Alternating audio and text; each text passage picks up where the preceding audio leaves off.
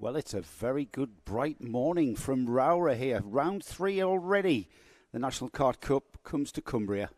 And did I mention that this is the very first place that I ever raced a car? You haven't mentioned the live stream yet, but you have mentioned it to everyone who listens. Well, I'm going to mention it quite a lot because I love this place. Welcome to ROWRAH, everybody.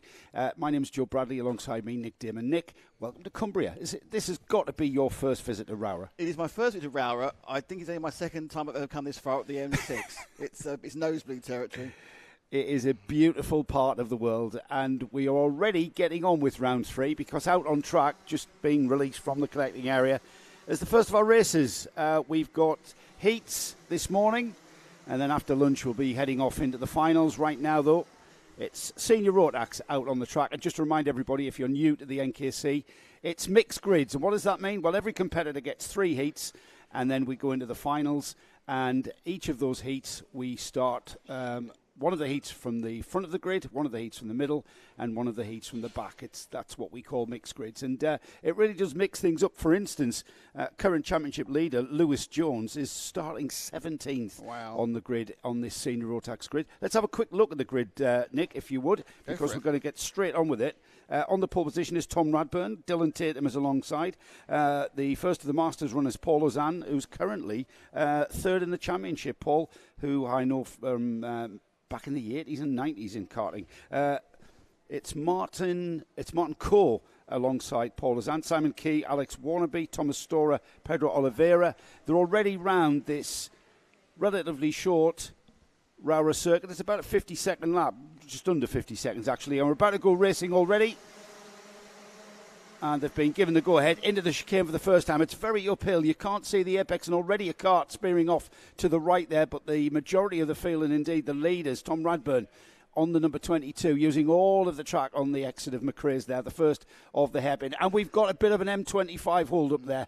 Everybody grinding to a halt the first time into McRae's. I think they've cleared off. But the leaders, that's allowed this leading pack to get well ahead, Nick. Yeah, it's a classic kind of 24 carts kind of squeezing into a corner where he takes them one at a time. It's after you, Claude, and people were trying to make up a bit of a advantage early on. We didn't. Oh no, we got a handout. It's a problem. It's a problem. Right. Has there been an incident down that corner? But it's a full start. I think they decided it was a full start.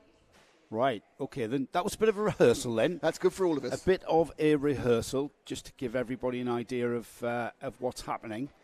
The ROWRAH track, as I said, just under 50 seconds for these senior Rotax 125cc water-cooled motors on these karts, and they didn't hang about, did they? I hope everybody has kind of recovered from whatever that incident was at the hairpin. Now we're getting the wave around. You see the drivers there just sort of signalling to the people around them that they are being given a wave around through that uphill chicane. Just give you an idea of the track there. We're on a bit of a burst. ROWRAH is all about stopping the kart and getting the kart back going again. These very, very tight hairpins really calls for a very compromised setup here at the Cumbrian track, and it's all about getting out of those very tight hairpins. From that one, again, maximised, optimised straight line speed into the next, this time a right-hand hairpin, and then a very long back straight into a 180-degree corner that we call the Stewart S's, because you missed the first apex, missed the first curb, hit the second one there, and then the middle curb there, and then that really does sort things out before they then head back onto the, what I consider the old track, and down towards the St. John's left-hander, which is a beautiful undulating sweep. When you plunge down that hill, it might not look anything, and it's certainly something in the mid-pack there, as we've had it coming together on the warm-up lap. They'll sort themselves out at the back. Through the left-hander at St. John's, it's very, very tight, that, just a little bit more than 90 degrees. And then towards the paddock, back towards the paddock, and all of their friends and family watching from up on the hillside, and into the final turn here at ROWRAH, which is called Paddock Bend, and it's a deceptively fast right-hander that leads onto the curving start-finish straight. I think the starter's going to be happy with that. The starter wasn't happy, but they've gotten underway, and I'm not sure if we've given them the green light. It seems red to me. The red lights are on still, so they we're a bit out of practice here, it seems, at getting these races underway. The pack have realised. So Tom Radburn on the 22, on the pole position, Dylan Tatum alongside. They've kind of thinking, what's going on behind us? Why are we not sorted out? Everybody is caught up, and we've got 2 lines of carts. 27 carts are starting this senior Rotax heat. 5 heats for senior Rotax, of which each competitor will compete in 3. And how you finish in the heats will designate where you end up on the grid for your final. We do have a pre-final, but more of that later. Like I say, we've got heats for all of our classes. Senior Rotax, Rotax 177, that's a senior class as well, just a little bit heavier. And then we go into our junior classes and then the TKM engine classes before the lunch break. And then we finalise the heats. The heats are 8 minutes and 1 lap. So 8 minutes duration, and the grid does look well formed. Hopefully the starter will give them the go-ahead. He does indeed. The red lights go out, and once again, third time lucky. Into the chicane for, I'm going to say the first time. I know it isn't, but you know what I mean. And then down the straight into McCrae's. This is a great out-breaking point on the track, especially on lap 1. That's where you make your places up. But it looks like Tom Radburn has certainly gone off into the lead, and he's not being challenged. Everybody through McCrae's for the first time. Everybody through the Iredale's hairpin as well, and then on to the Stewardesses. It's a tricky section of track this. You'll see carts coming to grief there. And then down the hill towards St John's, into Sunny Bend for the first time. And look at Tom Radburn's lead there as he goes into Paddock for the first time. He'll come then out onto the start-finish straight to complete lap number 1. And it's Paul Ozan, the old hand, Paul Ozan. He sneaked through into second on that opening lap. Dylan Tatum now down to third. Simon Keeble through in fourth. Up 3 positions for Pedro Oliveira, up to 5th. As the field, again, incident-free. We had more incident on the warm-up laps there. Can you believe that? We started racing and everybody settled down. Bizarre. They obviously decided to put their brains back in gear now. Yes, took a little bit, didn't it? Now then, we have got a race developing at the front because Paul Ozan, former Super 1 champion, is got the bit between his teeth. He's not here to play. He's not here to play games, he was telling me. We all think about, karting as a bit of fun. It is, and it's a great social periphery. But here comes Paul Ozan. He knows ROWRAH very well. But then again, so does Tom Radburn. Tom Radburn, a great job holding him off at the chicane there, down towards McCrae's then for the second time, or indeed the third time, into and out of the hairpin. And down towards Iredale's. Still Ozan has to slot in behind Tom Radburn as they head down to the Stewardesses. This is where Paul Ozan will want to maximise his exit. Down the hill to St John's now, through that sweeping right-hander. It really is flat out. Just check the slide on the kart. Through the very tight Sunny Bend and out towards Paddock again. So a great battle for the lead, and Paul Ozan did catch Tom Radburn very, very quickly. 0.2 of a second at the line there. Pedro Oliveira continues his progress, and he's up 2 more places up into third. Simon Keeble fourth. Down to fifth has gone Dylan Tatum. Martin Cope to 6th. 7th is Thomas Storer and Alex Wannabe.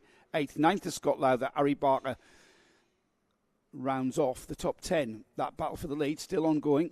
Now already at the Stewardesses, and Paul Ozan closes the gap again. He'll want to try and get onto the rear bumper of Radburn. Over the brow, down the hill. It is quite a steep decline there. Oh, and a little bit of a mistake there from Ozan. He poked his nose where it really didn't fit and hasn't really lost time there. As they come out of Paddock then, it'll be 4 laps completed for these drivers. Absolutely nose to tail up and over the hill. You can't quite see the apex of the left hand of the chicane. Ozan has a little bit of a peak down the inside. Not quite enough though, not enough momentum to get down and inside on the brakes of Tom Radburn. Tom Radburn driving very well indeed. Now just keep an eye on Oliveira, who's in third place and will indeed be catching these 2 ahead. He's the fastest driver on the track at the moment. Fastest lap of the race so far, 47.382 for Pedro. And he is indeed catching Paul Ozan ahead of him. Into the braking area for the Paddock right-hander. And then straight back on the throttle. And it's what was a 2-card battle for the lead, now developing into indeed a 3-card battle as Oliveira gets onto the tail of Ozan. Ozan is very soon going to be aware of the presence of Pedro Oliveira. That's going to make this job of getting past Tom Radburn a little bit more urgent. Has another look towards the inside, but just no, Tom Radburn absolutely last of the late breakers into these very, very tight hairpins, into the Stewart S's, which is a 180-degree turn. Clip the second of the apexes, then the middle bit. Use a bit of curb.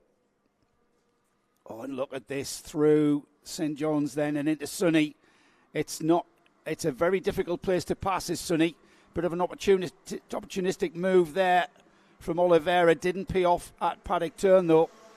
And now we're going to find that Ozan, who has been trying to find a way by Tom Radburn for the lead of this first heat for senior Rotax, now has to fend off Pedro Oliveira. He's not happy with third, is he? These two just breaking away now. And there's the move. Down the inside at Iredale's has gone Ozan. And the switchback happens for Radburn, who comes straight back at him and retakes the lead. Ozan down the inside at the Stewardesses, though, and Oliveira's gone through. Radburn down to third. So change for the lead as Ozan has made that stick at the Stewardesses, taking with him Pedro Oliveira. They're already through St. John's, already through Sunny. Down towards the Paddock and Oliveira down the inside, but that's a wide line from Ozan. And Ozan side by side now with Oliveira. Oh, and they touch wheels going into the chicane. Oliveira sticks it out and puts the cart into the lead and ahead of Ozan. Down towards the McRae's hairpin. They have to behave themselves through that very, very tight 180-degree corner. And then into a right-hand hairpin this time is the Iredale's hairpin, out of that and down towards the Stewardesses once again. And it looks like Oliveira has pulled out a little bit of a cushion to perhaps stop Ozan challenging once again. They've pulled away from Tom Radburn. We knew that Radburn was a little bit of a cork in the bottle there with these two runners behind him. And now we begin to space the gaps out. Let's have a look at the top 10 as they come underneath us. 8 laps completed. We're inside of 90 seconds to the checkered flag. And it's Oliveira leading. Ozan is in second place. Tom Radburn third. Simon Keeble fourth. Scott Lowther moving up 2 spots there on lap 8. He's up to 5th. Alex Wannabe 6th. And then we've got Harry Barker now up to 7th. Martin Kuwait 9th is Dylan Tatum. And Jez Owen rounds off the top 10.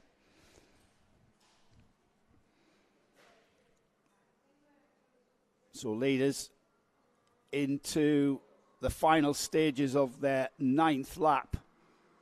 They will probably get another 2 laps of racing through Paddock turn, and it's going to be very, very, it's 48 seconds on the clock. They're lapping in 47s. So they may get 2 more laps after this one. It was right on the cusp of the timing. We'll see what the start line official makes of that next time by. Checkered flag being readied. We've got a cart off at Paddock turn. That's not going to cause the field too much problems as they're at the Stewardesses now. Here they come, bearing down towards us, down the hill and into the left-hander at Sunny. It's the last lap board this time by, or is it? It's absolutely seconds on the clock. There was 1 second, literally 1 second on the clock. The last lap board was being ready just in case, but Pedro Oliveira manages to get across the line just in time. I'm pretty sure he wished it was the last lap board and get this one in the bag. Paul Ozan second now by just under a second. They're 7/10 to be exact, and then it's 1.6 seconds behind them is Tom Radburn. Tom Radburn now in third. Scott Lowther, he's a further 3 seconds behind in fourth. Fifth is Alex Wannabe. Harry Barker 6th. And Simon Keeble dropping 3 places there on that lap. Martin Coe 8th. 9th is Dylan Tatum. Jez Owen still rounding off the top 10. But then up to 11th has gone Lewis Ball. He's going to be challenging for that top 10 finish. Last lap board. Oh, checkered flag. So it was just an admin issue there, not bringing out the last lap board right on the cusp of it. So understandably and sensibly, we've thrown the checkered flag. So the first heat, indeed, the first race of the third round of the NKC goes to Pedro Oliveira. Paul Azan is second. Tom Radburn third. Scott Lowther fourth. Alex Wannabe a very fine fifth. Harry Barker sixth. And then down the order, seventh is Simon Keeble. Martin Coe is eighth. Ninth is Dylan Tatum. Jezzo in 10th. Lewis Ball 11th. Lewis Jones 12th. Scott Russell 13th. Ben Harper 14th. 15th was Tommy Lee Davis. Nathan Hope was 16th. Alexander Mirzan was 17th. Jamie Hardy 18th. 19th was James Costin. Patrick Williams Rohaj was 20th. Charlotte Parker 21st. Dan Andrews 22nd. And the last of the finishers was Grace Lee Davis. We lost George Boxall, went out on lap 8. Thomas Storer on lap 7. And Steve Jackson on lap 5. So first heat in the bag then. It's the heavier Rotax class. It's another senior Rotax heat out next, this time for the heavier class, the 177 class. The carts that you've just seen out there, the senior Rotax class, they run to a minimum weight of 162 kilograms. And the carts that we're about to see, they run to a minimum of 177 kilograms. So the taller driver, let's say it, to be polite, the taller driver, the bigger shouldered lad, finds himself being able to compete in Rotax Max Racing by entering the 177 class.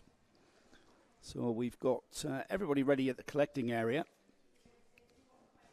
So it's 177s next, and then we've got the first of our TKM heats coming after this one. But again, another 8-minute heat coming up for the 177s. Now the 177 Championship is beginning to become a bit of a wrestling match with Philip Howarth and Louis Large, both former British champions in this class down the years. Howarth has got the lead of the championship after coming out of the round 2 of the NKC, which was at his home track at Clay Pigeon, and Philip on 489 points. Louis Large, who's more familiar here at ROWRAH, he's from the northeast of England, so coming across the Pennines on the old A69, this is where Louis Large would have raced quite a considerable amount. He's been racing since he was a child, and Louis knows this place. So it's a little bit of a payback on Philip Howarth, so we should see Louis Large maybe clawing some of them championship points back on Philip. Oliver Smith is in third place in the championship. He's on 446 points. And then we've got Ben Hitch. He's currently in fourth place, 438 points. And then just 8 points behind Ben is Andy Gosling in fifth. Alex Thomas is sixth. Tim Darlow seventh. Richard Evans is in eighth. So it's still all to play for. We've still got 4 rounds to go. The championship has got all the way to the first weekend of September to go. After this weekend, we have a break in June, and then we will reconvene at Wilton Mill. Wilton Mill, the track that's near Daventry. That's the weekend of the 2nd and 3rd of July. Then the following month we go back to Wales to the Landau track, and that's on the 6th and 7th of August. And then the final round of the championship is at Fulbeck in Lincolnshire on the 3rd and 4th of September. The break in June is not quite a break because we've got our plate meeting, our Super Prix, which takes place at ROWRAH on the first weekend of June. So get your entries in for that if you haven't already done so. We've released our next grid of karts. So this is the second race of the afternoon. 177s with Mark Rowe on the number 5 leading the field round. Alongside him will be Colin Campbell. And then we've got Mike Edwards and Darren Edwards on row 2.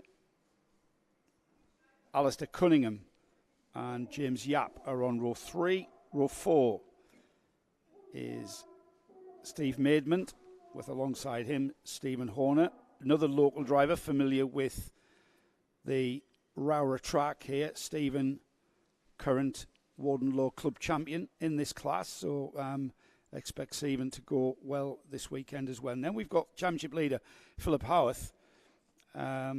He starts in 10th. Just looking down the order. Keith Mason, mentioned Keith. He starts in 15th. and we've got no...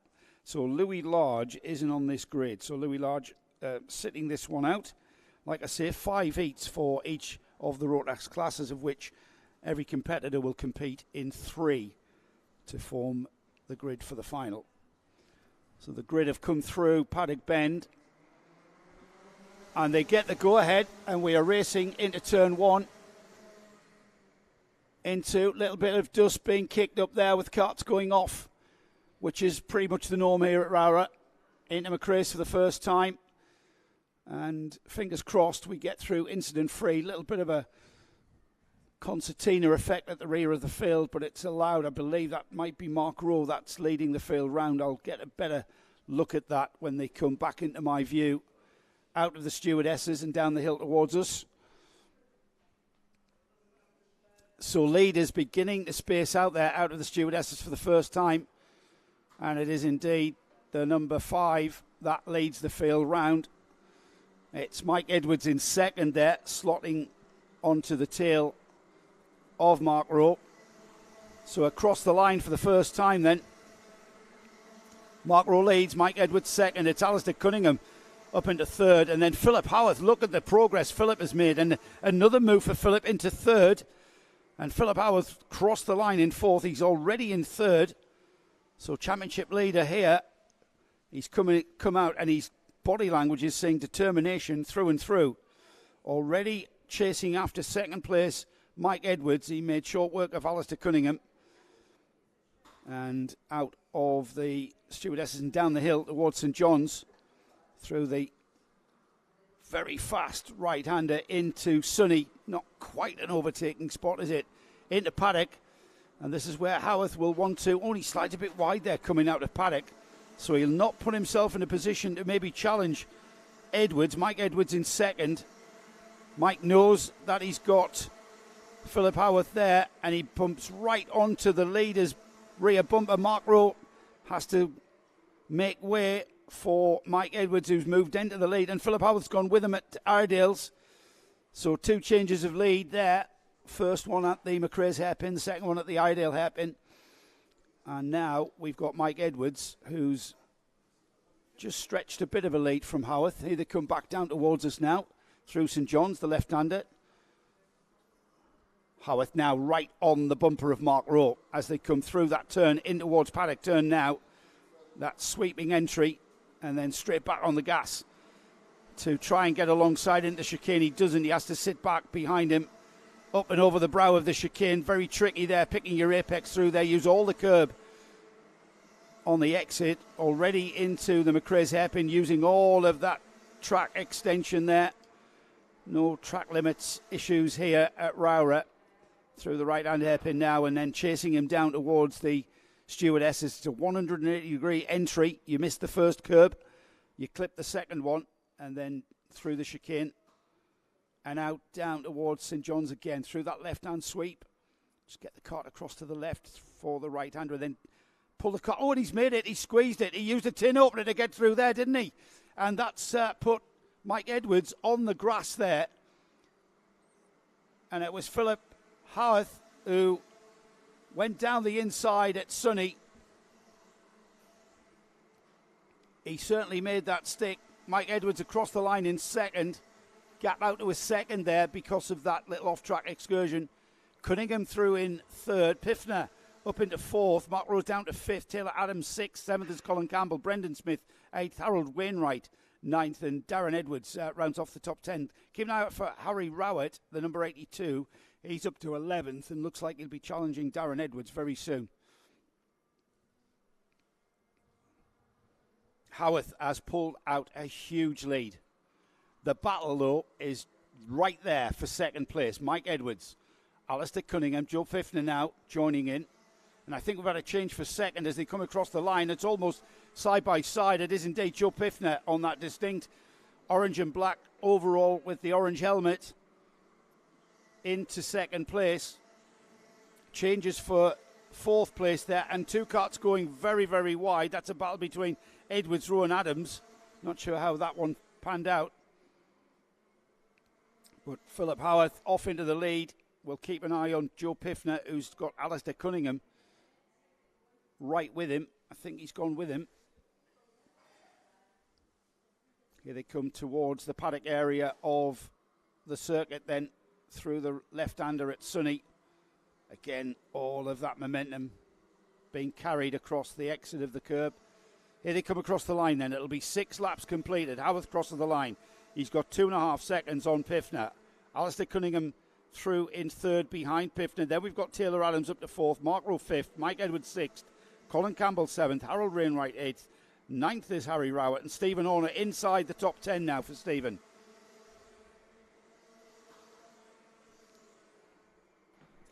Hello, I'm back.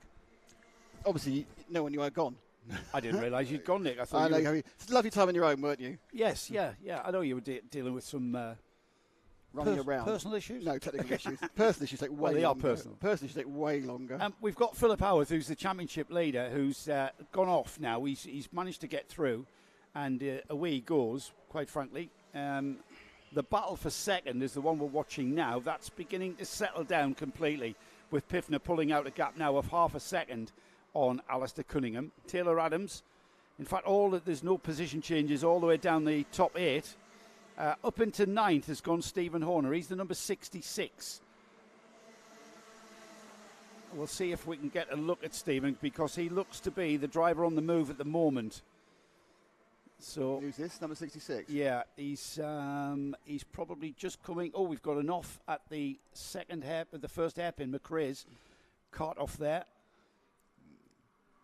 There's Joe Piffner. There's that cart recovering from McRae's. And we'll see how this pans out now as Piffner crosses the line there. What's the gap to the lead? It's 2.1 seconds. The number 29.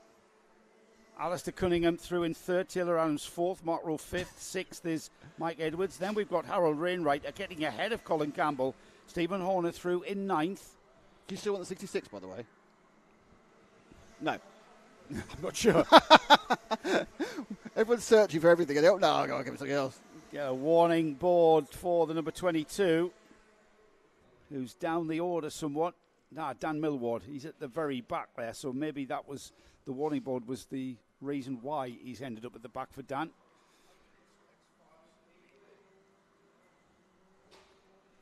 So leader already through, second place. Now the gap was 2.1 seconds.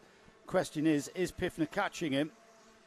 Howarth through already into the chicane and out of the chicane. 9 laps completed.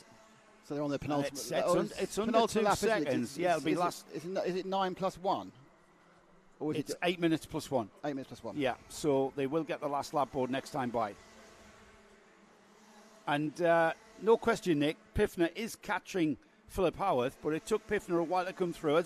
As we see in mixed grids, it takes drivers a little bit time to get through the field if they're the faster driver. This is the 36 behind him, is it? 58, Alistair Cunningham. There's the leader. Just coming across the line now. Last lap board? Or last lap sort of... It is a board. It's a board, yeah, but it's also kind of a... It's a big, massive number plate. It's the same shape as a number plate. It also said it in LED lights, like an announcement on a train station. So the leader now, just ahead of that cart we're seeing now, is off into the distance at the stewardesses. Here comes the leader now, Philip Howarth, who comes out of down the hill towards St John's. This is where he made the move for the lead at Sunny. Very opportunistic drive. Gold helmeters. Yeah, indeed. Championship leader then continues on his winning way with a checkered flag being waved at Philip Howarth, who takes the win. It'll be Joe Piffner who finishes in second. A very fine third for Alistair Cunningham. Taylor Adams was fourth. Mark Rowe fifth. Mike Edwards sixth. Harold Wainwright, the youngster, coming through in seventh. Colin Campbell eighth. Stephen Horner, great drive from Stephen. Stephen Horner through in to 9th. Brendan Smith 10th. Tim Darlow 11th. Harry Rowett 12th. Rhys Llewellyn finishes 13th. And then the rest of the field comes through. 14th place. As I just wait for my timing screen to update. It's Darren Edwards, Tom Elridge, Keith Mason finishes 16th, called Bryant 17th, Zach Bolton. Hello to the Zach Bolton fan club. I'm sure you're along for the ride. They're here. Mel of course Bolton. they Good are. luck to Zach Bolton. Yes, I'm listening to it. Are. Come on, Zach, says Mel again. Adam Haynes says, good luck to everybody. Unfortunately, due to my deployment, myself and Daniel number 22 Minimax have had to miss this round. We'll see you all at Wilton. Cameron Gale, good luck to LPR Racing today, is our sum total of messaging so far. Hello to the Zach Bolton fan club. I knew they'd be there. They're all screaming. Well, Zach finished 18th there. Tommy Austin was 19th. Alex Jones 20th. Jake Lewis was 21st. Charlie Jowers 22nd. 23rd was James Yap. Rob Logan 24th. Steve Maidman 25th. 26th was Richard Edwards. Dan Millward was 27th. Martin Heath was 28th. 29th was Aidan Hammond. We had 29 starters, Nick, and we had 29 finishers. So no retirements there. Well, but the last time about good. 400 carts being brought in at the end. Yeah, there was. All limping around. We did have a little bit of that, didn't we? That's the two senior Rotax classes have completed their first heat. Not all of them, of course. We've got senior TKM out next. And we've got a 19 kart grid of senior TKMs, the 115cc engined karts. This is a little bit more the style that we raced, Nick. Oh, yes. Back in the day. Air-cooled. Was this something to do with you making a debut here or something? Have I mentioned that? Yeah. No. I wouldn't call it a debut. What would you call it then? Was it a class as a debut? If it's your first race, it's your debut, isn't it? Yeah, I suppose it is. You know, obviously not quite the same as running out on the pitch at Anfield or anything. Yeah, well, that's the kind of thing I think of when you say debut. It was like, this is where I first, bought a car, came here, raced it. The thing is, that's miles from where you live. Was there no nearer track? Really, mate. Felton in Northumberland and here was the two tracks that we went to and fro from. We've got the senior TKMs out. We usually see these getting 2 warm-up laps, just to make sure that we have no fouling up of those spark plugs. It's Matthew Horton leading the field round with Adam Sircar alongside. Mitchell Ball and Matt Slate are in 3rd and 4th place on the grid. Will Cregan and Leo Crabtree are on the 3rd row. Leanna Page and Louis Bevin, carrying the number 1 for the reasons of being the current champion, are on row 4. Callum Lamont and James Hull are on row 5. Steve King and Charlie Savage are on row 6. Oliver Fathers, Ricky Wright are on row 7. Liam Sircar and James King are on row 8. Row 9 is Andy Wagstaff, Gordon Smith and Alexander Lehman are on as the 19th and final runner. We managed to speak to Liam Sircar, didn't we? And Adam. And his dad. And Adam is on the front row for this start, and Liam further back in 15th. So looks like they're going to make them do one lap. So they should be lovely and choky and smoky when they go past us. They really will. They're beautiful haze of 2-stroke smoke there, which is can't beat it. Is common for these kind of air-cooled 2-stroke motors. Field being brought round in very commanding style there from Matthew Horton. Very ordered. I'm sure that's very slow. It's very, they're very all ordered. They're choke up, aren't they, surely? That's sometimes the idea from the guys at the front if they're tweaking their jets. Here they come up, they're being released. And it's the number 4 of Matthew Horton who gets off. Shake of the head by the starter. We've been given the go-ahead, I think. No, it's red lights. Got a cart off at the chicane, I think. So everyone's a bit too keen this morning. Actually, I'm not sure they realise I think we've started that. They've changed their mind. We've started that. He wanted to stop it. He didn't. Oh, okay, fair enough then. The starter basically went, I'm not really sure about that, and they went, oh, fine. I would not read anything into the starter's body language. He looks disgruntled with every start, even the good ones. So we're not going to read anything into his body language. So straight into the lead, and streaking ahead is the 4 kart of Matthew Horton. He's way ahead. We've got all of the field through, I believe. Here they come across the line for the first time then. It's Horton from pole position leading. Mitchell Ball into 2nd. Leo Crabtree up 3 spots from 7th up to 3rd now. From 6th, I should say. Will Cregan, he moves up to 4th. And then the biggest mover on that first lap, Callum Lamont up to 5th place. Matt Slate drops down 3 to 6th. 3rd place Up 3 in 7th is Oliver Fathers. Then we've got James Hull, Louis Bevin up to, or stays in 9th, I should say. Charlie Savage moving inside the top 10. So that's the race for the lead at the moment, with the number 4 of Matthew Horton into Sunny for the second time. Yeah, the battle's behind him, I think. Drop back one, I'd say. Yeah, that leader, he's carrying the number 4 because he was 4th in the championship. So he started from the pole position. We should see him command that lead. The battle, though, for that second place is a little bit spread out as they head down towards the hairpin at McRae's.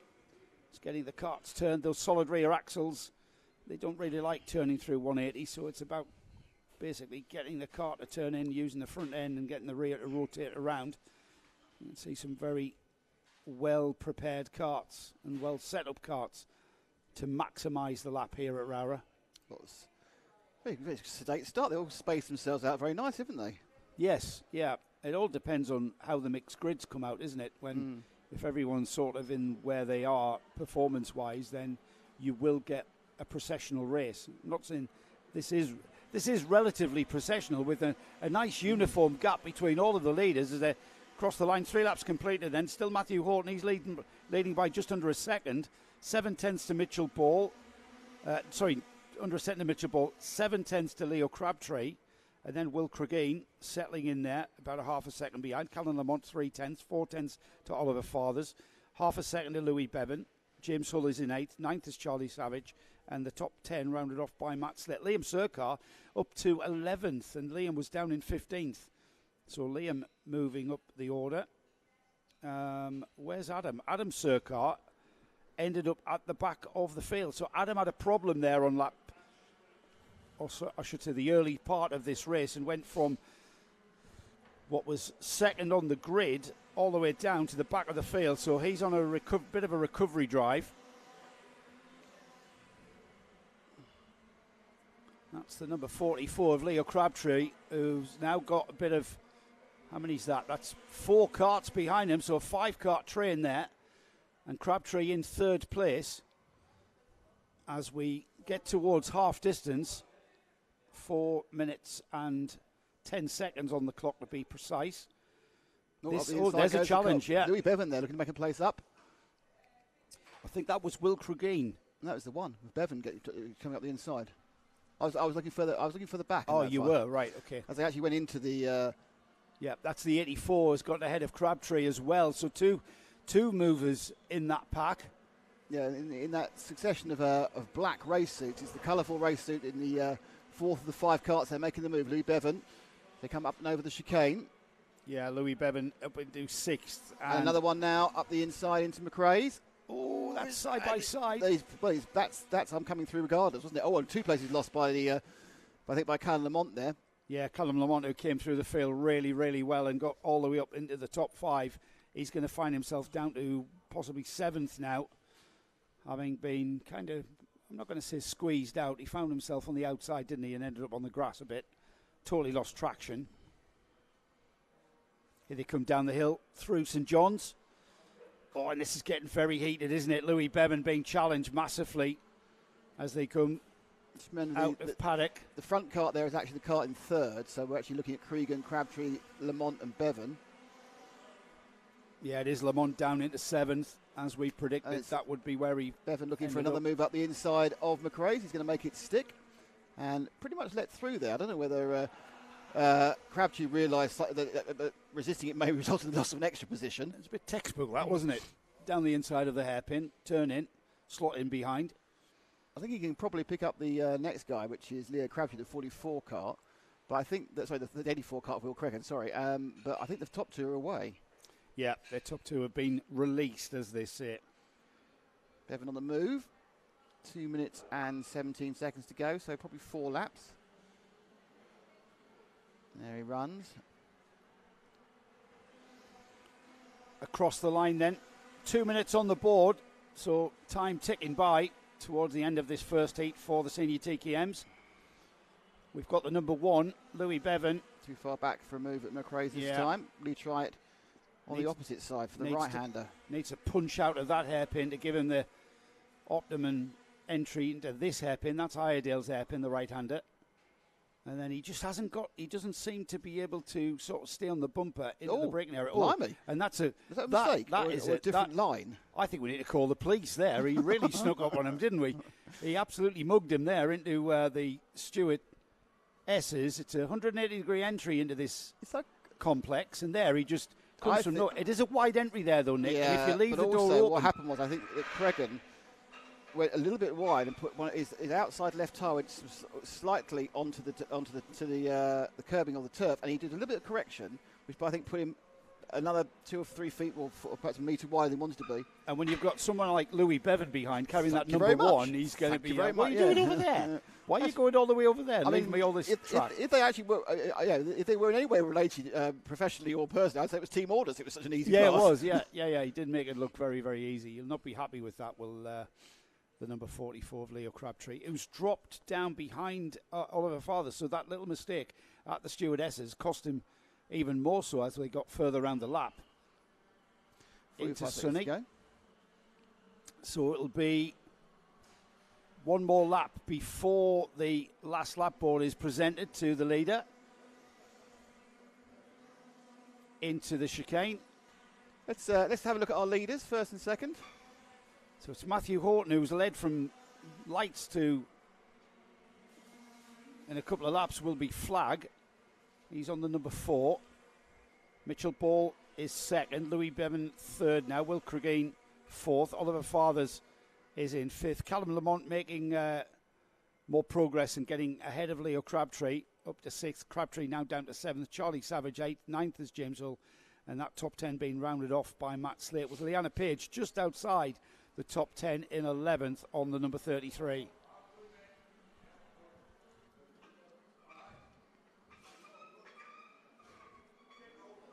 So here is Matthew Horton with about 0.6 of a second. It's the last lap board being shown for our leader on the number 4. Into McRae's then for the final time in this heat. Using all that momentum to get out of the corner clean. Needs that punch out of the corner. Very, very slow hairpins, these. And he looks over his shoulder there. Mitchell Ball is there. Louis Bevin. A bit of waving going on. Yeah, a bit of waving going on. He sent to, I don't know what he meant there to Mitchell Ball, but sort of, don't worry about me. You won't even realise when I pass you if that previous passing move was anything to go by. No, strange. Still keeping that position. Did he tap him at some point? I'm not sure, Nick. Here comes the leader then to take the checkered flag. Checkered flag flies across the start-finish straight, and it'll be Matthew Horton who sees that first. Mitchell Ball second. Lewis Bevin in 3rd. Will Cregeen 4th. Oliver Fathers finishes 5th. Callum Lamont 6th. Leo Crabtree 7th. Charlie Savage 8th. 9th is James Hull. Matt Slate is 10th. Leanna Page 11th. Gordon Smith 12th. Rest of the field coming across the line. Liam Surkar up to 13th there, right on the last lap. James King 14th. Andy Wagstaff 15th. We're losing Alexander Lehman, who drops down the order. Ricky Wright 17th. 18th Stephen King. And Alexander Lehman we lost somewhere. There he is. Just out of the Stewart S's and on the way down to St John's. Kart just off to driver's left. And that is Alexander Lehman, who we lost there on the final lap. So that's the first heat for our senior TKM runners. And it was certainly a bit of a showcase, wasn't it, from Matthew Horton, who got away at the start and then continued to lead in commanding style. Just managed that gap to around about the half a second. At the line, it was 8/10 to Mitchell Ball. Louis Bevin finishes in 3rd. Story is from senior TKM. That current championship leader, Jake Campbell-Mills, is having to retire from the series for personal matters. So we're not able to see Jake Campbell-Mills out racing with us, is the information we're getting. I hope whatever it is that's keeping Jake Campbell-Mills, who currently leads the championship on 475 points. Mitchell Ball, he's picked up some good points there. He's in 2nd place in the championship. Louis Bevin is 3rd coming into this round. We've got our junior categories out next, and that's Junior Rotax and Minimax. Minimax championship leader Alex Fraser has had a good season so far. Reece Green not far behind him though. And the Junior Rotax grids will be out soon. It's Braden Hill who leads the Junior Rotax Championship. He's on 463 points. Ashton French is in second place on 448, and then in third place, Archie Buttle, who we managed to speak to in my grid walk yesterday. He's looking forward to this, please. First worry, time here. Because you get another chance to see us at lunchtime. Of course. You don't miss it. Yeah. Don't miss it. At lunchtime, we'll see Joe expunging his thoughts. Well, it's not really me expunging my thoughts. It's everyone else telling me what they think. Here they come out onto the track, released from the collecting area, just across the way. So we've got 4 Minimax runners that will go off the back of this grid of Junior Rotax. And we've got 22 Junior Rotax. So Ashton French leads the field round. Archie Hardiman alongside. James Rigby and Braden Hill, championship leader, are on the second row. Levi Goodyear and Thomas Hadley are on row 3. Sophie Hadley and Ethan Wyatt are on row 4. Row 5 is Ollie Morris and Mason Perrin. And then we've got Dylan Mitchell, Josh Eaton Brown on row 6. Row 7, Ronnie Shrimpton and Rafi Salentano. Ben Ficini and Joel Bowden are on row 8. Row 9 is Jacob McDonald, Adam Catting. Then we've got Jack Briscoe, Samuel Wyatt, Archie Buttle right at the back of this junior field.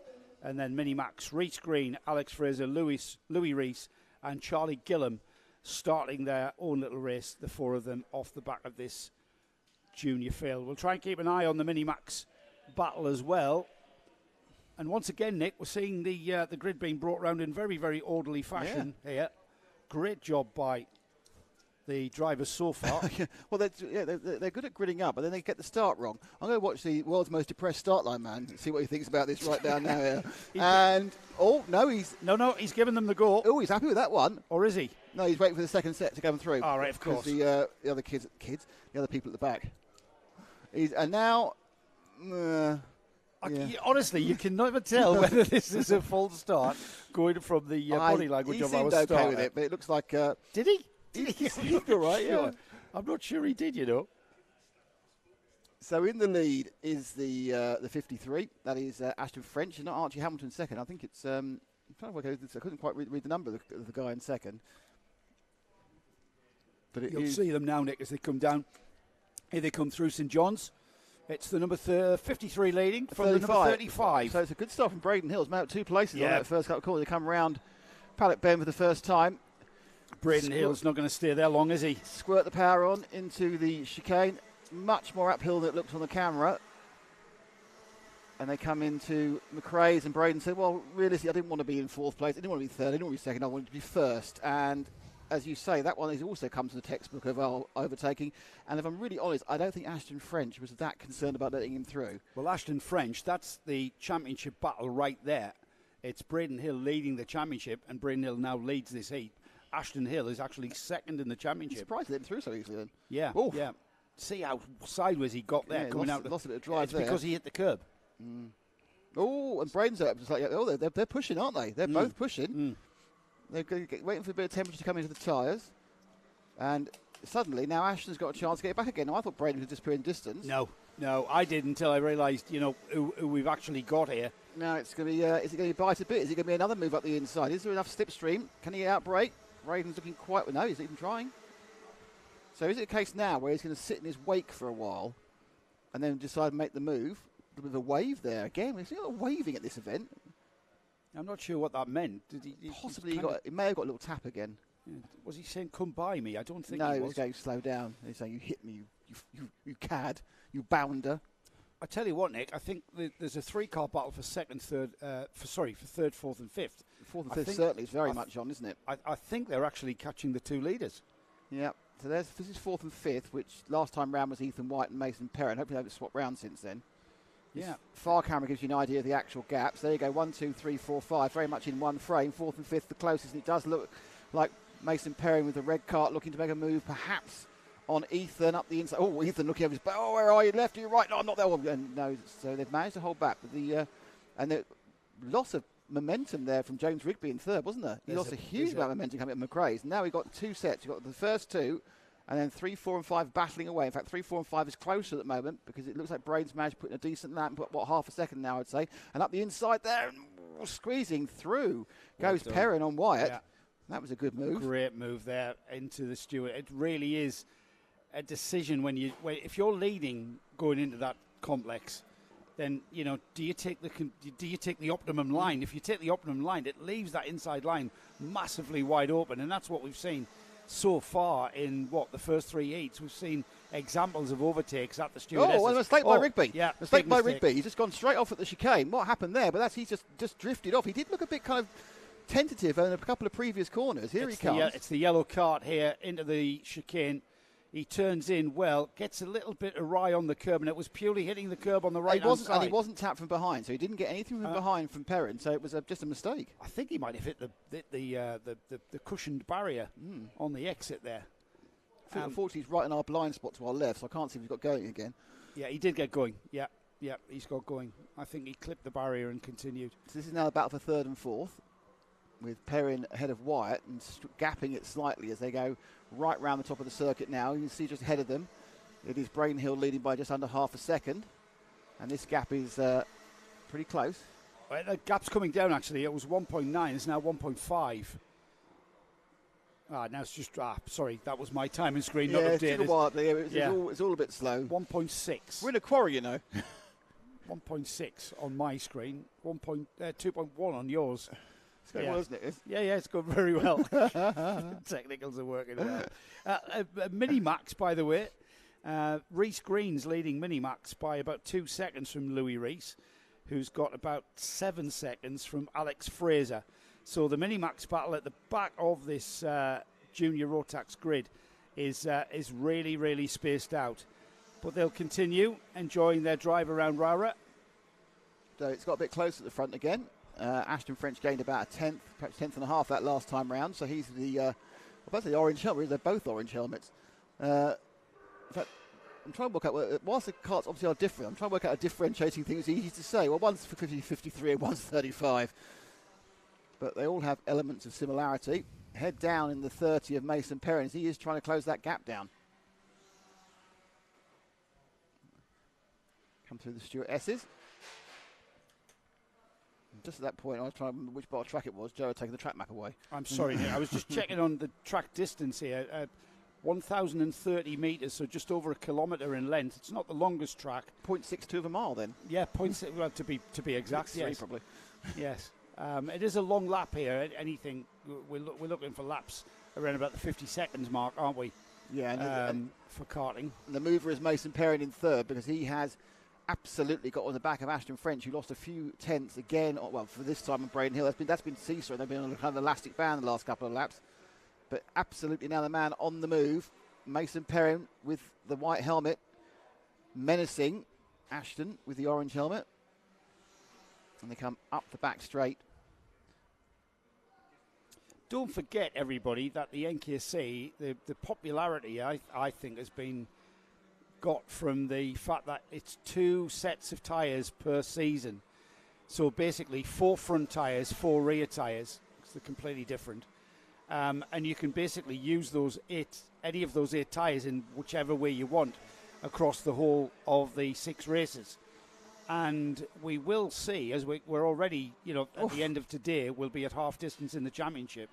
So we will see tyre wear becoming a bit of a factor going into the final rounds of this championship. Well, also the other thing, which is tyre conservation coming out the inside again. This is becoming the most popular place to overtake. And it was almost as though, again, it's like you kind of accept the fact that French accepted the fact that Perrin was going to get past him, didn't try and hold him up too much, didn't try and lose time himself.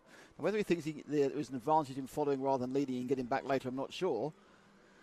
But it seems you've got a little bit of extra front grip. Getting in up the inside there of the entry into the S's, in fact the corner, which hasn't really got a name but coming into S's, is the way to go.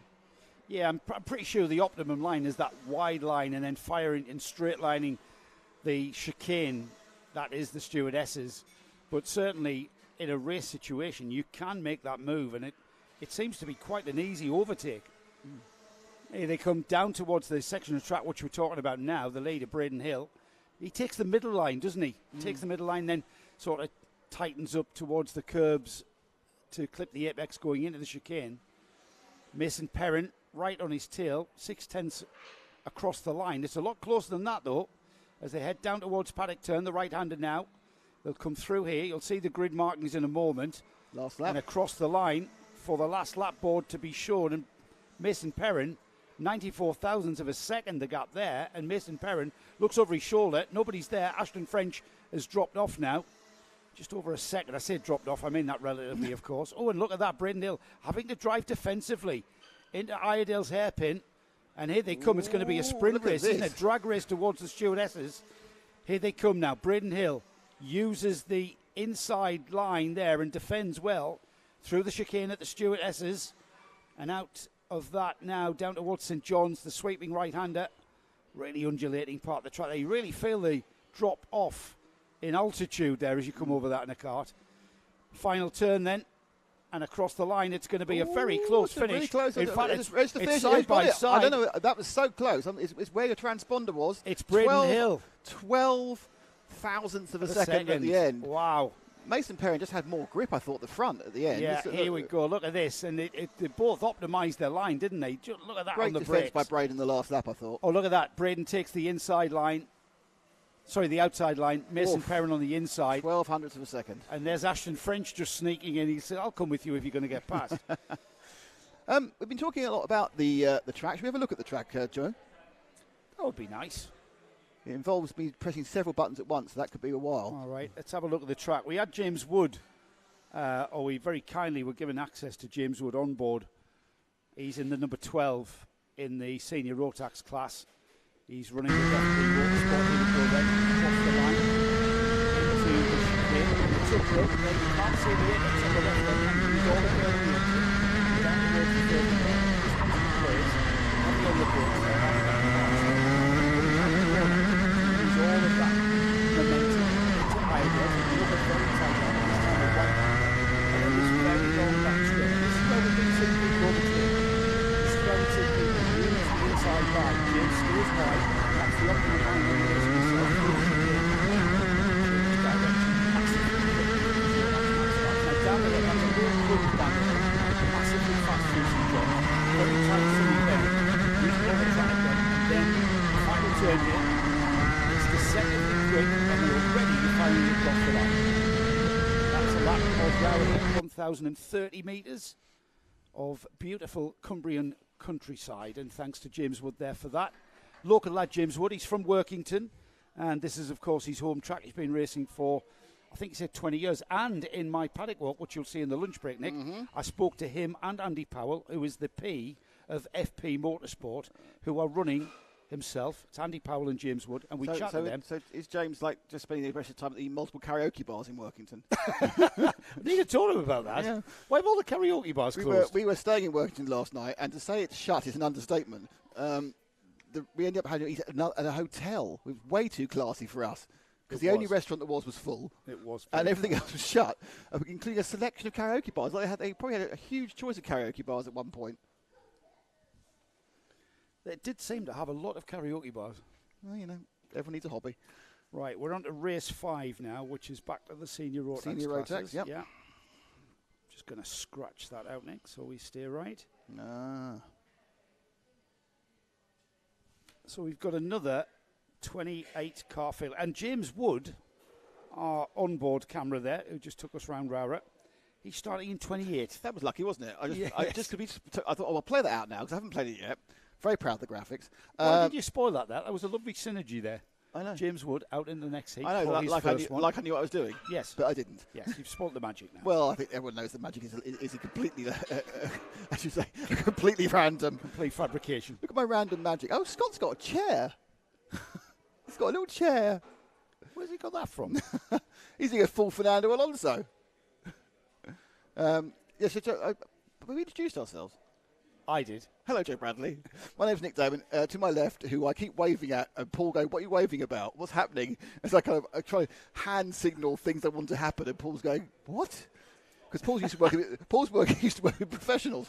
And on the cameras, we have Ash Valentine. Scott, who's literally just sitting down on a camper chair with a beer. He hasn't got a beer, has he? He's got something. It could be a beer. It's a can of some sort. Oh, dear. Right, then we have we've got a bit of a delay, and that's because we're recovering a few carts, I think. I should say it's Scott Germain, by the way. I didn't give him his second name. I didn't tell you how the Minimax field ran out. It was Reece Green from Louis Reece and Alex Fraser, and that was well spaced out. It was 6.5 seconds between Reece Green and Louis Reece, and another 6.5 seconds to Alex Fraser. Alex Fraser, current championship leader. We lost James Rigby, Josh Eaton-Brown, Ollie Morris went out on lap 1, and Charlie Gillam didn't take the start in Minimax.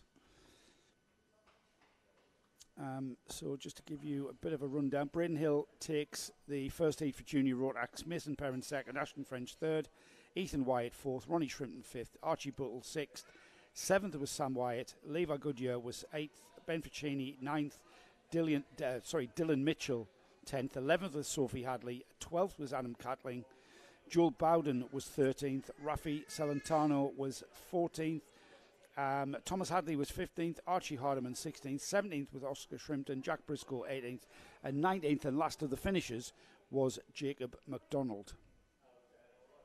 If you're watching on Facebook, or then come over to YouTube, because you can talk to us on YouTube. We haven't had there's a shortage of messages today. I demand more messages. Just say hello. Tell us who you're supporting.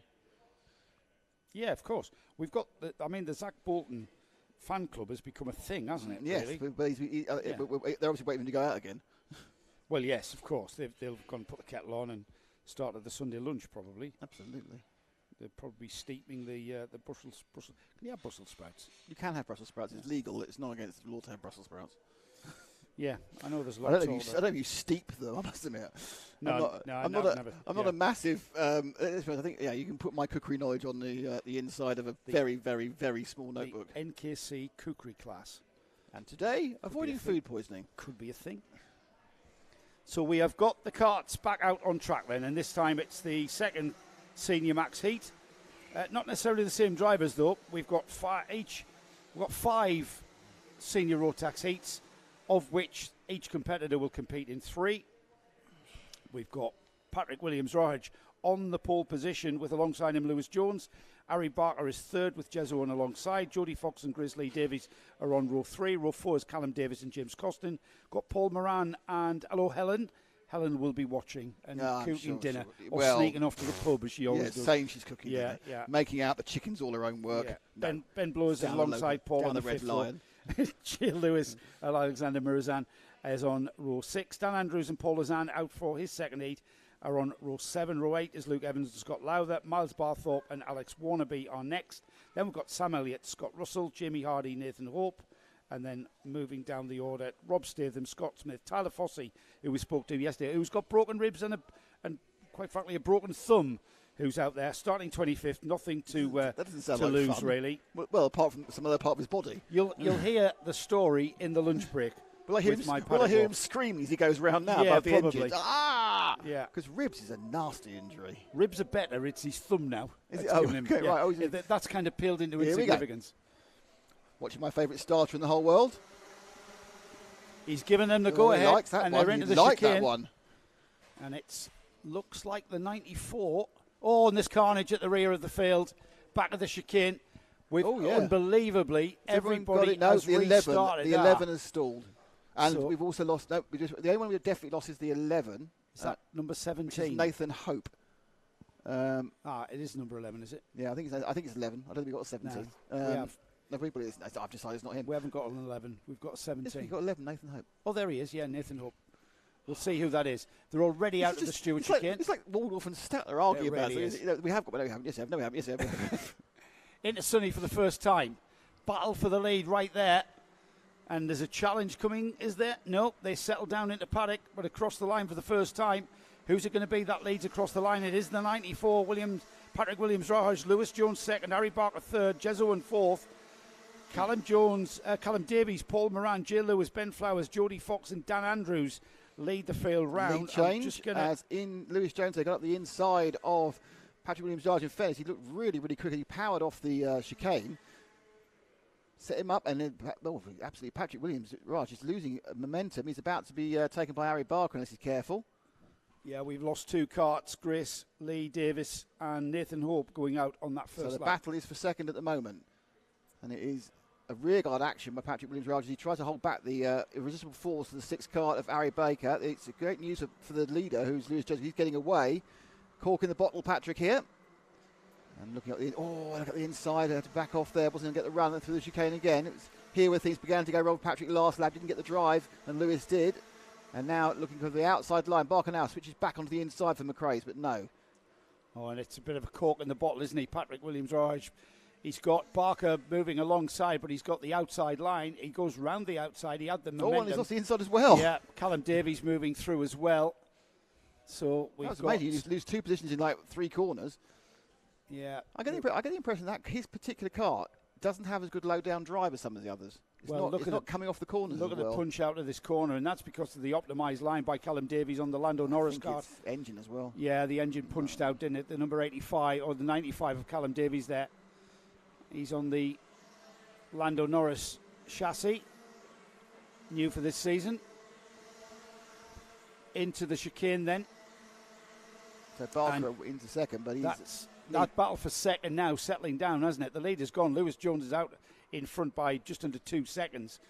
There's Harry Barker through in second. Callum Davies is now trying to get on terms now. So that's a bit of a battle going on for second. Behind them, Jill Lewis. And then behind Jill Lewis is Jez Owen. So things beginning to spread out somewhat. And we've lost... Oh, is that... I'm not sure if that cart that was being lifted off said 94. Well, Patrick Williams... Yes, the leader, yes, you're right. It He's gone. Yeah, the leader came yeah. up. I think he was in third. Yeah, but he started as the leader. Started from pole. I think he had engine problems because it just wasn't coming out the corners properly. Well, he's certainly out of this race, being lifted over the barrier, and we've got a cart off. The 34 carts had a moment. I'm not sure it's an accident or... Oh, no, we've got 34 and the 91, I think. So Alexander Mirozian and the 34 of... I'm not sure who that is, actually, of Dan Andrews are both off now at the corner right in front of Scott.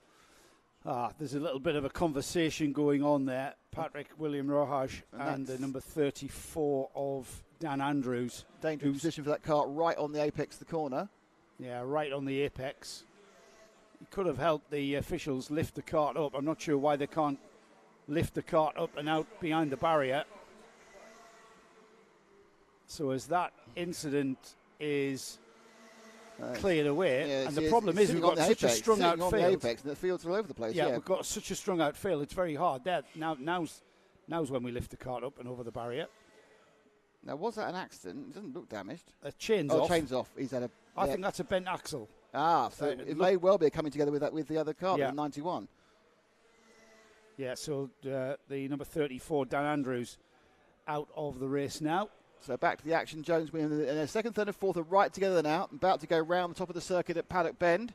That's 2, 3 and 4. That's Barker, Davis and Jay Lewis. Not Lewis, I could confuse myself with 2 Lewis. It's Jay Lewis. Yes, it is a bit. It's very easy to confuse me, I've realised this. They sweep through again. Barker had a much better exit. He was a bit closer, but certainly the back for third and fourth is right on Davis and Jay Lewis. Jay Lewis with the white back to his overalls.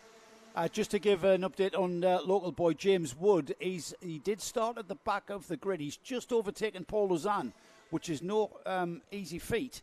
And James up into 14th there last time by. Yeah, and there's Pedro Oliveira, who's had a good run in the first round at Gig. He also started the back, and he's up to 13th. So yeah. These other incidents for the other carts in the middle of the field are proving big points winners, the guys who started last year. Because to make places from your heat at the back of the grid, you need to be good, but you need luck. In this case, you just need a door wide open for you, but it's going to be a switch back, and is it going to be a change back again? Temporary, Jones got in there. He got up the inside going into Paddock. There's a kind of a switch back as Callum realised he was on the wrong line, trying to get back up the inside on the start finish. Didn't happen, so that's a change for third place. Lewis takes from Davis. He'll be able to see, Nick. He'll be able to see the time on the board, and he knows that time is running out. Callum Davies wants that third place from Jay Lewis, who's just come through a couple of laps ago and took the last lap and took that position. And, of course, Callum Davies will be wanting that position back, whether he can, because, of course, Jay Lewis showed that he had the momentum to not just overtake, but he'd been catching him for a few laps. And look at Jay Lewis go. He's now about to challenge Harry Barker for that second spot. Yeah, Look at the gap. He's just pulled the gap from Callum Davis in now, almost on the rear bumper of the number 6 of Harry Barker. Into the chicane. This is where he'll gain a bit of ground. He does indeed. Punching out the corner, gains a little bit more, and then he'll gain a little bit more. By the time we get out of the stewardesses this time by, we're going to have Jay Lewis challenging.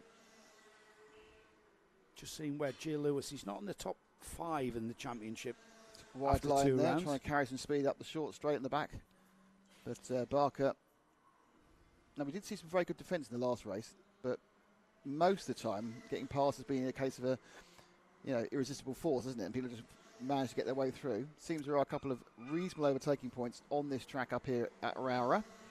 Little bit of a movement in the midfield. Little bit of a movement in the midfield as Paul Azan goes up to 11th ahead of Elliot, Oliveira and James Wood. So I'm not sure whether that was a coming together as we get back to that challenge for second.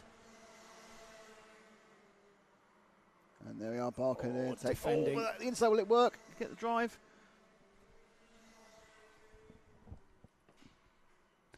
And now around that turn 42 does indeed. Look at that, Jay Lewis just getting through Barker there, right at the bottom of the track.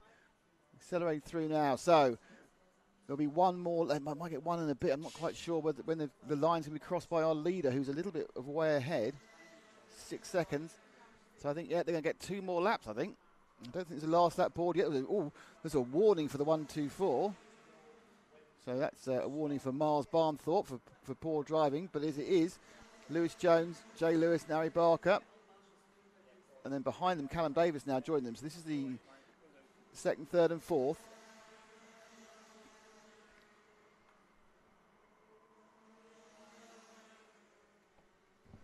Coming down. Lost you away. Jay Lewis got through. And up the inside there, Barker loses another place. And Callum Davis again taking this. It's a very popular overtaking point in the entry into the stewardesses, isn't it? Yeah, it really is. It's because of that wide entry. Well designed. But you kind of think if you've got someone right behind you, don't take the wide entry. You would think so. Yes. You would think so. But however, again, you don't know how many times these guys have been here before. You don't know whether they've been in that position before. It's kind of a learning case. You're kind of erring on I want to take the optimum line. It's like I used to hate defending, having to sit offline and get rid of the textbook. The checkered flag has been readied.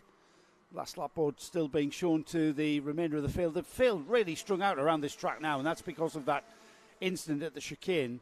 That helped string the field around. Yep, and early melee, you're quite right, yeah. The leader, though, I believe, is that the leader just coming into St John's now in the orange helmet? Yep, 5-second lead, massive lead for Lewis Jones. Massive lead. Here he comes. In the 21, see him across the line. He sweeps around Paddock Bend now, and that is him behind the hillock and over the line for our winner. A little bit of wait for second place. I think there's some lap traffic in the way, in fact, in some places. And there it is. Yeah, Jay Lewis taking second place, 5.6 seconds behind. Callum Davies hangs on to third. Harry Barker fourth. Luke Evans fifth. Got Miles Barthorpe moving up into sixth. That's a great drive from him. Scott Lowther in seventh. Jezzo in eighth. Ninth is Jody Fox. Paul Azan inside the top 10, and he's took James Wood with him. James got back onto, and would you believe, look at that, Nick, James Wood on lap 12 on that final lap of that race. James Wood, fastest lap of the race, or fastest lap of the heat. No substitute for local knowledge, is there? Scott Smith 12th, Alexander Mirzan 13th, Sam Elliott 14th, Pedro Oliveira he ended up 15th, so he went up and then dropped back down to 15th. Alex Warnaby 16th, Scott Russell 17th, Jamie Hardy 18th, Tyler Fossey, wonder how his ribs and his thumb is, he's in 19th, Paul Moran 20th, and Rob Statham 21st. We lost James Costin on lap 6. Ben Blowers and Dan Andrews went out on lap 3. Patrick Williams Raj went out on lap 2. And Grace Lee Davis and Nathan Hope we lost on that first lap. Yeah, there's certainly a number of dead carts to be collected this time from various parts of the track. Yes, that might take a little bit of time to sort things out. We're on to race number 6 on the programme. And I'm just going to see what that is. That's our 100 UK. First heat of the day for 100 UK. And don't forget the 100 UK Super Prix is taking place in 3 weeks' time down at Fullbeck.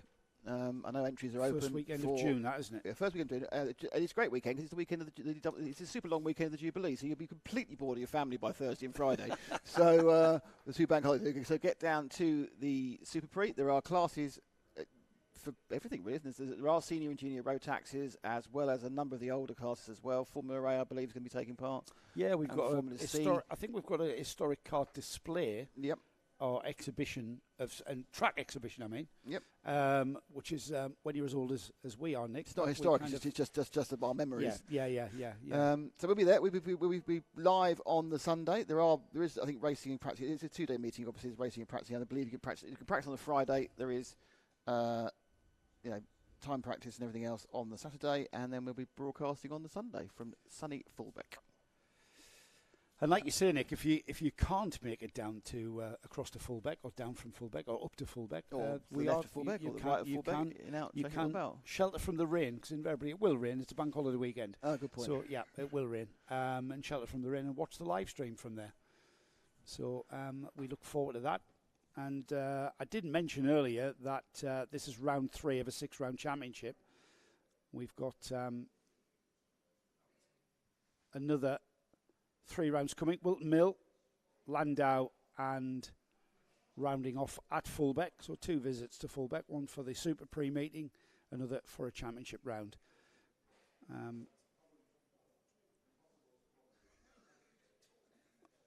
Certainly the talking point of this championship, Nick, and I do know we talk about this a lot, is tyres. Yep. Well, in fact, karting, in fairness, you can't, in any motorsport, yeah, it is and the tyres, because it doesn't matter how much aerodynamic you got, it doesn't matter how good you are, how good your engine is, it all comes down to those 4 rubber contract patches, or 2 in a motorcycle, and how you manage them and how good they are. You're only allowed 2 sets per season in NKC, so all of our classes are having to run. Now, normally, even at club level, you would have a brand new set each weekend, each round, to really optimise your performance. Well, that's not what the NKC is about, and this is why I think, certainly why we've got packed grids in certainly the Rotax classes and packed grids in what we've got out now. 100 UK. This is our historic class, if you like. These karts are basically the karts from the 90s and mid-90s, 100cc air-cooled TKM engine. The championship is being led by 2 old hands, Ed Peed, who isn't here this weekend. Oh, no. Ben Klukas is second. And Ben, who we spoke to at Spa a couple of weeks ago, because he was racing a Porsche. Yeah. He was the star of that car. He was. Wesley Graves, who we speak to, he's with the Flex team, and we speak to Wes in the Paddock show, in the Paddock walkabout. It's Lee Jackson and Marcus Dorey on the front row, Liam Hamling and Glenn Rayland. Then we've got Jamie Crease and Wes Graves on row 3. Row 4 is C. Leonard and Tom Pattle. Ben Klukas, Dennis Barclay. Row 5, row 6 is Williams and Semester. Dominic Pine and Lawrence. Quickly, think about it. We're going to get these underway, though, before I get a chance to give you a full grid rundown. And side by side into the chicane. And off the chicane. Well, what happened there? Well, we just went too fast into the chicane and understeered into the middle bit. Quite frankly, that was it's easy done. Shall we see it again? Let's have a look at that again. So it's all going really well here. It's a 22 from the outside, Marcus Dorey, who looks a little bit optimistic. Or perhaps the 34 wasn't. No, the 34 cut. He came across and 34 touched him. So Lee Jackson then sent him straight and off he went. That was the front row. That was the front row. But they are continuing at least anyway. Yes, well, they're a bit down the field. Here's our leader. I think that's Glenn Rayland who's came through on the 62. Is it? Yes, it is. 62. Yeah. He went through. Came through all the dust of the chicane. He's got himself a nice retro helmet on there as well, with the white with the 2 stripes. Yeah, I like that. He's got retro helmet, The thing about these karts, you look at them, they look so much smaller than the footprint of a modern Rotax. It's just they really are, though, Nick. They've got a much narrower track at the rear. Well, and do you know why this is a good thing? You can stick them in the hatchback of a Sierra. Yes, you couldn't get a modern Rotax in the back of a Sierra. Yeah, that's very true. That's very true. And a bit of rope to tie down the hatchback. Yeah. Oh, yeah. Into Iredales then for the second time. Glenn Rayland leads. Liam Hamling and Jamie Crease are the karts there, the number 3 and the number 61 going into the stewardesses. They are the karts that look like they're about to promise us a bit of a battle. But joining in behind them, Marcus Dorey and Wes Graves on the number 2, the recovering Marcus Dorey, let's say. He was the kart, remember, that had the off-track excursion at the chicane for the first lap. He's in 4th place. Wes Graves in 5th. Ben Klukas coming through to 6th. Dominic Pine in 7th. Across the line there. That could all change as Jordan Kendall goes through to 7th. Dominic Pine now down to 8th. Lee Jackson 9th. James Murray should come through in 10th. He does. And look at this. We've now got everybody beginning to bottle up behind Glen Ryland. 4-card battle for the lead, about to become a 6-card battle, I think. As the number 2, Wes Graves there, just trying to get on terms out. There's nobody behind him, so that's 4-card battle. Klukas is a long way back, isn't he? Yeah, he is. So he is. Klukas 3.3 seconds behind, so he got delayed. He needs to make hay while Pete's not here. Here they come out of Sunny towards Paddock. Oof. No challenges into Paddock from any of the 4. I think Liam was thinking about it a little bit. He was indeed, wasn't he? You could see it. He was soaring away, trying to keep the thing balanced on the inside front wheel. Into and out of the chicane already, and look at that, 3rd place, Jamie Crease. Momentum there. Down the inside. Is he going to make it stick? He does indeed. And that was all about momentum out the chicane, wasn't it? That went wrong sometime earlier. And the 22 now is going to drive at the inside. Dorey. Obviously a comeback from his problem on the first lap. We had the leader, Glen Ryland, really taking advantage of that situation behind him and eking out a little bit of a cushion there, much more of a cushion than we've seen on the previous couple of laps. Now things will settle down and that gap will close, but we've got Jamie Crease now chasing him down. So it's a bit of a different order there. As Wes Graves has joined the back of that pack now. We've got support online for some of these people. Ryan to speed has come on Dominic Pine and Liam Hamling, and Jimmy Graham has come on Marcus Dorey. So the people thereabouts, this 5-cart train, they've got the pity they can't get fan boost, isn't it? Really? Yeah. Fan boost, yeah. Well, let's not talk about that because you couldn't have an FIA Series World Championship with a voted thing. But then let's not get to Formula E right now. Once again, the battle for the lead. And then up the inside into 3rd. We went trying over 3rd, the 22 of Dorey. He sent it. He sent it, absolutely. And Liam gave him enough rope to hang himself. But no, that's fine. And there you are, too wide again.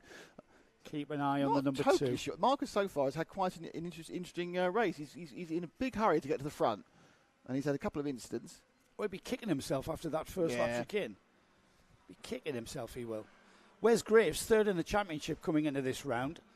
He's wanting a bit of this cake, isn't he? Oh, yeah. He's there in 5th. 5-cart train across the line. 5 laps completed. Klukas is just dropping off this, He's got no pace today. Has dropped off to... Nearly 5 seconds. He's behind Jordan Kendall now. He's got no pace. Yeah, Ben will not be happy with that. Someone's got to change his jets. He needs to maximise this round because Ed Peed isn't here. They're good mates. They run out the same morning. Does Ben and Ed Peed. Ed Peed, I'm not sure why Ed Peed isn't here. Maybe, holidays, family, work commitment. Who? I know. We're here. Come on, Ed. Glen Ryland continues to lead though, Nick, out of Sunny. Love how they use all of that extra bit of track there over the curb. Here they come then. It'll be 6 laps completed this time by. Look at that. First 5 across the line. So close you could pitch a tent over them. Liam Hamling really has got some pace coming down the start-finish straight. And every single time he's had a little bit of a think about making an effort on Jamie Crease. And every time he's thought, well, I can't get a whole cart through there. Now, are we going to see another send-it method from Marcus this time? No, a bit more circumspect.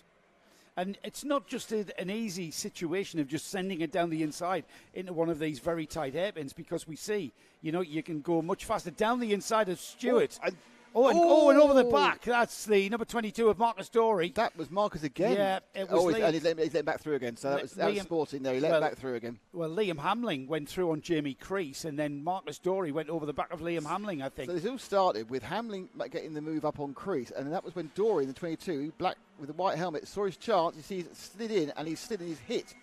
Dorey, and that put Graves through for 2 places, didn't it?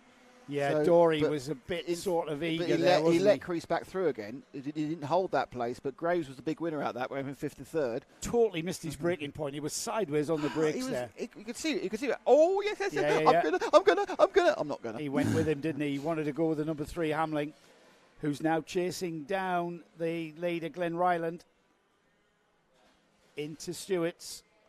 Oh, and look at that. Right onto the bumper out of Stewart's chicane. The Stewardesses, to give it its correct term. Through St John's, that fast right-hander. It's hugely fast, that. And then on the brakes for the left-hander at Sunny. The question is, with about a minute to go, can Hamling challenge and get past Ryland? I think Ryland, you've gone back to Eurovision again. I have, I know. I looked at it and said it differently. Why did I do that? Here we go. Is it going to be? No, it isn't. He slots in behind. He stays on the rear bumper of the leader, Ryland. He's already looking for a move into the Stewardesses. That's his best chance. Well, he doesn't want to go too early, Nick, as well. They've got this in 2 more, I think. Yeah, I think so. Out of Iredale. Check behind. Shuffle in the seat. It always makes you fast if you shuffle in the seat slightly. It does, actually, for some reason. And up the inside he goes. Oh, side by side. Oh, no, he lost it. He's like, he's broken. He's broken the cart. What happened there? I'm not really sure what happened there. Has he knocked the chain off? So down the inside at the Stewardesses, which we've seen time and time again, both heavily on the brakes, and then the number 3 just turns off. Right. They didn't hit each other. And look who's come through. And takes the lead. Wes Graves, the number 2. He saw that happening in front of him. The number 62, Glen Ryland, was so he's gained 5 from 5th to 1st. Basically just picking up the pieces of other people's mistakes, which is a very legitimate way of moving forward in the race. There's a reason why Wes Graves is third in the championship behind Ben Clucas and Ed Peed, and that's because he drives like that. He's been racing a long time. He was Lewis Hamilton's teammate and a McLaren back driver back in the day. You'll hear him tell us the story in the lunch break show. And Wes Graves on the number 2. A bit taller than when he raced with Lewis Hamilton, but certainly on a par. What's he saying? He's man taller than when he was 11. Yes, that's the shock. That's the shocker. Here they come then across the line. And it's the last lap board for Wes Graves and Glen Ryland. Glen Ryland will be livid with what happened there. But what did happen there? Well, I still don't know what happened. I really don't know. I know why he lost the place. He got knocked. But what happened to Liam? Why did he stop? Well, Liam Hamling's fan group on YouTube needs to message Liam and says what happened. Ask him what happened there, because that was very, very odd. Look at Wes Graves there defending into the Stewardesses. 180 to the point where turn into it. Possibly Glenn decides, in this particular race, second's fine. Well, it's not an easy job to get past Wes Graves. Through into Sunny corner, the left-hander. It really has sped that corner up with all of that runoff. Back in the day, when I was a lad, that runoff was that after you delivered your Hovis? Yeah, I'll talk about that in a moment. Wes Graves takes the checkered flag. Glen Ryland second, Jimmy Crease third, Marcus Dorey fourth, fifth was Jordan Kendall, Dominic Pine was sixth, seventh is Ben Clucas. It'll be Matthew Lawrence, who's just coming out of Paddock now, right with Lee Jackson. Is it going to be the same as they cross the line? It's Lee Jackson, who not only has gotten past Matthew Lawrence, but Brendan Williams comes through in 9th. James Murray 10th. Matthew Lawrence down to 11th. And then it's the novice driver, Leonardo Taggio, on the number 97. He will finish in 12th. John Allen, the novice driver, will finish in 13th. We lost Liam Hamling in very mysterious circumstances up at the Stewardesses on lap 8, and we lost Tom Pattle and Charlie Can we see that Leonard. again? I think if you press again, it'll play again, I think. Yeah, I'm not really sure if anybody can come and tell us what on earth happened here to the number 3. Unfortunately, we changed cameras. Liam Hamling. Yeah, just as we changed camera. But he continues just turning right and got pulls off. He puts his hand in the air. I think also at that point, Glenn lost momentum. I think Glenn went and hit him in the back. Not hit him as in they came together and there's some sort of back. And I'm just wondering whether it was enough of an impact. It lost Glenn his momentum, which is why he lost the lead to Wesley Graves. But whether it was enough of an impact to knock a chain off or something? Well, it could be, yeah. That's my CSI ROWRAH. Yeah, we need to find out, don't we? Midnight Owl says Minute hour 2468 motorway. I hope everyone is well on this beautiful day. Yes, we are. Couldn't think of a better place to be than ROWRAH. I was going to talk to you about the left-hander at Sunny Bend. Down in front of us, yes. And back in the day, that was a much slower corner. That was a much slower corner because we didn't have that extra bit of tarmac over the curb. That was rough area and a big rock. What you're saying, kids today have got it so easy. They've got it so easy. But blooming millennials and they're wanting some runoff. It sped the corner up though. It's totally changed the nature of the bend.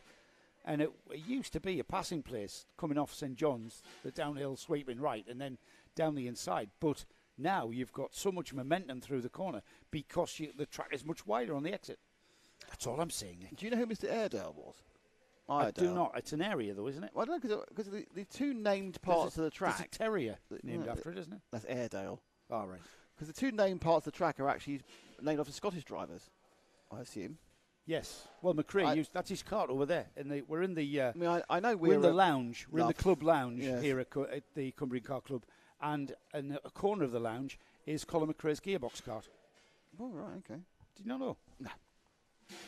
But, I mean, obviously, we are close. We're very, very far north, not far from the Scottish border. I mean, if anyone wants to come here and get emergency married, we're about, 22 miles from Gretna Green, yeah. So, I mean, I'm not sure you combine karting and a shotgun wedding. I'm not sure. Why not?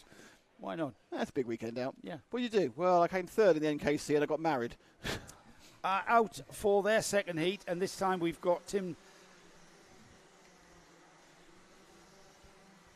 We've got Tim Darlow, who is leading the field round with Louis Large alongside him. Now, Louis is second in the championship behind Philip Howarth, who had maximised his championship standings by winning the first of his heats. I don't think Louis went out. Louis wasn't out in the first one, no. But he'll be wanting to maximise this one.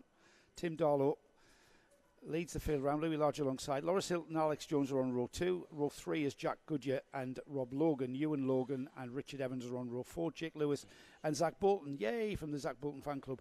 Go Zach, on the Zach Bolton row. fan club. Mike Edwards and Stephen Horner. Stephen had a great first heat. This one he starts from the middle, so we want to maximise that one. Billy Clark and Taylor Adams are behind on row 7. Row 8 is Thomas Hinton, Brian McCready, Adrian Smith, Colin Campbell, Alex Thomas, Michael Mallet, Liam Rabjohns and Stephen Richardson are on row 11. Row 12, championship leader Philip Howarth and Thomas Childs. Then we've got Joe Piffner, he'll come through the field as well. Carl Bryant on the number 2, look out for him. Martin Heath, Richard Edwards, and rounding off the 29 kart field is Aidan Hammond. So, karts to look out for, kart 101, Philip Howarth down in 23rd, Joe Piffner, kart 29 down in 25th, and Carl Bryant, kart number 2, down in 26th. Also, keep an eye out for, the Zach Bolton fan club will be keeping an eye out for Jojo Bow, 75 ADHD Rocks goes, go Zach, with 4 kisses.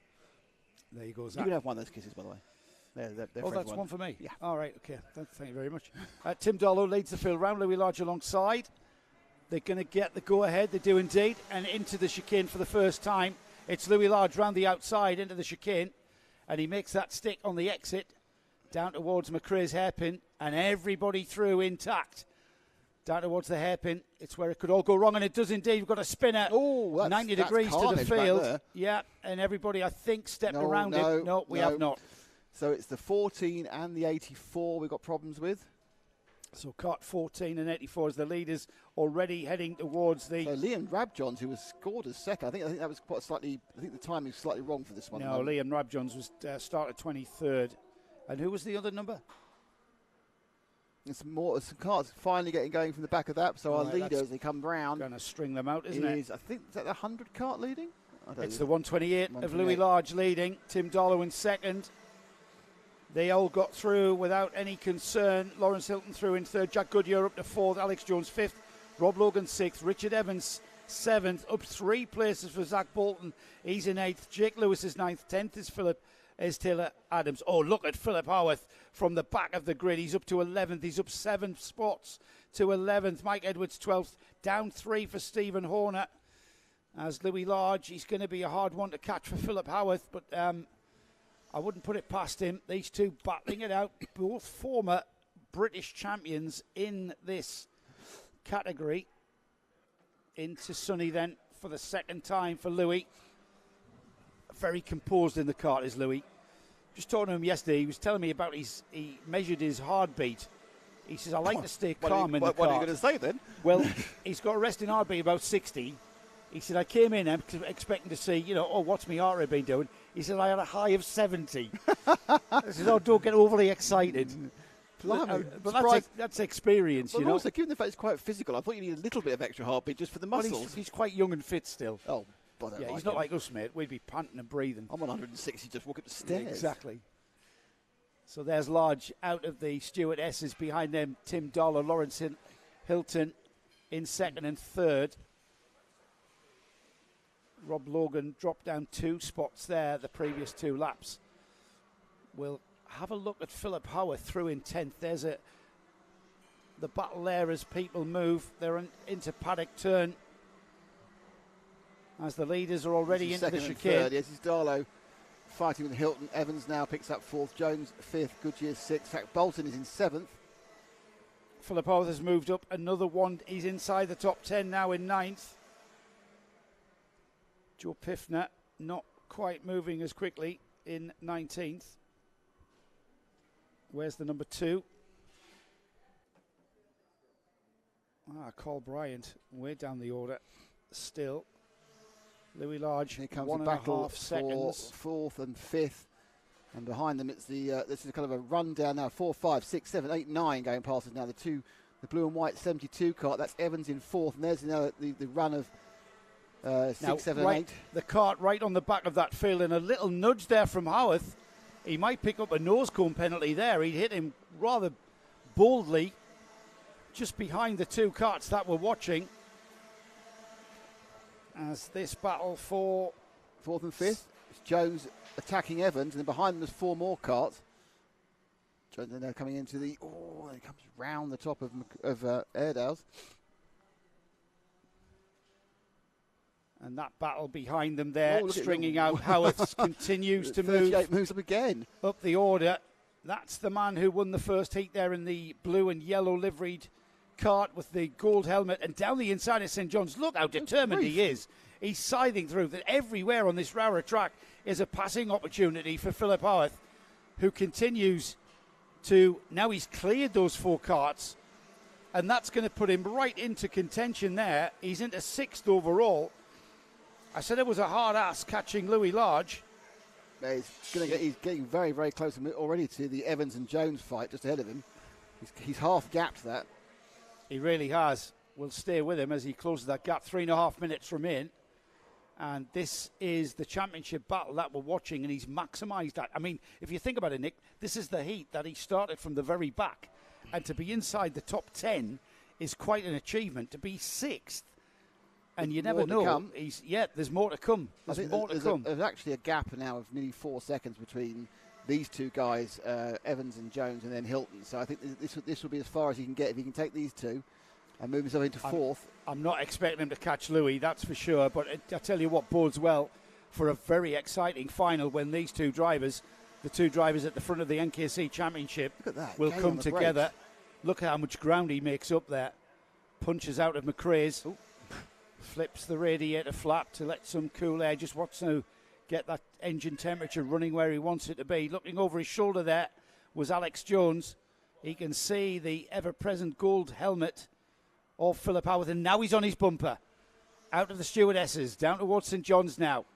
And Philip Howarth has indeed caught Alex Jones and Richard Evans out of Sunny. He'll be lining them up for Paddock. There's pretty much anywhere on this track that Philip Howarth can pass.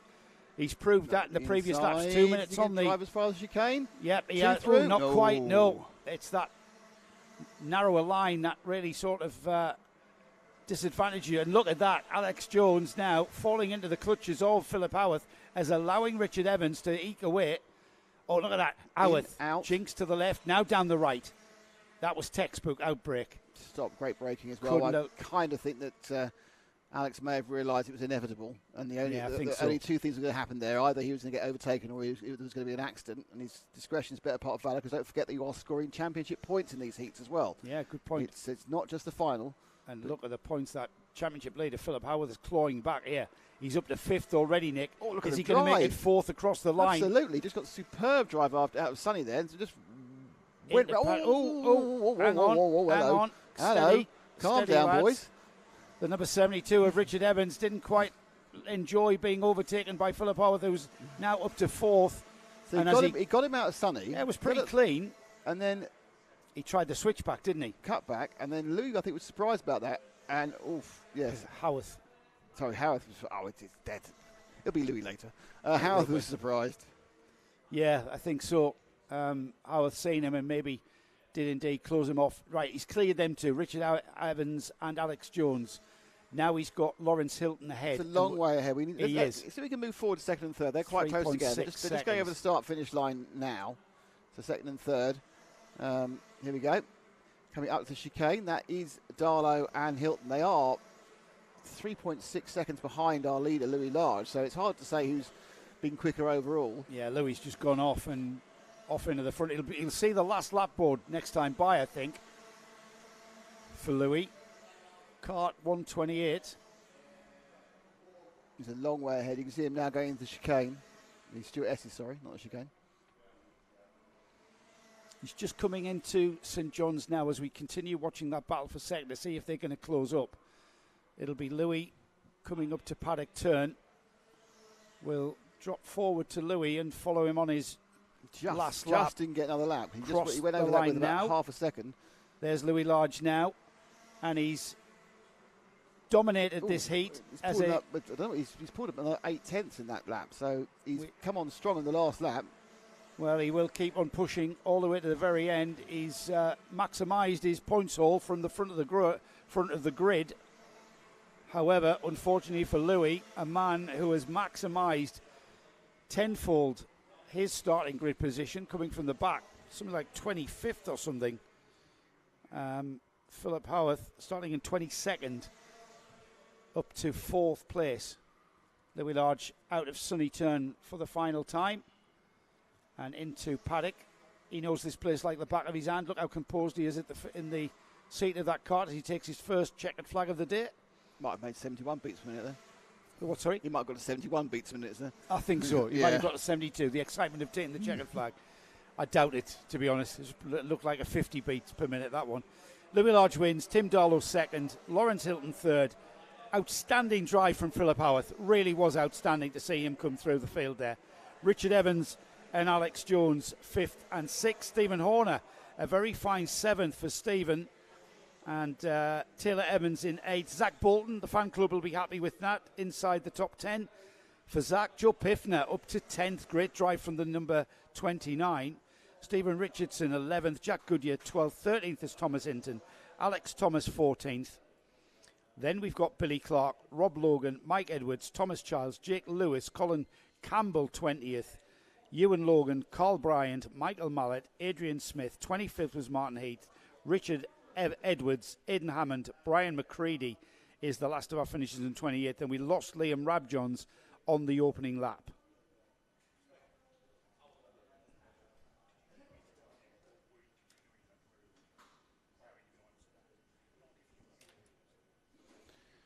So next up is, where are we now?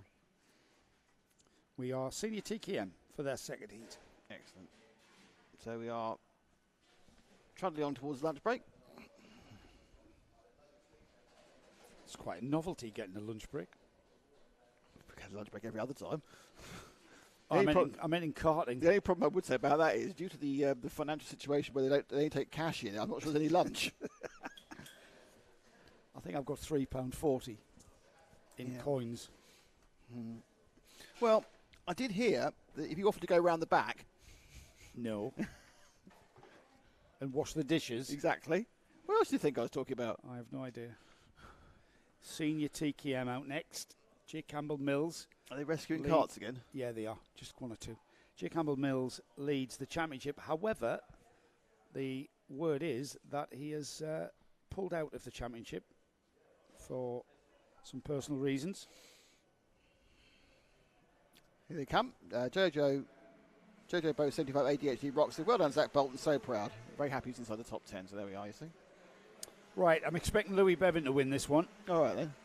He's starting on the pole position. He carries the number 1 for a good reason, and that's because he's the current champion. And he's very quick here. That's spoiled it for everyone, isn't it? Yeah, just about for this one. Let's take the tension away with Joe Bradley. Well, Ricky Wright, the race I think is going to be behind Louis. Ricky Wright is alongside. Callum Lamont and Liam Surcar are on the second row. Steve King and James King. Not sure about the relationship there, if any. James King, Steve King on row 3. Charlie Savage, Gordon Smith are on row 4. Alexander Lamont and Adam Surcar are on row 5. Row 6 is Mitchell Ball and Matthew Horton. Matt Slate and Will Cregeen are on row 7. Row 8 is Leo Crabtree and James Hull. And rounding off the 18 kart field is Oliver Fathers and Leanna Page.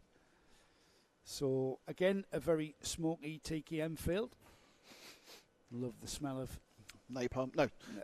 Love the smell of two-stroke in the morning. Two-stroke oil. In fairness, with modern synthetic oils, it's not as good as when it used to be Castrol R. It's not Castrol R, is it? Castrol R was, should have been on the prescribed list. Yeah, should be Cat C or something. You go, here we go. Here they come then. Louis Bevan's going to win, apparently, according to Joe. Let's see if he's right. He absolutely is going to be shocked if Louis Bevin doesn't get off and into the lead, and he does so far into and out of the chicane. Lamont trailing him. Towards, it's a false start. Oh. A false start. Oh, yeah, some good hand action by the starter there. Yes. I gave him a chance. He's not happy. He's not happy. He's waving his hands around there, and it's like, why can't they get this right? Why can't they get this right? They've been doing it for years, all of them. It looked all right to me. Not really. Not sure why he was disgruntled. Well, it's possible that I'll tell you what was wrong with that. I'll tell you what was wrong with that. Louis Bevin was the inside row was slightly ahead of the outside row, and all credit to our starter. He wasn't happy with that. I've seen some starters will let them go at that, and it's a bit of a disadvantage, a bit unfair really. They should be level. He's going across to the rock. I once hit that rock, just on the inside of on the outside of Sunny. Did you? Yeah. And did it break you or break the cart? It broke the cart. I broke the cart. Why did you hit it? I was going too fast. Oh, right. What do you mean, why did I hit it? Well, no, you might be inaccurate. Gravity, it might be physics. It might have been the Physics. inertia. We're about to start. We'll talk about this more later. Here we go. Let's see if we can get them underway. He's further ahead this time. So if last time was no good, he was further... Well, they obviously decided the problem was the guy that was actually... the red lights have gone out, Nick, so we are racing this time. That's weird, because he was further ahead that time. Into McRae's for the first time. Louis Bevin leads on the number 1. Ricky Wright. No, it's Lamont in second. Right. Is it Lamont, is it? Yeah, Wright got a poor start. I saw the 8. Oh, it's 23. Yeah. The 1 leads, the 23. Callum Lamont is second, heading down to Stewart's for the first time. Two leaders have pulled out a gap, haven't they? Wasn't it Callum we were pronouncing wrong at Clay and we were told how to pronounce his name properly? Callan, yeah. I can't remember. I know, yeah. Sorry about that. If you're watching... Sorry about that. If you're watching... We've remembered we got it wrong. What were we saying? We were saying Callum was wrong. What is it then? Don't know. Kalen. Let's go for that. Let's go for Kalen because it's not Callum. Let's go for Kalen. Yeah, Kalen. Right. Kalen Lamont. We thought we'd get the Lamont wrong. Couldn't work out how. Right. But there's only one L, isn't there? That's why. Oh, problems for the Steve King. He's gone right at the bottom. I think Steve King's out. Yeah, we've lost Steve King. So this is first 30. And second, which is Louis Bevin and Kalen Lamont. No, we haven't lost him. He's still there. Oh, it's a transponder, is it? Yeah, no. He's the second of the Masters. I think he's just had a problem. And he's right at the back of the field. These two, Kalen Lamont, chasing down Louis Bevin. I'm not sure whether this is just tyre management going on now, because I'll be interested to see. There's a massive gap on third and fourth, which is Wright and Surcar.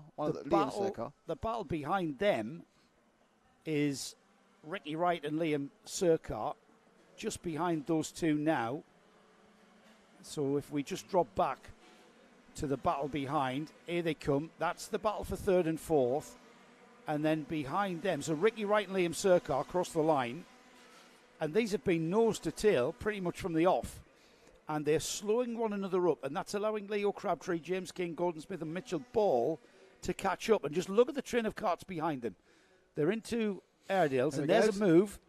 He's going to go with cut back, and he just couldn't get it stopped, could he? No. Could not get it stopped. It was interesting. He seemed to have the right visual momentum reduction, and then suddenly just kind of skitted, almost like he just locked. He was braking to lock it. It was just basically carrying momentum into the braking area to get by, and then you're just carrying too much, aren't you? And that's, if you're the drive being overtaken, just let him go, and then just switch it back, and then you get the better drive out, and that's what we see there. Yeah, pick your choice on this one. A little bit of pull away, actually. It looks like the third place kart is just getting away. Yeah, Leo Crabtree's got into third after that melee. Made a couple of places up in that one. I think actually what happened, the two of them confused themselves. So Wright and Serkar dropped back, and Leo Crabtree pounced, picked up third. So we're now with the fourth place, Ricky Wright. Man on the move, Mitchell Ball on the number 82. He's moving up the order. There he is there, moving up another one, and he's right on the back now of Ricky Wright, I believe. So there's the number 82. 82 up the inside of 88. He's going to just go straight through. Oh, he made that look so easy. No battle whatsoever. He made that look so easy. Down towards St John's now, the sweeping right-hander, and then into the. So the third place man is in a no man's land, which is Leo Crabtree. We've got this train of karts again through some sort of really positions 4th over 13th are in a row. But our top two are very close together again. But I'm just I'm wondering whether Louis Bevin's just managing this whole thing. I think so. And I also think, Callum Lamont is sitting there knowing that, I'm just going to sit with him seconds behind the current champion. Oh, no, we've got this wrong now. Craig Lamont's on. No, you had the first name correct. It's his surname which was pronounced incorrectly. So it is Callum. Right, so it's Callum. Is it Callum or Callum? Callum. Oh, Craig, help us. Give us can you write down the phonetic spelling of both the names? I think it's Callum. Lamont? I don't know. Callum or Callum? I just need to know. Craig, just put down how we're desperate to get this right. I'm going to go and see him. That's a good idea. Who are you? We're going to get an interview. So Mitchell Ball running on. Can we pick up the leaders, who are the ones who are the closest together? There's 0.4 of a second between them. There we go. And does look like Bevin's just giving it a little bit of an ease out towards Mr. Lamont. Yeah, we'll wait for. Is it Craig? Is Craig who's on there? Craig, help us out here, mate. Delay, and then he's got the time, and he might rather prefer to watch his. We'll get it right for the rest of the day. Liam broke a chain in the last race. Liam Hamlin broke a chain. Right, thank you for that. Yeah, we thought that might be the thing. Thing. Then, Callum Lamont. No, phonetically, we've been saying it 10,000 different ways. Let's go for Callum Lamont. Let's stick with Callum Lamont unless we get a phonetic thing right. Louis Bevin leads. Lamont is in second. A big bumblebee in front of you there. I know that. I'm just monitoring that bee. It's not gonna hurt me, and I'm not gonna hurt it. How do you get in? Because you know the windows are solidly shut. Yeah, I know that. Somebody's brought in, been invited in. The two leaders, with 2.5 minutes remaining, have got a massive lead of 5.5 seconds, which in karting, that's huge. Oh yeah. These two, and you know why? Because Callum Lamont has just sat there. He hasn't tried to. What we got now? Oh God, you're so close to getting it right. Am I really? What nationality is he? Callum Lamont has just sat there. Callum Lamont. Oh, I give in. Yeah. Lamont has sat there on Louis Bevin. He hasn't tried to challenge, and they haven't slowed one another up. Been very, very sensible, very, very sensible head on them, and that's why they've got a lead of 5.5 seconds. Great looking kart, that Louis Bevin kart. This is not going to change. Can we drop back to the kind of battle of 6-7 karts back? Just to roll through. Let's go to the back of the field there, where there's a complete massive cavalcade of karts going round now. I've got an idea, Nick. Go on then. Tell Craig, tell Callum Keelan to come and see us in the cafe. And tell We're us, in the corner. You can't miss us. Come and tell us how to see it. So this is the mid-pack melee. You can see they were at 77 and 88. So we're down with Ricky Wright's dropped right down, hasn't he? Serkar behind him, and they sweep through. This is sort of the positions, I'd say, from about 7th to 14th in a whole scrapathon of karting majesticism as they come around the Paddock Bend, the Sunny Bend. There has been nibbling around Paddock Bend every single time here. Yeah, Paddock's at one of those corners. It's deceptively quick. You think it's going to be slow, but it doesn't. It's got a sweeping entry and a very sweeping exit, and it's kind of just got that little sort of apex where you clip. But you can carry lots of speed in, and then you're accelerating out before you know it. So we're looking at the focus is 31, which is Charlie Savage. Behind him is Gordon Smith on 25, and just ahead of him is Liam Serkar. We'll hear from Liam during the break on Joe's pit walkabout. So this is the middle of the pack. The Louis Bevin absolutely dominated. running a incredibly clever race where he's taking as little out of his cars and his tyres as possible. Has a 0.6 of a second lead over Mr. Lamont. Apparently his mum's coming to see us. Tell her to bring cake. Yes, cake. Or cash, because we haven't got any of that either. yes. If she can bring our card machine and we can turn that into some cash. Only cash sales at the cafe here at ROWRAH if you're ever going to come. So it's getting very close now. 14. The blue and white of Liam Surcar under heavy pressure now in the mid-pack from the 31. It's the last lap. Well, won't bother taking the leaders over the line because they have won by country mile. Not quite the last lap. The last lap was about to go out to the leader. Just being prepared now. The leader. So far further on. Yeah, Louis just getting inside that now, there, Nick. thinking about it. And he's going to be Can he get the inside line in? No. St John's not the place to overtake on the inside, it seems. Now, will you try and nibble him round the paddock bend, get up the inside, see if you can get the switch back? St John's is flat out, Nick. It's not a place to overtake. There's no speed difference. It's different into the left-hander at Sunny, although the extension on the exit curb has sped that corner up somewhat. It's 31. Ooh, this thing, do I go for it and risk losing a place and coming up the outside? Is the 25 of Gordon Smith with a cutback work, and this is the most popular place for overtaking on the track. On the inside line, it's Surcar. Oh dear, that was slightly out of control. Really Charlie Savage really slammed the brakes on and locked the rear end up. Was that from the brakes, Nick, or was it on turning? No, I think it was the same thing. You've only got so much grip of you in your friction circle. I tell you what, great drive from Liam Surcar to keep Charlie Savage behind him. You're having to drive defensively pretty much everywhere on the track here. They're going to be going into their final lap now. Check the flag though for Louis Bevin. They've all finished. Yeah. And they were covered by, between the three of them, by 0.2 of a second. Callum Lamont is second. We'll be back for the next heat for Senior TKM with the correct pronunciation. Well, we hope so. Of Callum Lamont. We hope so. With his mum coming to visit us. It's a small ambition, but a big one. But one we need nonetheless. Leo Crabtree is third. Mitchell Ball is fourth. Oliver Father's fifth. Matthew Horton is sixth. Seventh is Jim. So Liam Surcar eighth. Charlie Savage ninth. Gordon Smith 10th. Will Cregeen is 11th. Ricky Wright 12th. Matt Slate 13th. James King 14th. Adam Surcar 15th. Alexander Lemon is 16th. Steve King 17th. And Leanna Page didn't finish. Leanna we lost on lap 2. So Leanna not having a very good second heat there. Well done, Louis Bevin, from his mum. Yeah, great drive from Louis there. We thought that was going to happen, didn't we? Well, you did, because you spoiled everyone. I'm sorry. I'm sorry if I spoiled it, but you don't expect Louis Bevin to go off from pole and not have a challenge for the win. Exactly. Good performance by him. Gave us a chance to look at some of the action in the middle of the pack, though. That's always good. Senior Rotax out next, Nick, for their third heat. Tell me when you want. Have you got any messages? No, I'm literally throwing them in when I get them. All right. I'm keeping them fresh. Grid for the next heat then. It's Senior Rotax out, and we've got Miles Barthorpe on the pole position. He's going to be a hard act to follow, isn't he? Ben Harper alongside. George Boxall third. James Wood with his front row start position for this heat. Jamie Hardy and Louis Ball on the third row. Ben Blowers and Jay Lewis are on row 4. Row 5 is Joshua Hope and Charlotte Parker. Then we've got Pedro Oliveira. Keep an eye on Pedro. He'll move up the order from 11th. He's been in all 3 heats. Yes, he has. He's got them out the way, hasn't he? I don't remember him being at the front in any of them. He was at the front of the first one. Was he? No, he wasn't.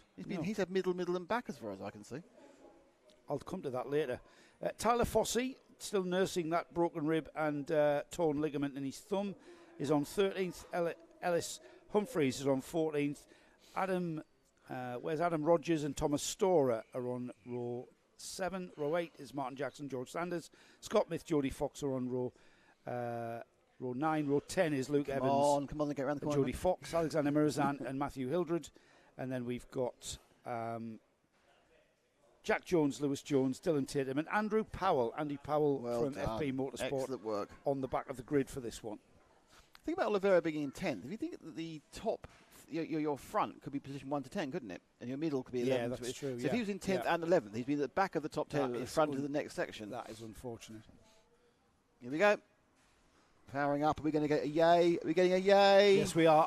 Yes, we are. We've got the What start. a fantastic start That's by Barnthorpe. Blimey. Barthorpe, yeah. I forgot to put an N in his name there. He's he did. He's. I'm just looking to see where he was. He was very, very good at round one, and I'm sure he won. I'm not sure if he won the final. I might be getting that wrong. It's the 124 of Barthorpe leading by a considerable margin into the stewardesses. Then we've got James Wood and Ben Harper behind them, and they're battling for second. I think that's James. No, that's the number. Ben Harper's in second. James Wood on the number 12 with the gold helmet. He's in third. Now, we've talked about James, and James is the driver that took us round ROWRAH on that onboard lap. He's from Workington. So loves local, karaoke. Must love karaoke, because the amount of closed karaoke bars that we saw in Working last night. Here comes James Wood down the inside for second. And he makes that stick very, very neat and tidy. Textbook overtake down the inside of the hairpin. Now the word is, or the question is I should say, can James Wood catch Miles Barthorpe up ahead of him? Got a second to make up. Frank Bourne asked what time is Junior Rotax. It's the next one. Next one out is Junior Rotax. Yeah, so it's in about 9 minutes. We're with Senior Rotax, Heat 3, and it's quite a... I just looked up, and I shouldn't do that when it's not on camera. I just looked up to see them on the grass, but they got it back on the track. James Wood is pulling away from Ben Harper, so that's second place of James Wood beginning is he gaining on Miles, though? Yeah, I'm just looking at the other of the FP Motorsport drivers, Andy Powell moving up to 22nd that time by, so he is making progress through the order. For Tyler Fossey in that last lap, he got knocked off the track. That will at not the help Paddock his Hill thumb, bend. will it? So not only is he in pain, he's not getting the rub of the green either. No, that's not what he wanted. Nothing to prove other than getting through the day for Tyler. Great story there, coming up in the lunch break Paddock show. Fifth place man getting some support. Carrier Davis says go for it, Callum Davis. So we're with second. And Barnthorpe's not... Well, we've got 2 tenths. James Wood has knocked 2 tenths off the gap there. Let's have a little bit of a drift back to... We can come back to this one when we get a bit closer, but there's some pack action behind them. So just hold there, and let's let the first pack turn up. And I think it's coming about now. These two guys battling for... That's Callum Davies and Pedro Oliveira. Oliveira is much space. He's up to 6th now. So Fifth Oliveira and 6th. then down 95. So that overtake's happened. So in this lap, Oliveira really is a tight turn into that stewardesses, isn't it? We saw the right rear wheel lift right in the air from Callum Davies. You kind of want that to happen because it unlocks that rear axle. Solid rear axles on karts kind of bind up and twist when both wheels are in contact. No differential like on your road kart. So it's a little bit of a different driving technique. It's Louis Ball behind him. Oh no, hang on. Oliveira's... He's dropping off, isn't he?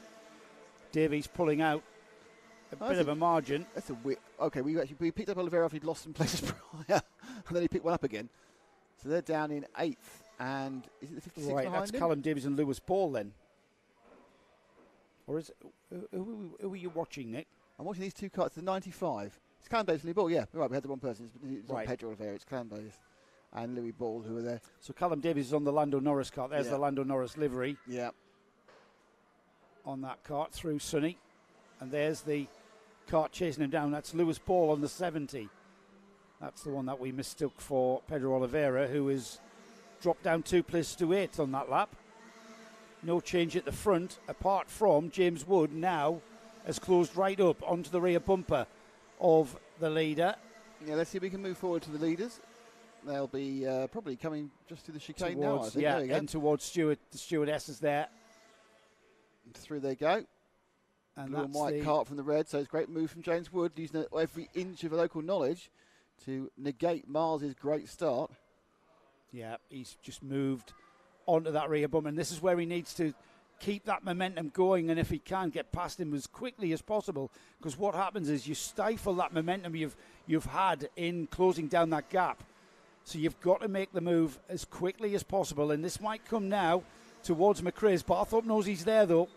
Little bit of a defensive move right until the very braking area, in towards the right-hand hairpin of Iredale.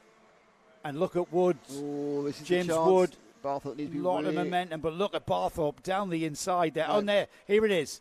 There's the move for the lead. James Wood, textbook, into the Stewart's S's, and we've seen that time and again. Quite a lot of resignation these overtaking, which I don't think we're going to see come the finals. That might be a bit of a pinch point, I think, is the term. I think it's the kind of case where I need the points, so you're not going to hit me, but when it comes to the final, I need the glory. Yes. Leader then. For the first time today, James Wood, local lad, leads a heat across the line. Just waiting for our timing to update. This is the first time I've seen, because the last 2 rounds have been freezing cold. It's the first time I've seen them playing with the radiator shrouds. Oh, really? Is it really? Yeah, the first 2 rounds, I think you had to have them blanked off because it was so cold. What happens is you kind of, the engine gets to an operating temperature, and that's what you like. That's what you want to see. It then starts getting too hot, so you open the flap, let a bit of cool it, then it cools off a bit. So it's kind of, you're managing it all throughout the race, as if you haven't got enough to worry about braking, turning in, getting your apex. Well, you're also same issue I used to have in my day, trying to choke the thing. Choking it and changing the jet. But, this is obviously because the first 2 rounds are freezing, so you just they had it blanked off as much as possible. Yes, yeah. Ambient temperature's about that's right. 17 or 18. You didn't need to worry about that because your engine wasn't getting up there. Might have been bits of tape coming off and stuff. So now Wood is through. He's pulling away quite easily from Barthorpe. Yeah. That's the momentum I was talking about right there, Nick. He got momentum and catching and closing the gap. And he didn't stifle that. He got by him, and now look at him pulling away. 8.5 seconds ahead. That's ridiculous. Oh, you mean these two? Yeah. Yeah. They have, haven't they? Now, if these two had been a little bit closer matched, you would have found Callum Davies and Louis Ball coming back towards them because they'd have been tripping over each other over. However, James Wood, minute on the clock. Let's hold here and wait for the next carts to come through. Minute on the clock. And a warning to the number 54. Third, 4th and 5th aren't, should be, but they finally turn up. Oh, there's a yellow flag just gone out there. 3rd, 4th and 5th are quite close.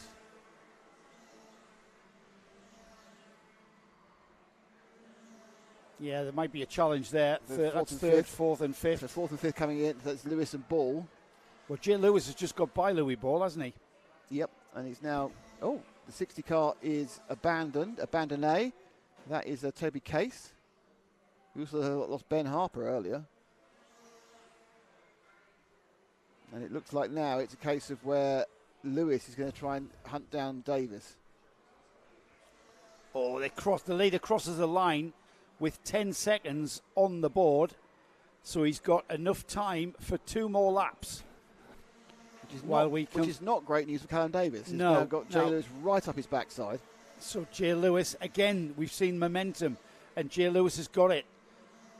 Has to sit on the tail of that cart ahead of him. Callum Davies on the distinctive livery of the Lando Norris cart into Iredale.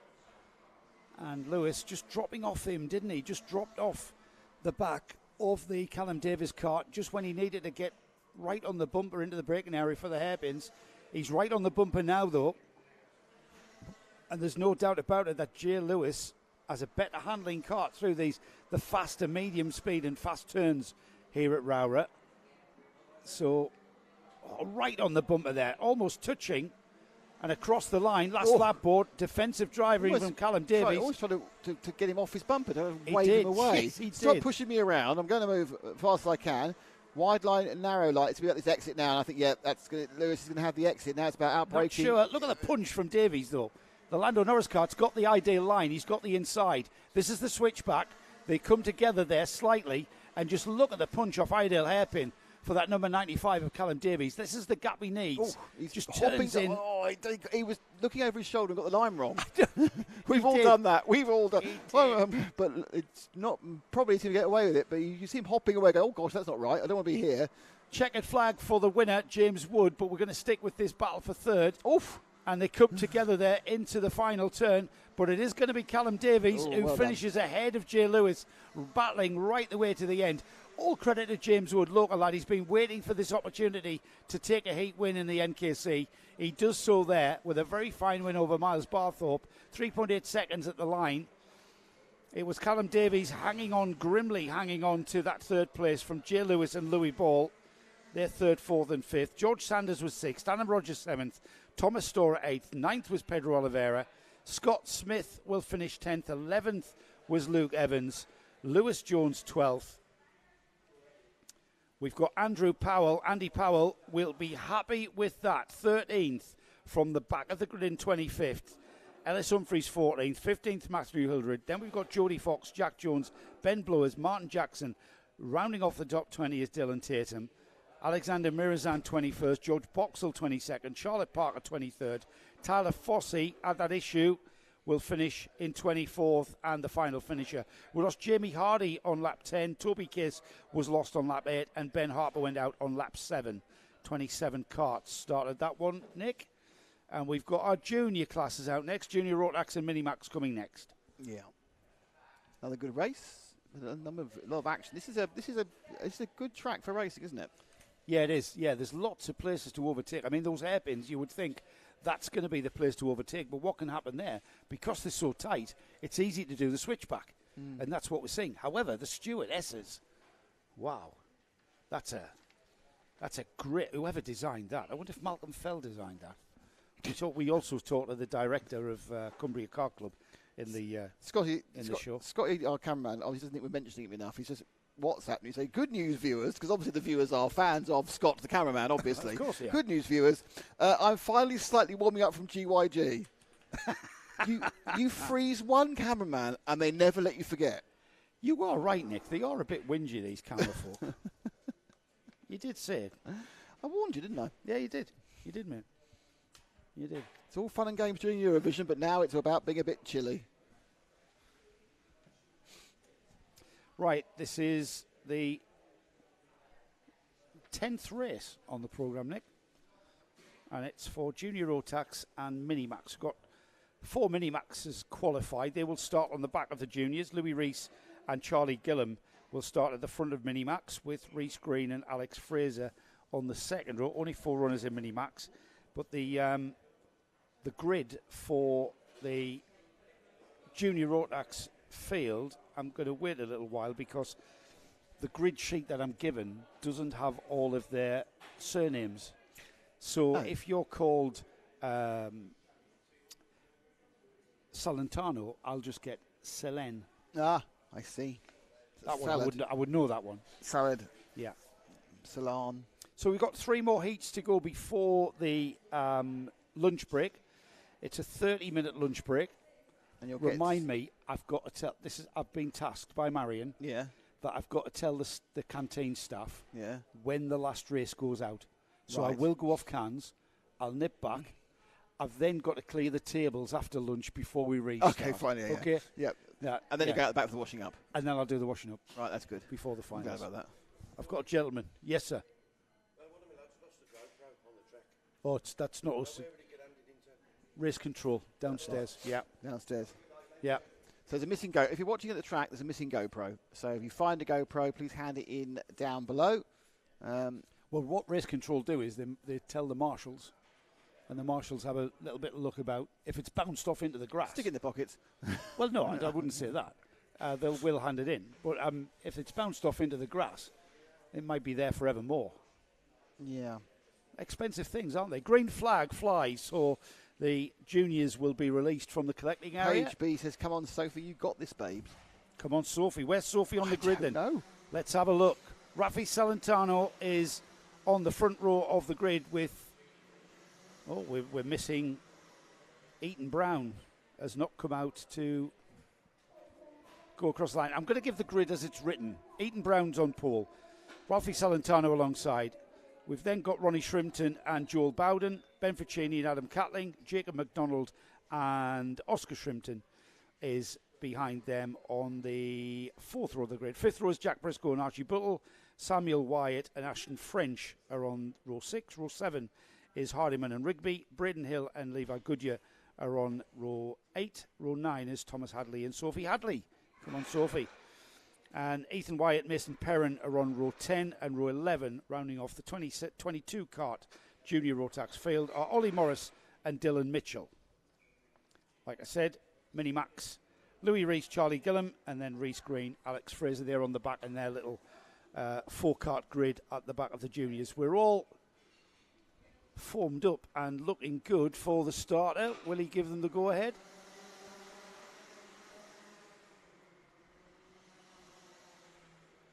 We did have the red lights go out, and we are indeed racing into McRae's for the first time. And the pack just concertinas up. We've got a little bit of a coming together there at the apex of McRae's. It's sorted itself out, but it's I couldn't quite catch the number. I think that's Ronnie Shrimpton. Yeah, it is Ronnie Shrimpton. From 46. I think it is. They've got off in order, I think, yeah. So Ronnie Shrimpton getting off ahead.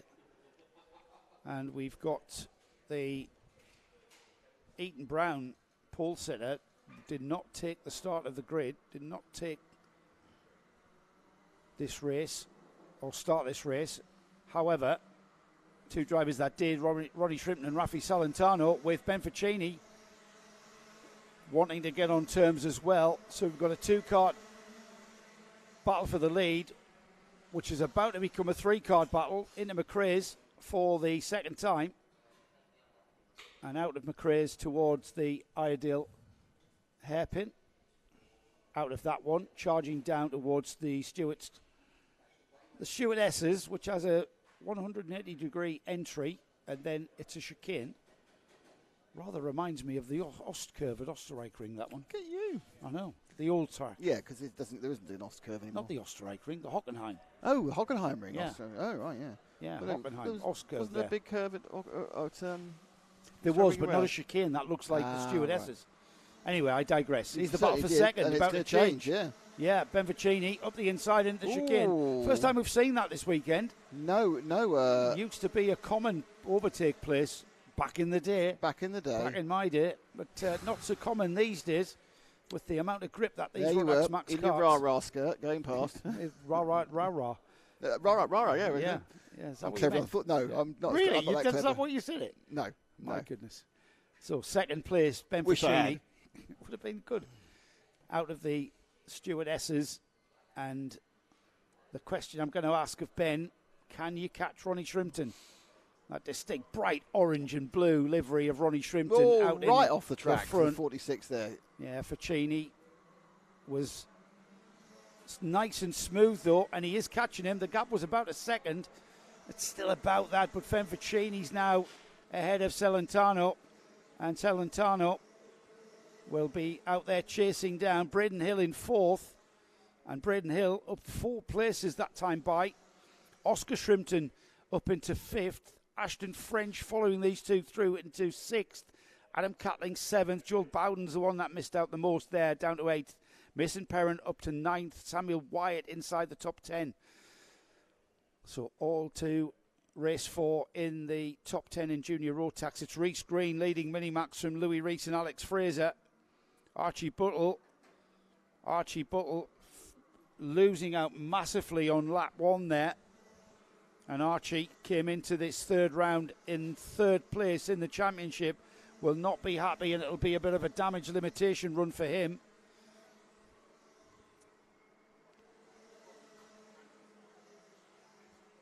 As the leaders are already through McRae's. The number 46 there of Raffi Salentano. Nice and smooth line. Behind Salentano was Braden Hill. And we'll just stay with those two karts for the moment, because I'm thinking Braden Hill will indeed catch Salentano over the next couple of laps. We're at half distance for this 8-minute and 1 lap heat. So half distance for these drivers as Ronnie Shrimpton crosses the line. Ficini in second spot.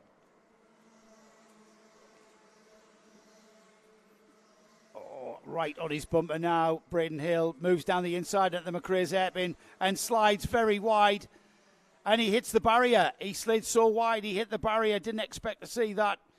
So Braden Hill challenging for third down the inside of Raffi Salentano here. And it was a bit of a textbook outbreak. But what he did not contend with, got on the curb on the inside. That put him right out on the outside and just snags the barrier. That spun him round.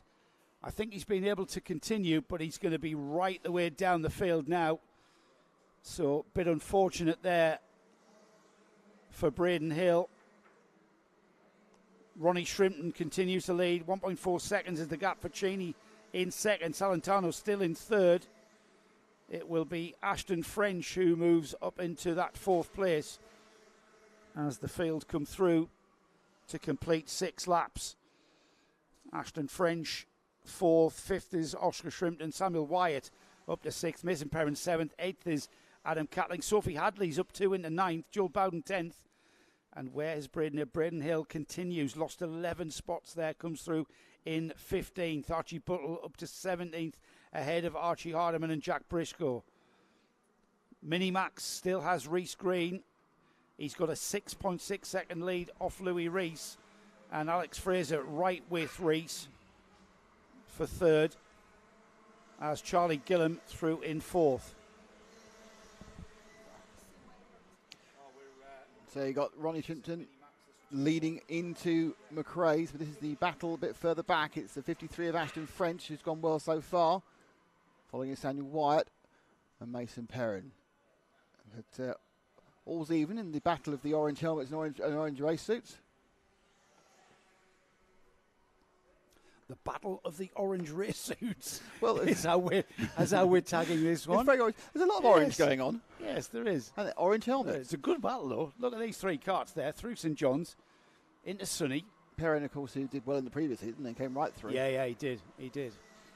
Is it Perrin who's leading that group there? No, it's lost. Right, across the line then. Samuel Wyatt, Ashton French, Mason Perrin. Wyatt ahead of French for fourth last time by.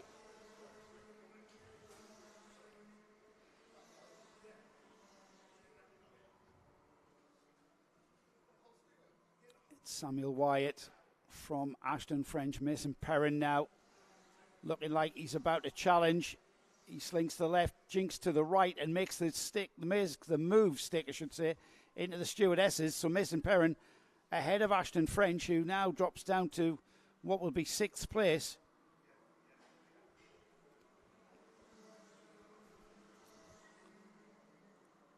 Still, the challenge continues as we've got Samuel Wyatt moving ahead of Rafi Salentano and moving up the field. Salentano very quickly will have the attention of Mason Perrin into McRae's, and Mason Perrin gets a little bit of oversteer. He looks over his shoulder. He knew he lost time there.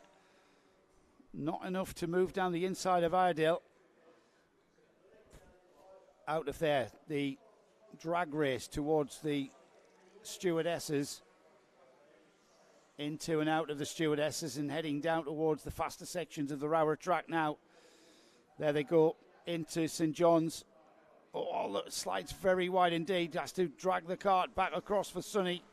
They're already into Paddock, as it's the number 30 challenging Salentano into the chicane, down the inside though, and Mason Perrin up into 4th place ahead of Salentano now. Ashton French having a think about Salentano. He is indeed. He is. Trying the over and under.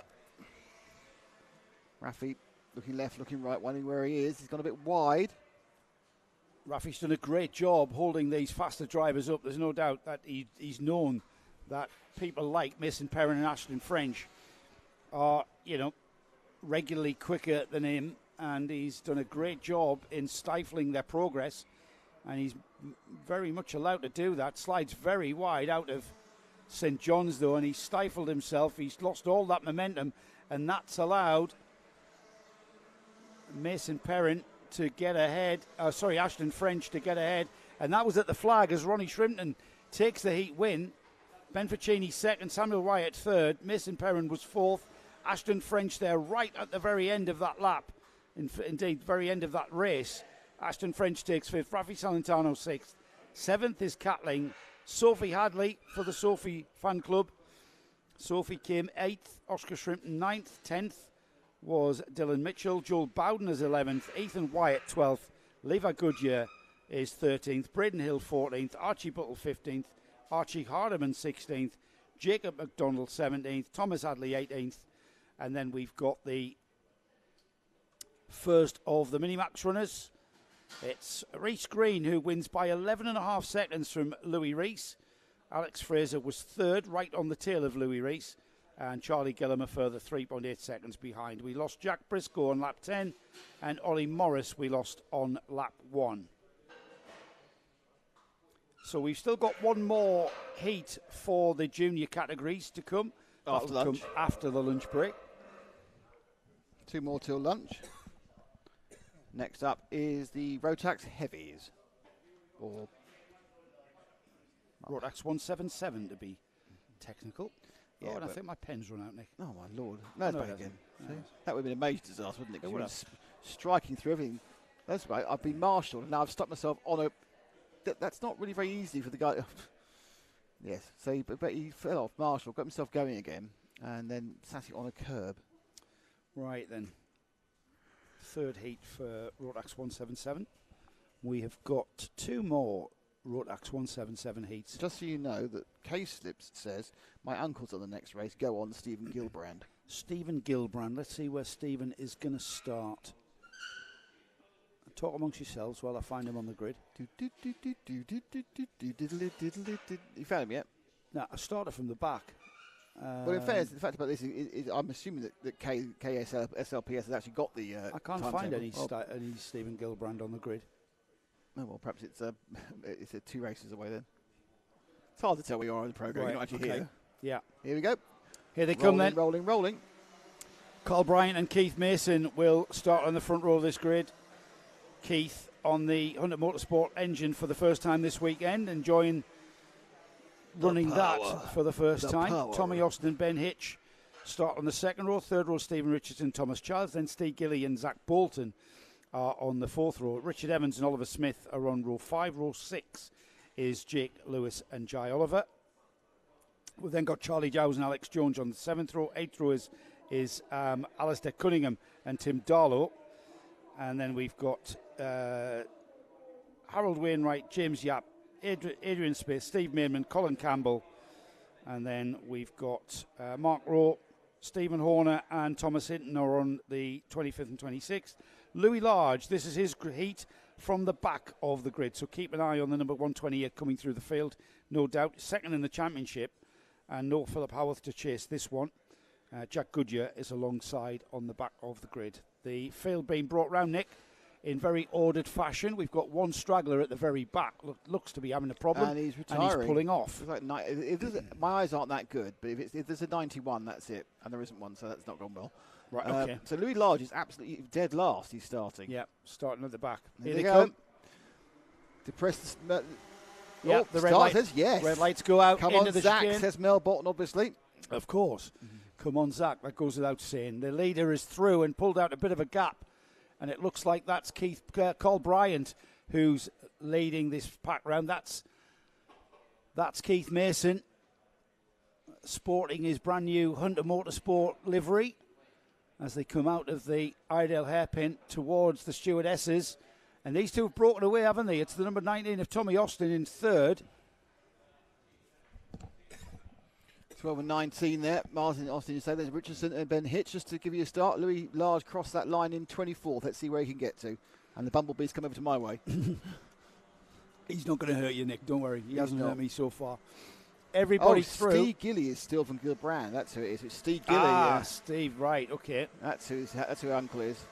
And he's in 10th at the moment. Steve Gilbrand is Steve Gilly. He goes by his shorter pseudonym. Carl Bryant is leading. He's on the number 2. Keith Mason still in second there. Not making any sort of inroads to that gap and getting onto the bumper to challenge. Tommy Austin still in third place, but right on Tommy's bumper is the number 59 of Stephen Richardson. We're going to get a situation here, Nick, where we're going to get the faster carts coming through, as we do with mixed grids. And Louis Large made 5 places that last lap. Yeah, we'll keep an eye on Louis' progress.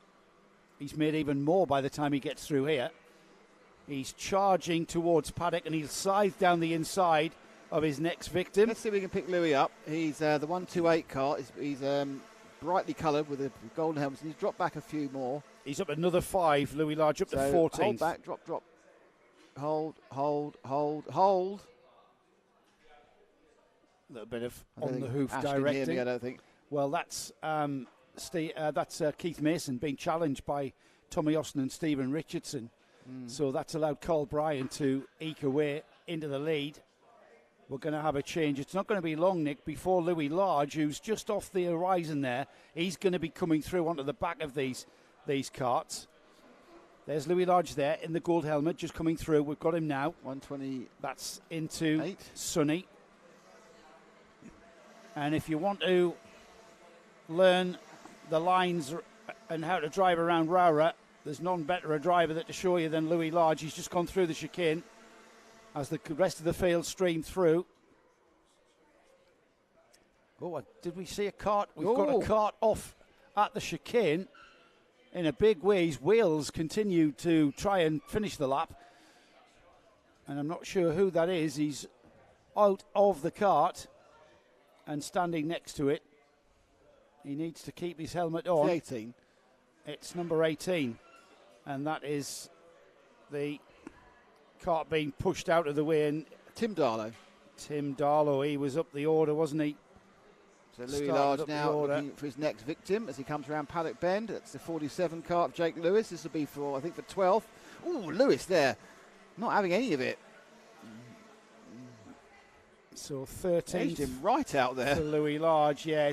It's one of those situations on the track, isn't it? This curved start-finish straight. Louis inside, and Louis pulls across there, slams the door in his face. Yeah, don't try that one again. Yeah, nice try. Yeah, door slammed in his face. You do realise I'm a previous British champion, so yeah, and this is one of my home not having tracks. any of that. Thanks very much. So there's plenty of carts above to get these points. So that's Louis Large up into 12th place now. Just ahead of him, Steve Gilly and Jai Oliver. Thomas Childs just ahead of them there. Zach Bolton, by the way, is in 7th and right in that pack ahead of Louis now. He's done well. If he get, he's going to get some good points. He'll have a good start, I think. I think these tyres, these less grippier tyres, the Maxxis tyres are less grippier tyre than what he would normally run at these club events. And it really does suit his driving. There's not as much grip. Louis there. Opportunist move from Louis Large. Up there, wait for the other mistake. Is he going to get the inside for the second one? Not quite. Yeah. Not enough momentum there. I thought he was going to get nowhere there because they would block his place, and it just all went wrong on the exit. Yeah, we had two carts coming together there, didn't we? So the top three are quite close together: Bryant, Austin, and Richardson. Yep, Spinner at the stewardesses. He's going to have to wait for the field to come through. We'll find out who that is next time. There's Large now with two more victims ahead. It's Jai Oliver ahead of him, isn't it, on the 320 car, and he's up the inside of that one. Just a little bit of a ease him out. Another position made up. So this would put him into 10th place, I think. Yeah, Steve Gilly was the one that lost out the most there. Thomas Childs, I think, was the spinner at the stewardesses as he's dropped down 10 spots to 18th. So it was Thomas Childs who rejoins on the back of the field in 18th. Sorry, 18th spot for him. Zach Bolton up into 8th, Jai Oliver 9th, Jake Lewis, Charlie Jowers, Steve Gilly, unfortunately, dropping down to 12th. I think the timing's lost Louis Large. It has. It's missed him a lap. It absolutely has, yeah. It's missed him a lap, so you're going to visually work out where he is because he's been dropped a lap officially. Ah, yes, it has. So he's now currently running. So he is behind or ahead of. No, he's behind that. He's behind the 72. The blue and white, I'm sure, is. I might be wrong. I think it's 72. It is. So he's currently running in 7th. Right. Has he just overtaken Zach Bolton? Yeah. He's behind the 72. Who's in 6th. Yeah, and behind him. I'll be honest with you. This isn't the greatest That's moment for the timing 41. screens. Yeah. Yeah, we're going to have to work this out because Ben Hitch is behind Louis Large and it's showing in 7th. So I'm not sure. This could be 6th. This could be the battle for 6th, which he's just got. Well, he's down the inside of 72 now. We've got 72 in 6th place now. So Louis Large should come through. Oliver Smith in 5th. Who's going to come through? Who's going to tip the timing beam in 6th? Still waiting for it to update. Still waiting. I'll give you a shout when it does. Richard Evans through in 6th. No, he's not, because Louis is in 6th, isn't he? Yeah, he is. Louis Evans. Richard Evans is the Kart 72, who we know that Louis Large has gone ahead of. So Louis ahead of Richard Evans, and he's chasing Oliver Smith. So we'll see that he's got a bit of space in front of him, but there's less than a minute to go in this heat. So from the very back of the grid, he's almost matched his nemesis, Philip Howarth, who came through to 4th. If Louis can catch Oliver Smith in this next lap before the flag, then he's almost matched Philip Howarth. It's a big ask that, though, isn't it? Look at the gap. He is siding down. He is bringing that down. I'll keep an eye on the last lap board for the leaders, Nick, while we keep on monitoring Louis Large's progress. And look at that gap to that cart in front of him. Louis getting his head down there.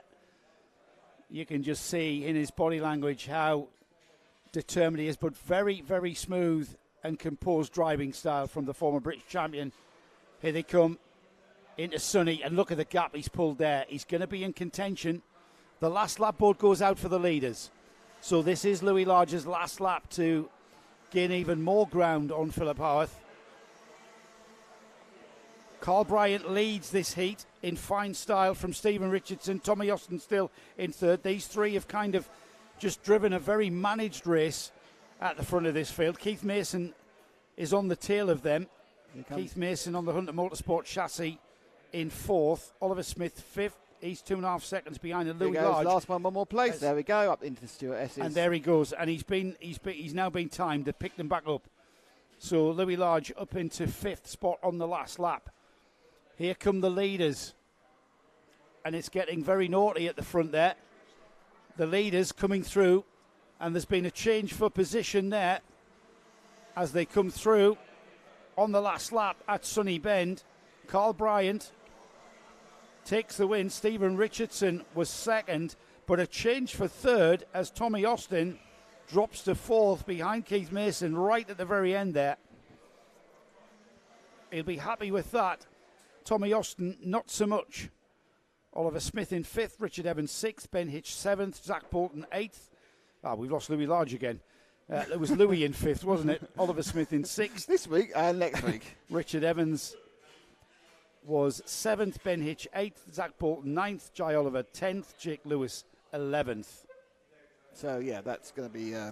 Louis Large was...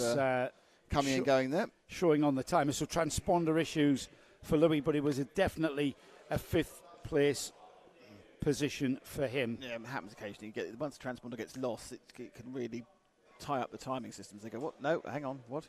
Who am I? Where am I? Hang on.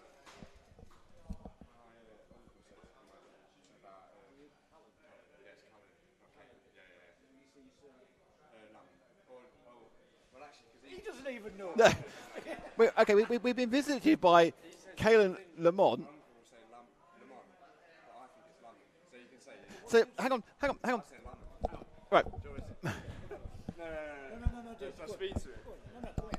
So on air now we have Mr. CALANALMONT, who's just said he doesn't know how to pronounce his own name. Well, his family doesn't know. How do you pronounce your name? Well, personally, I'd say Lamont, but I think my uncle would say, Lamont. But hang on, what about the first name? Callum. It is Callum. Callum. That's definitely Okay. Callum. It's Callum, and you'll go. Give me one I'll more. say Lamont. No, I didn't. I said Lamont first. Yeah. I don't even know myself. This is not scripted, everybody. This is Callum Lamont, who doesn't know how to say his own name. Yeah. Callum, what would you like us to say? I think go with Lamont. Lamont, I okay, think we're gonna that'll go. please the most people, yeah. Fine. Do you want to change it to Lamont? You can change it either lap every time. Out.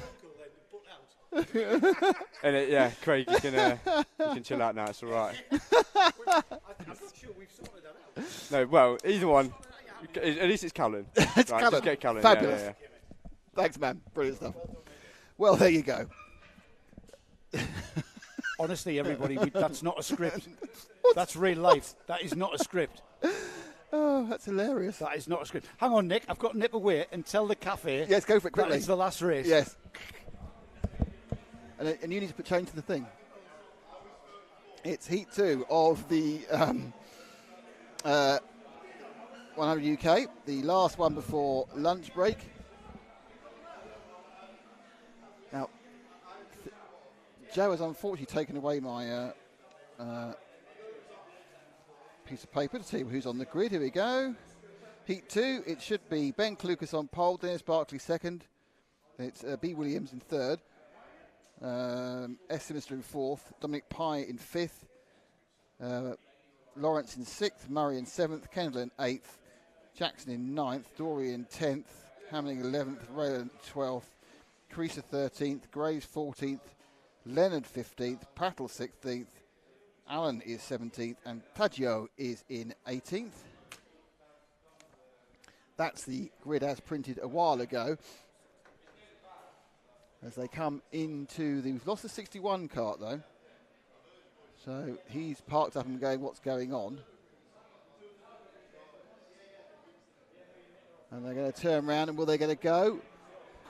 No, one more. Going round one more. One more. They weren't ready at all there. You've got a couple of dead karts on the track. One to the far left. One to the far right. And have we started? I don't know. I can't get over that. I can't get over the fact that no one knows he doesn't pronounce his own name. Got a false start. There appears, I told everyone that. There appears to be obviously some sort of family argument about how you pronounce your name. Yes. What did we settle on? Callum Lamont. Right. The good news is I've alerted the cafe as instructed. The cafe is now on full alert that it's the last race before lunch break. Excellent. The problem is we'll be last in the queue, and we'll be back on before we get a chance to eat. Well, there we are. I've got so many things to do at lunchtime anyway. And I was being unfair to Dan Andrews, kart 34 in the senior Rotax race, and I was saying, why didn't he help carry his cart? He's not allowed. Oh, okay. He's not allowed. He wasn't being rude. He wasn't being a diva. He's just told me. He was told to get behind the barrier, which is obviously how we do things these days. Right, who have we got? We've got the 100 UK and the slowdown flag. Right, I was too busy doing my canteen duties there. I've read the grid as it was supposed to be printed. I've done all your jobs for you. Have you done the grid, have you? Yeah. All right. Well, I'm too busy. I'm on canteen duties, mate. I know. Canteen duties. What are people called duties? Let's go Marcus Dory, says Gemma Graham. Here we go. And that one's a go. And into the lead has gone, I think Ben has taken the lead, Ben Clucas. Chased down by, timing's been a pain in the arse today. Oh, there's been an accident at the start. The 9 car and the...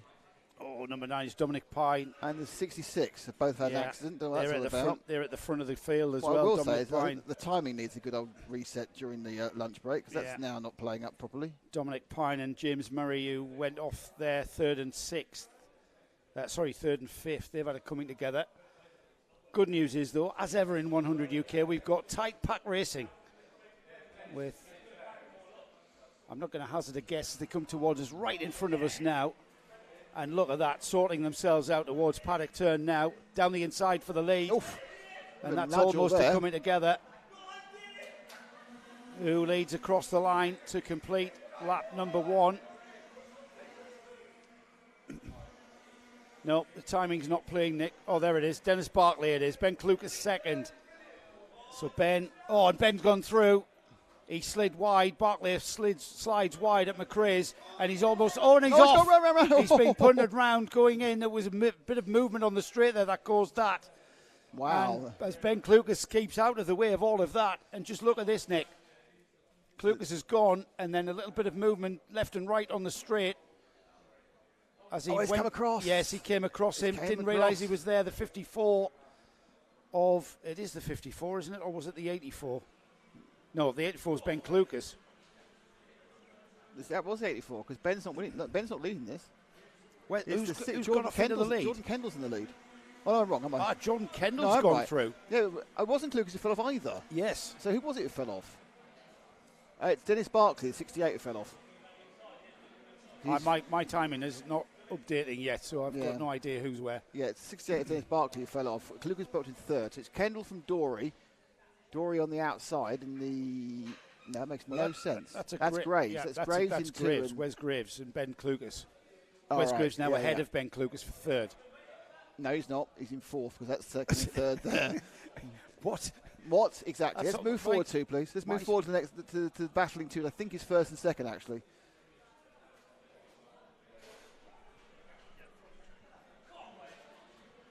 they come round the corner. No. There are the leaders. Kart number 6, Jordan Kendall. And 22, And Marcus Story, who had quite an eventful time, didn't he, in the he previous absolutely one? did. He's had very eventful time. He's got momentum coming out the chicane, down the inside at McRae's, and he's made that stick. A great move there. It was all about momentum out the chicane, and Dory leads. Jordan Kendall now second. There's still all hell breaking loose behind these two, as that begins to settle down now, as Wes Graves is in third, Ben Klukas fourth, Glenn Rayland is in fifth, Liam Hamling sixth last time by. But there's another move at the Stuart S's, and Ben Klukas lost out 2 positions there. I don't think Klukas, to Rayland and Hamling. I don't think he's got much pace today. He's not got pace at all, has he? He's Ben who if we is drop second in the championship. in the 84, he's now behind the 62 as well now, isn't he? Yeah, I think it's a handling thing though. And he's back think behind it's not so much a Rayland. I think power he's dropped thing. 2 more. Yeah, he's down to 6th. So Marcus Story leads, 4 laps completed. We're on Wes Graves in the 2. We are coming up to half distance, Nick, in Yep. this. Let's drop back to the next 2. So back down to that's it. That's the grey 62, and now he's just let through. So Liam Hamlin very invited. Oh no, the 60's got some now. Klukas gone through. So the problem there for Grim Road just seems to lose all the momentum all of a sudden. Yeah, Klukas is just unable to keep them back, isn't he?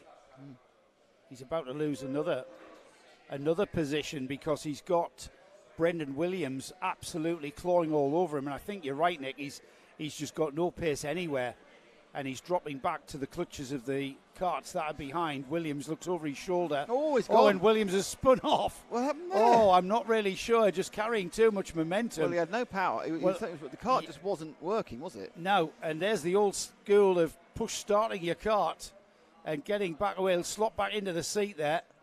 These karts have not got self-starters on them, no starter motors on these motors. You have to push start. He did very well. Something I was never any good at. Yeah, I never had the coordination to do that. Could you imagine trying to do that now at our age? It would be not even. Wouldn't bother. Nah. Get the medics. Where's my starter motor? Get the medics on standby. Clutch. 3 minutes remaining then. Maybe he's wondering why it now sounds we're no longer at a kart track but in a canteen. It's because we're in a canteen. Yeah. The background noise is the ambience. Yes. It's lunchtime coming up. And also thinking, hang on, why can't we hear the karts? Because all the windows are solidly shut. We can't put anything through there's no holes anywhere. Cumbria Kart Club canteen. Lounge, I say. Lounge. There's Klukas. Currently running in 5th. And then we have the 3 of Lee and Hamling coming into McRae's. Coming out of McRae's.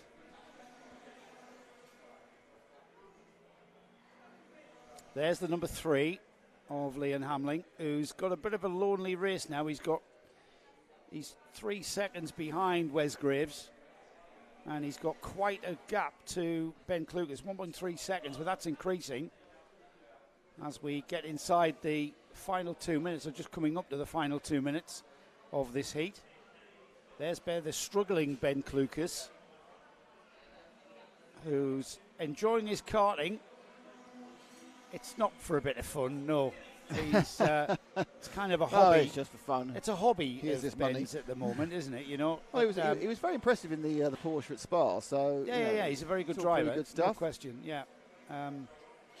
He'll not be happy with how the kart's performing today. He just doesn't seem to be on the pace. Currently second in the championship. Second to his good mate Ed Peed, who's not even here today. So Ed not bothering to. The battle is at the moment is 2nd and 3rd. So we need to move forward a couple of karts. Yeah, just ahead of Ben. It's Wes Graves and Jordan Kendall, and it wasn't going to be long for Wes to catch Jordan Kendall. Wesley Graves, and then just right as they come now through. Just past Sunny him, just Ben. before we got to him, yeah. Wes with the Flex team. You'll hear more about the Flex team and Wes Graves, former teammate of Lewis Hamilton back in the McLaren Autosport scholarship days in junior karting. We'll see more of that in the lunch break Paddock show. When yesterday I had a walk around and a chat to some of the competitors here. Into Iredale Hairpin, then we're getting towards the very closing stages of the morning running here at ROWRAH. Round 3 of the NAVOS NKC, the National Kart Cup. Getting towards half distance in the championship. as Marcus Dorey continues to lead the field round in the number 22. The number 2, carried by Wesley Graves from the Flex team. Behind him, Jordan Kendall, who has got a very ever-present Liam Hamling closing down. It'll be the last lap board next time by, as the number 3 of Hamling now beginning to challenge Kendall. Hamling slots in behind the number 6 to get through the McRae hairpin. They're off to the Iredale hairpin now, down that relatively long straight. Heavy on the brakes. They all close up together, and then again hard on the accelerator towards the stewardesses. Nice down one. the inside. We've seen this many times, and that is a textbook move at the stewardesses. Jordan wasn't quite so keen on letting it happen, though. No, Jordan, I'm not sure he was even taken by surprise, but Hamling is through now. The leader will get the last lap to go board this time by as the leader goes into the paddock turn. This is the battle for 3rd and 4th. It's now Hamling ahead of Kendall as Wes Graves pulls out that gap even more so. An accident in front of us. 13 and 14 have had an accident. That is Williams and Lawrence. I only saw the end of it when they're both spinning off. We got it, have we? No, just in the foreground here. You'll see the dust. Okay. Oh, there it is. Yeah, coming together at Sunny. Easy doing. You did tell me that wasn't overtaking place. I did see it. As the leader, we look back towards the far side of the track, towards the stewardesses, and just coming out of the stewardesses is the number 22 of Marcus Dorey. He will come through St John's. Back marker gets out of his way in fine style. Through Sunny for the final time. There he goes towards Paddock. As Wes Graves look, at the inside goes about to lose second place, but Graves hangs on to it side by side across the line in second place. Marcus Dorey wins. Wesley Graves takes the win by 84 thousandths of a second. Sorry, takes the second place by 84 thousandths of a second by Liam Hamling. Marcus Dorey took the win by 1.6 seconds. So Marcus Dorey takes the win. Wesley Graves second. Liam Hamling third. Jordan Kendall fourth. Ben Clucas fifth. Jamie Crease sixth. Tom Pattle through in seventh. We've got a few people already out of the race. Charlie Leonard 8th, Lee Jackson 9th, 10th is Dominic Pine, Glenn Rayland 11th, and then Leonardo Taggio, Dennis Barclay finishing 12th and 13th. John Allen will finish in 14th. We lost Brendan Williams and Matthew Lawrence with that coming together at Sunny on the last lap, and James Murray will be the last of the runners, but we lost James at the start. And that's it for the morning action. That is indeed it for the morning action. We're going to a 30-minute lunch break. We'll see our live stream viewers will have a chance to see our paddock show. Some good interviews coming up, and then we'll be restarting with the final heats coming up after lunch. We'll be starting with Senior Rotax, and that'll be coming next.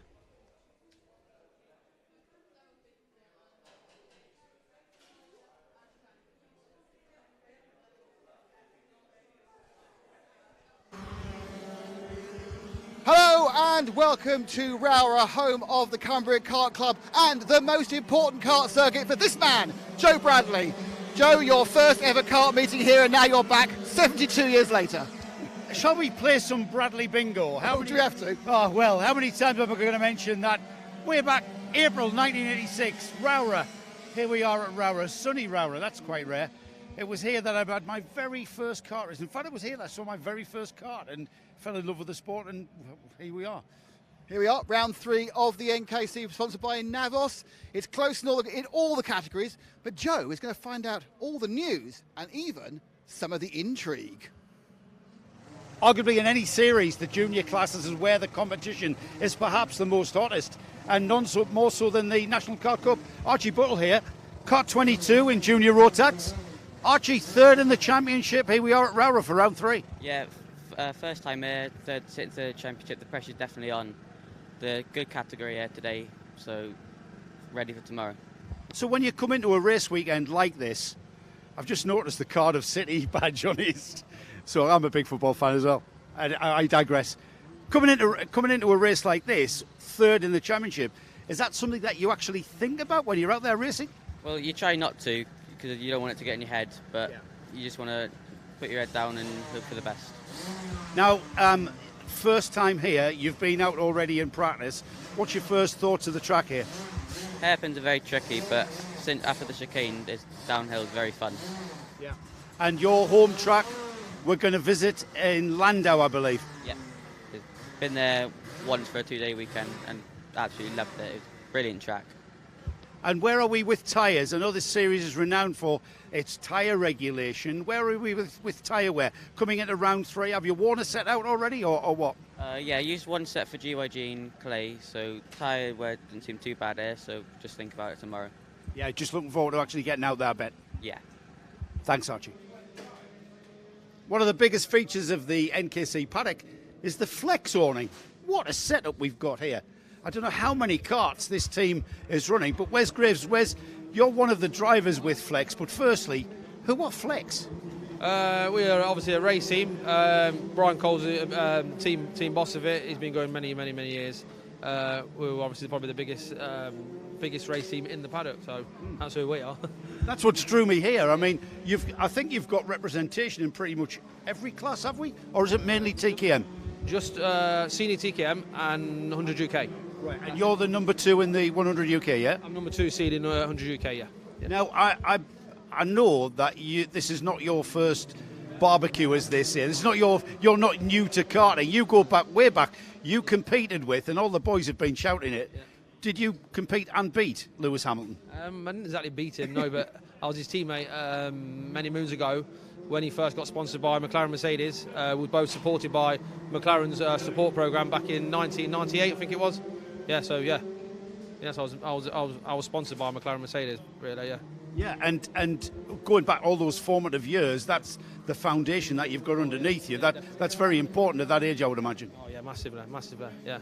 Probably the most experience in this awning, to be fair. So, yeah. And is that the experience of working at that level with the support of McLaren, etc.? Is that something that you can bring when I look around and you see all of this preparation going on with all of these karts?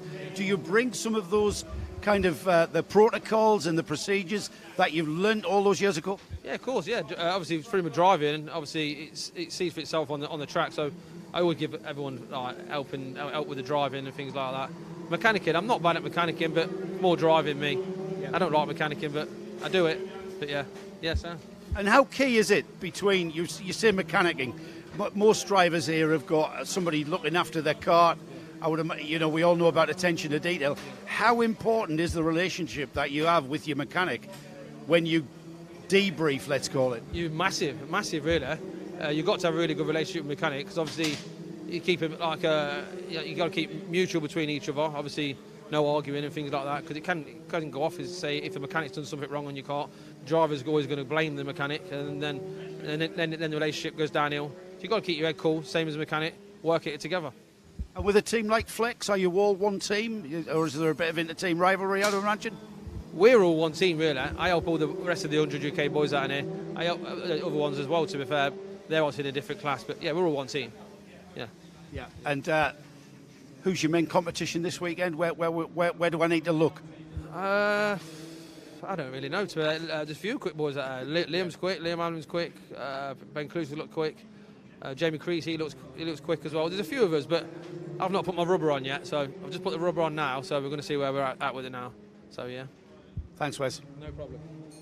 In all forms of motorsport, we talk about local knowledge and local track knowledge, and perhaps none more so than in karting. And with me now, James Woods and Andy Powell, two local lads to ROWRAH. I'll start with you, James. James, thank you very much. James has done our in-car for our track guide that we're going to feature on this live stream. James, what I've just said there about track knowledge and being your local track, is it important?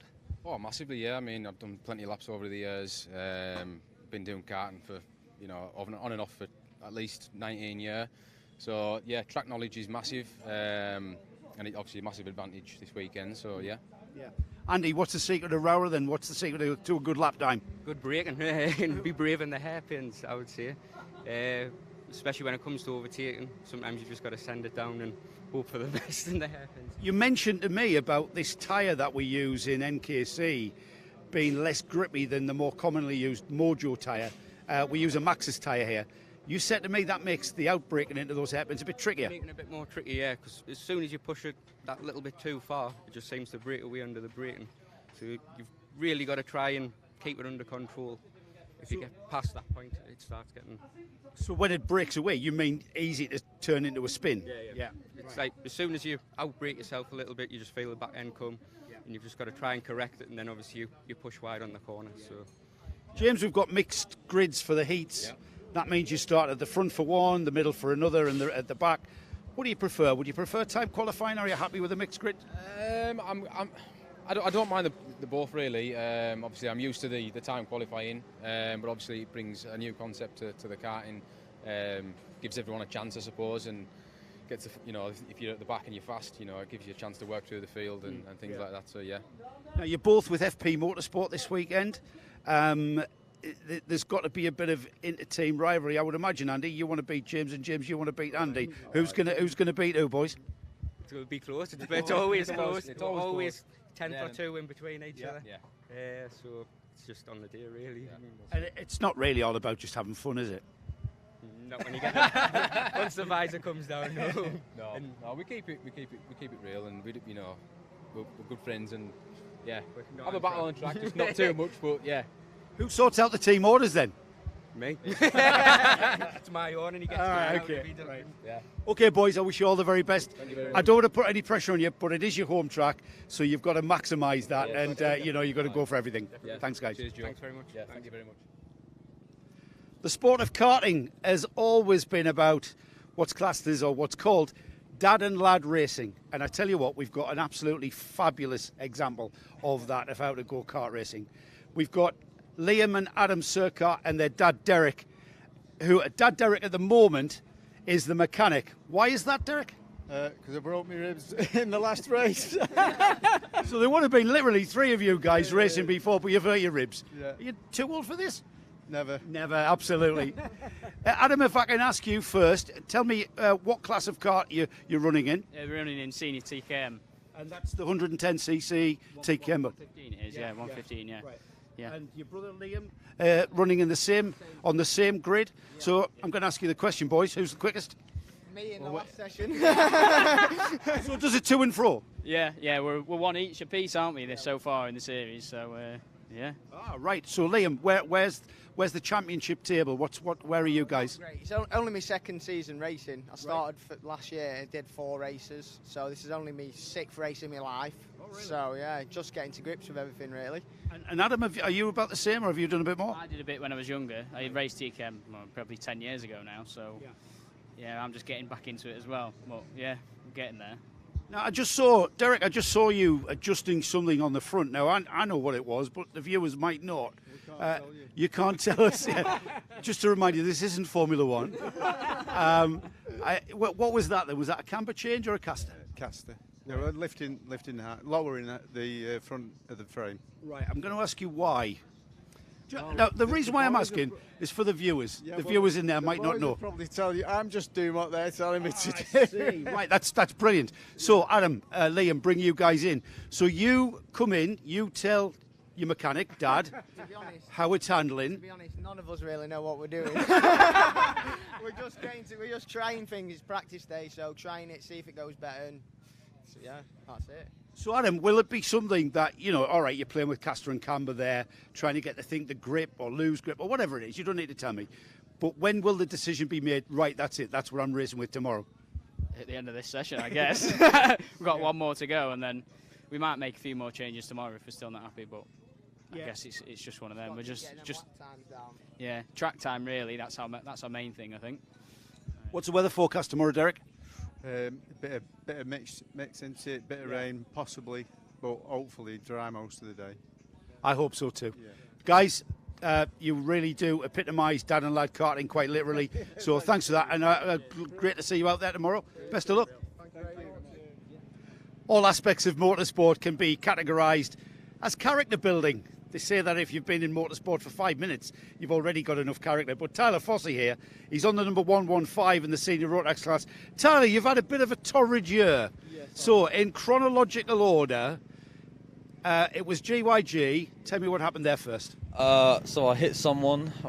They slowed down on the right-hander, quite a fast corner, and I went flying into the tyre wall and I fractured my rib. And then I couldn't do clay pigeon, and then went out on a practice session, and someone drove over the top of me, and my thumb got caught in the spoke of the steering wheel. Yeah. And I tore my ligaments and my thumb, and I've sprained these two in there, tore that one, and yeah, I'm out racing. So, I mean, anybody sensible would say, what you're doing, why you're here, why don't you give yourself a chance to heal? But hey, tell me, why are you here? I love motorsport, so I've missed being out for a while, and I've been getting bored. It's just been sitting in my garage, unable to do anything, and went with James to Clay, just sort of sitting there watching them all go around, and I was just a bit like, oh, I should have been out there. But it's got to a point where I can actually drive with it, so I'm back out. Right, and is that going to give you a problem at all? I mean, I know it's hard to say, but maybe, does it ache at all after a heat? Yeah, a fair amount, but yeah, I've had some painkillers. Yeah. That's kind of helped me get through a bit of today. Yeah. But other than that, it's all looking up. It does ache when I come back in a bit though, and my hand shakes a bit, as you can see. Yeah, that's not you doing that. Is that actually shaking? Yeah. All right, so that's all the tendons. Yeah. Oh wow, that's. I'm not sure if you need medical help actually, mate, for or mental health help if you're going back out with that like that. So I wish you the very best of luck. We'll keep an eye on your progress. And I suppose, Tyler, there's no pressure. You literally are here to enjoy it and just be here, because you can't expect anything from you with carrying a healing rib and a healing thumb tendon. Yeah, basically, I'm just here to have fun. So yeah, that's the main bit of it. That's great stuff. I really hope you do have fun, and I hope it's not too much of a problem for you. No, it should be all good. This will not be the first time you hear this weekend, but it was right here at ROWRAH when I had my very first kart race, April 1986. Malcolm Fell here is the track owner and manager. Malcolm, it's changed quite a lot since April 1986. Yeah, considerably. Let's just get this right. It's a members club. I'm one of the directors who run it. It's not my circuit. Right. The club has been designed around its members, so to give them better value for money. So therefore, all the money we make at this facility goes back into the track. Right, and we've already seen in the off season, 21 into 22, you've had some paddock extensions and all sorts of investment made in the place. Yeah, we've just spent £250,000 retarmacking the pits, putting new drainage in. We put 60 electric hookups in, so when people come to site, they've got mains power, as well as decent facilities like the cafe and the showers and the toilets. And so it's now become one of the top venues in the country to give people value for money. I mean, it's always been a place that I've certainly loved coming and watching karting and competing at karting. What are the big meetings that you've got here this year? Have you just had a Super One here? We just had a Super One here. We've got the UKC, we've had the CKC here. We've got Nora Sport, the British Supermoto. We've got Fab Racing, which is the mini bikes, and the British Mini Bike Association come here as well. So we've lots.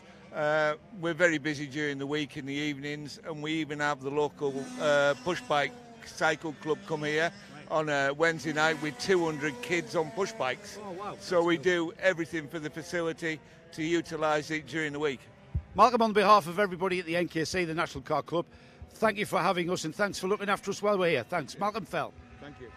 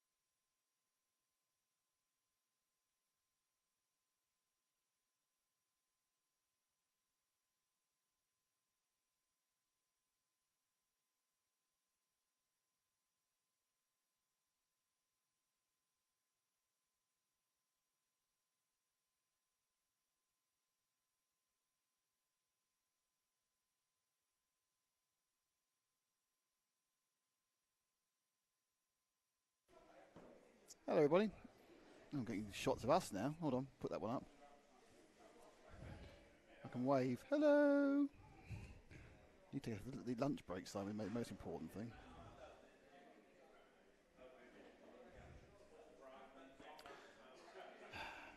You're on air, so move slowly. There we are. Artistic pan. Oh, fuck me. Oops, shoot. I'm really sorry about that. I do apologise when you're listening there. You.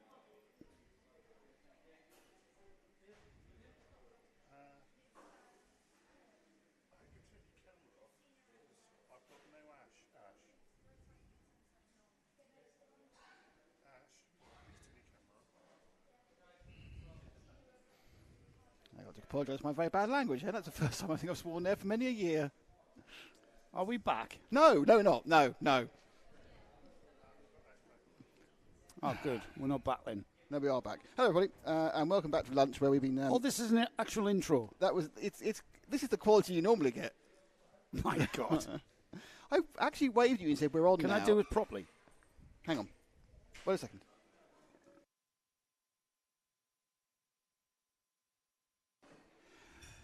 Hello, everybody, and welcome back to round 3 of the NKC at ROWRAH. We're in beautiful Cumbria, where the forecast is a little bit dubious at the moment. If you looked at the skies here at ROWRAH, and blue, wispy clouds, my forecast says that it's going to be sunny. However, been speaking to some locals over the lunch break, and they say it's going to rain at 4 o'clock. And having been to ROWRAH many, many times, did I mention, Nick, what happened? That this was the very first track that I ever raced on in 100 National back in 1986. Yes, in fact, this was the place where I very first saw my first ever kart race. And it's been, okay. Oh, sorry. It's been a long day. Anyways, back to the weather forecast. We are forecast a little bit of rain from the locals. The locals are telling us a little bit of rain at 4 o'clock. No rain. Which, by my estimation, is just when we're right in the middle of our finals. Excellent. Right now, though, we've still got the final. I'm not going to use the word final. We've still got the heats. The final heats. The remaining heats. The last round of heats. Yes, the last round of section heats. Of heats. Yes. The fourth heat for Senior Rotax is going to kick off the action for this afternoon. Then we've got the fourth heat for the Senior Rotax 177. That's the heavier category of Senior Rotax. We've then got the Senior TKM, their third and final heat for the Senior TKM, so that'll be their grid done and dusted and sorted for the finals. We then got the junior classes for their third and final heat, and then we've got the remaining Senior Rotax heats, 5 through 14. I say 5 heats. Not every Senior Rotax competitor has competed in 5 heats. Every competitor will have competed in 3 heats, which will designate their grid position for the final. So, kart's been released out on track. It's perfect weather conditions. Got an ambient temperature of about 15, 16 degrees. Sun keeps coming out when the cloud cover moves, and that heats up the track temperature very nicely.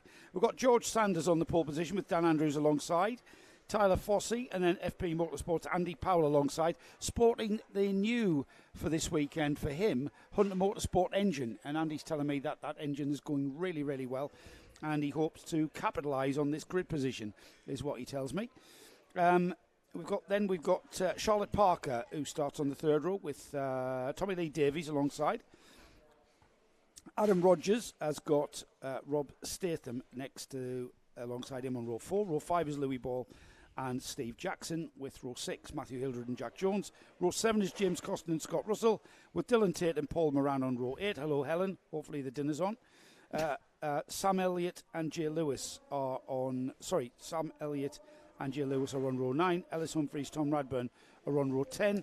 And then we've got Martin Coe alongside Callum Davies on row 11, with Ben Blower, Simon Keeble on row 12. And the 13th and final row, rounding off the 26 kart grid, is Jez Owen and Nathan Hope. They're already with us out of the paddock turn, and if the starter is happy, we should get the red lights going out. They do indeed.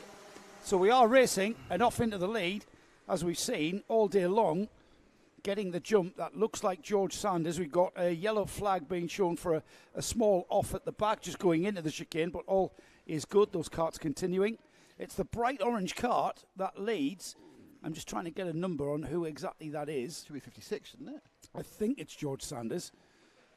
Yep, 56 It from is indeed. 34 and 19. Very distinct, bright orange livery on the cart. Leads through the stewardesses for the first time.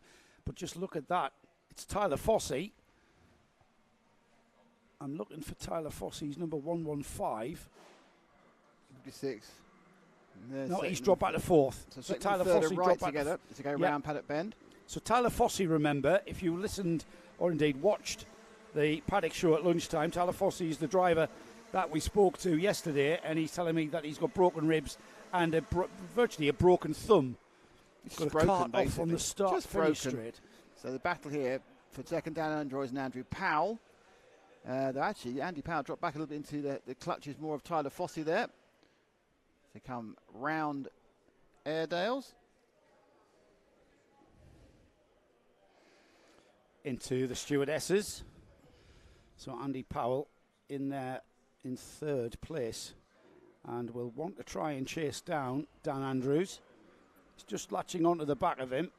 Andy Powell, local lad to ROWRAH, with the FB Motorsport crew, who are also running James Wood, who give us our on-kart video footage from earlier.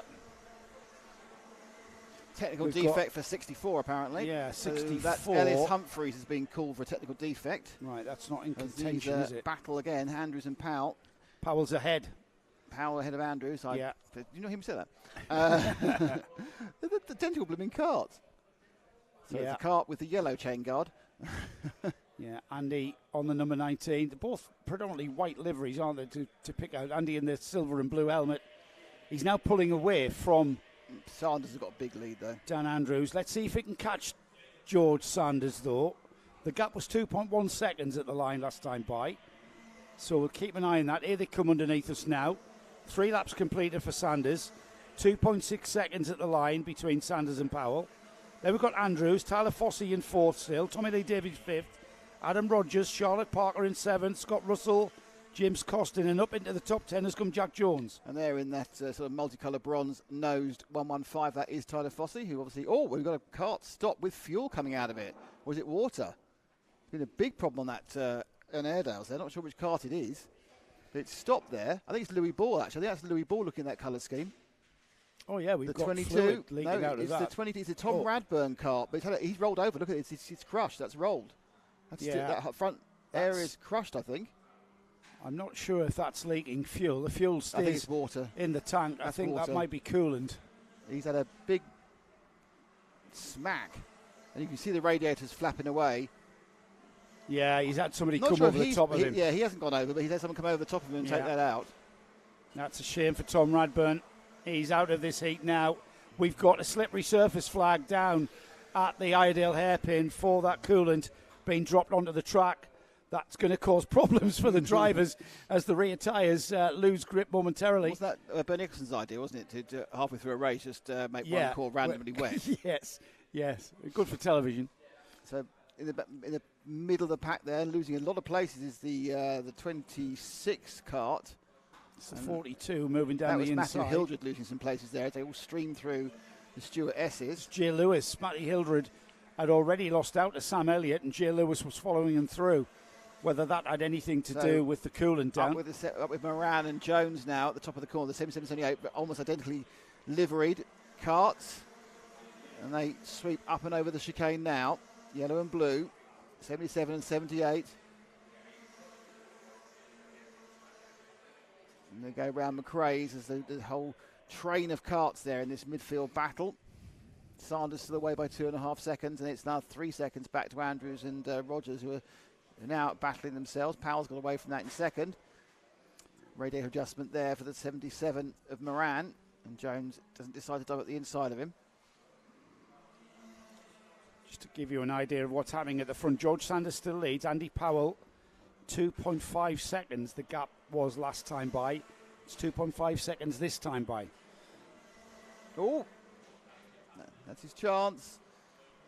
In the inside of Paddock, and there goes Jones to get past. I know it's his teammate. They're very similar numbers, very similar liveries. That's exactly the same livery. As the 78 moves ahead, Jack Jones now ahead of Paul Moran. Can Paul Moran come back at him? I think we should try and move forward a pair of carts because this is the carts have all paired themselves up. We've got hang on, Fossey and Lee Davis. Hang on, Paul Moran's coming back at the number 78. Let's see if Jack Jones can pull away. He looks like he is, though. So, yeah, Tommy Lee Davies challenging Tyler Fossey.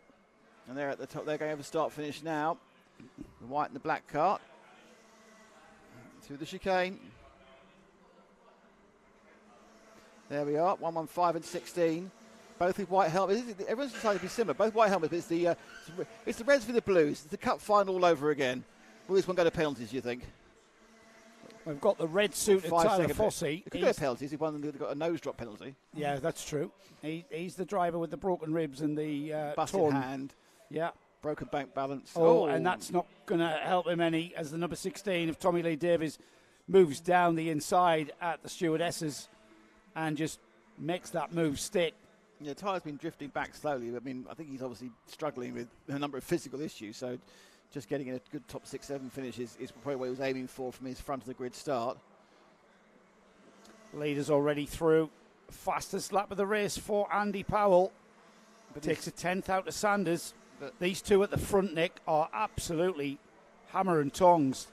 There's a good gap between them, though, so it's not likely that there's going to be any change soon. But it's quite. It's interesting. We've seen this on several occasions so far today. I don't remember seeing it very much in the first two rounds of drivers suddenly gapping the rest of the field. Yeah, we haven't seen much of that. So I'm wondering what that is, whether it's the fact that, it's the design of the track, it's the fact that it's a track that you need knowledge of, or is it just a case we're suddenly in normal temperatures? People are able to get their carts into different... We've been fighting the cold the first two.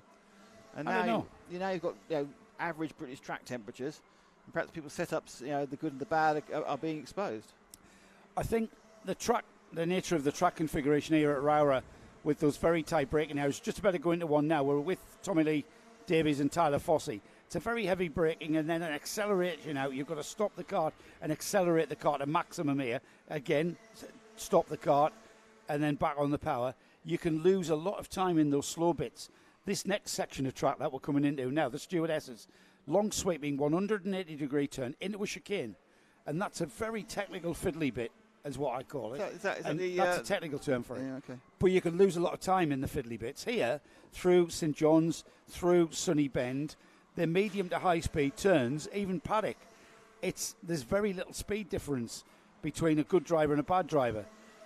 It's the slow bits that count, and maybe we're seeing that extension of gaps appear because of that, and the differences between drivers are exacerbated by the nature of the track.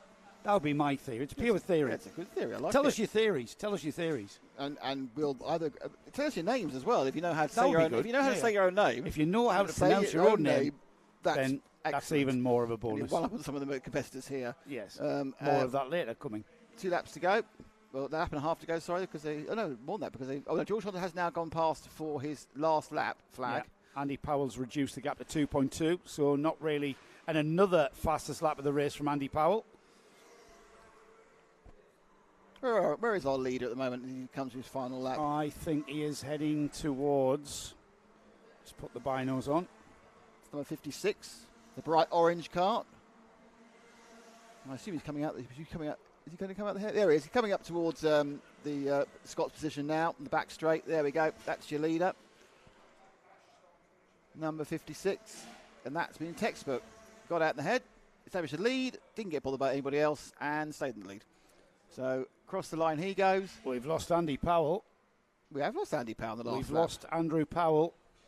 Wow. I was confused there when you were describing George Sanders taking the flag. We have. Adam Rogers is second. Adam Rogers comes through in second. Dan Andrews through in third. Andrew Powell continues to drop down the order. Tommy Lee Davies fourth. Tyler Fossey will be very happy with fifth. Jack Jones sixth. Jill Lewis seventh. A last lap issue for Andy Paul Powell. Moran eighth. Sam Elliott ninth. 10th is Dylan Tatum. 11th is Callum Davies. Matthew Hildred 12th. Simon Keeble 13th. James Costin 14th. Steve Jackson 15th. Scott says one of the carts dived in the pits in the last lap. Oh, Charlotte Parker 16th. Scott Russell 17th.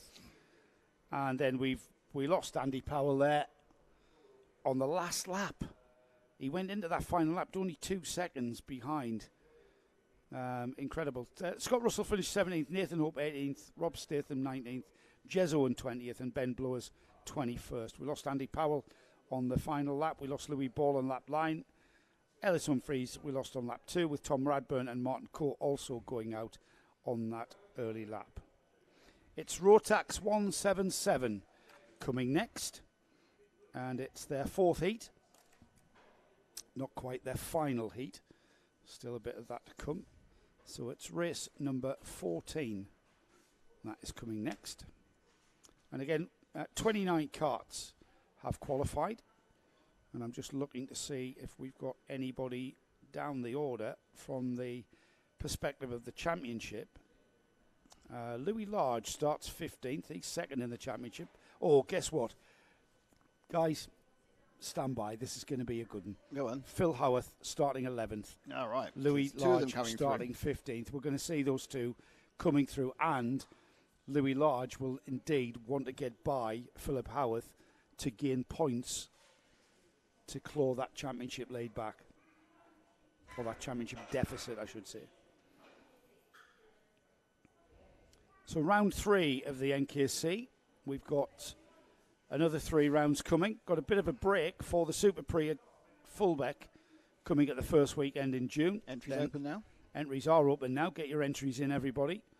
And then we have got the next round of the championship is at Wilton Mill. First weekend of July, first weekend of August.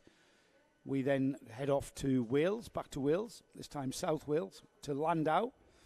And then the championship is finalised with the final round of the championship, first weekend of September, and we go back to Fullbeck.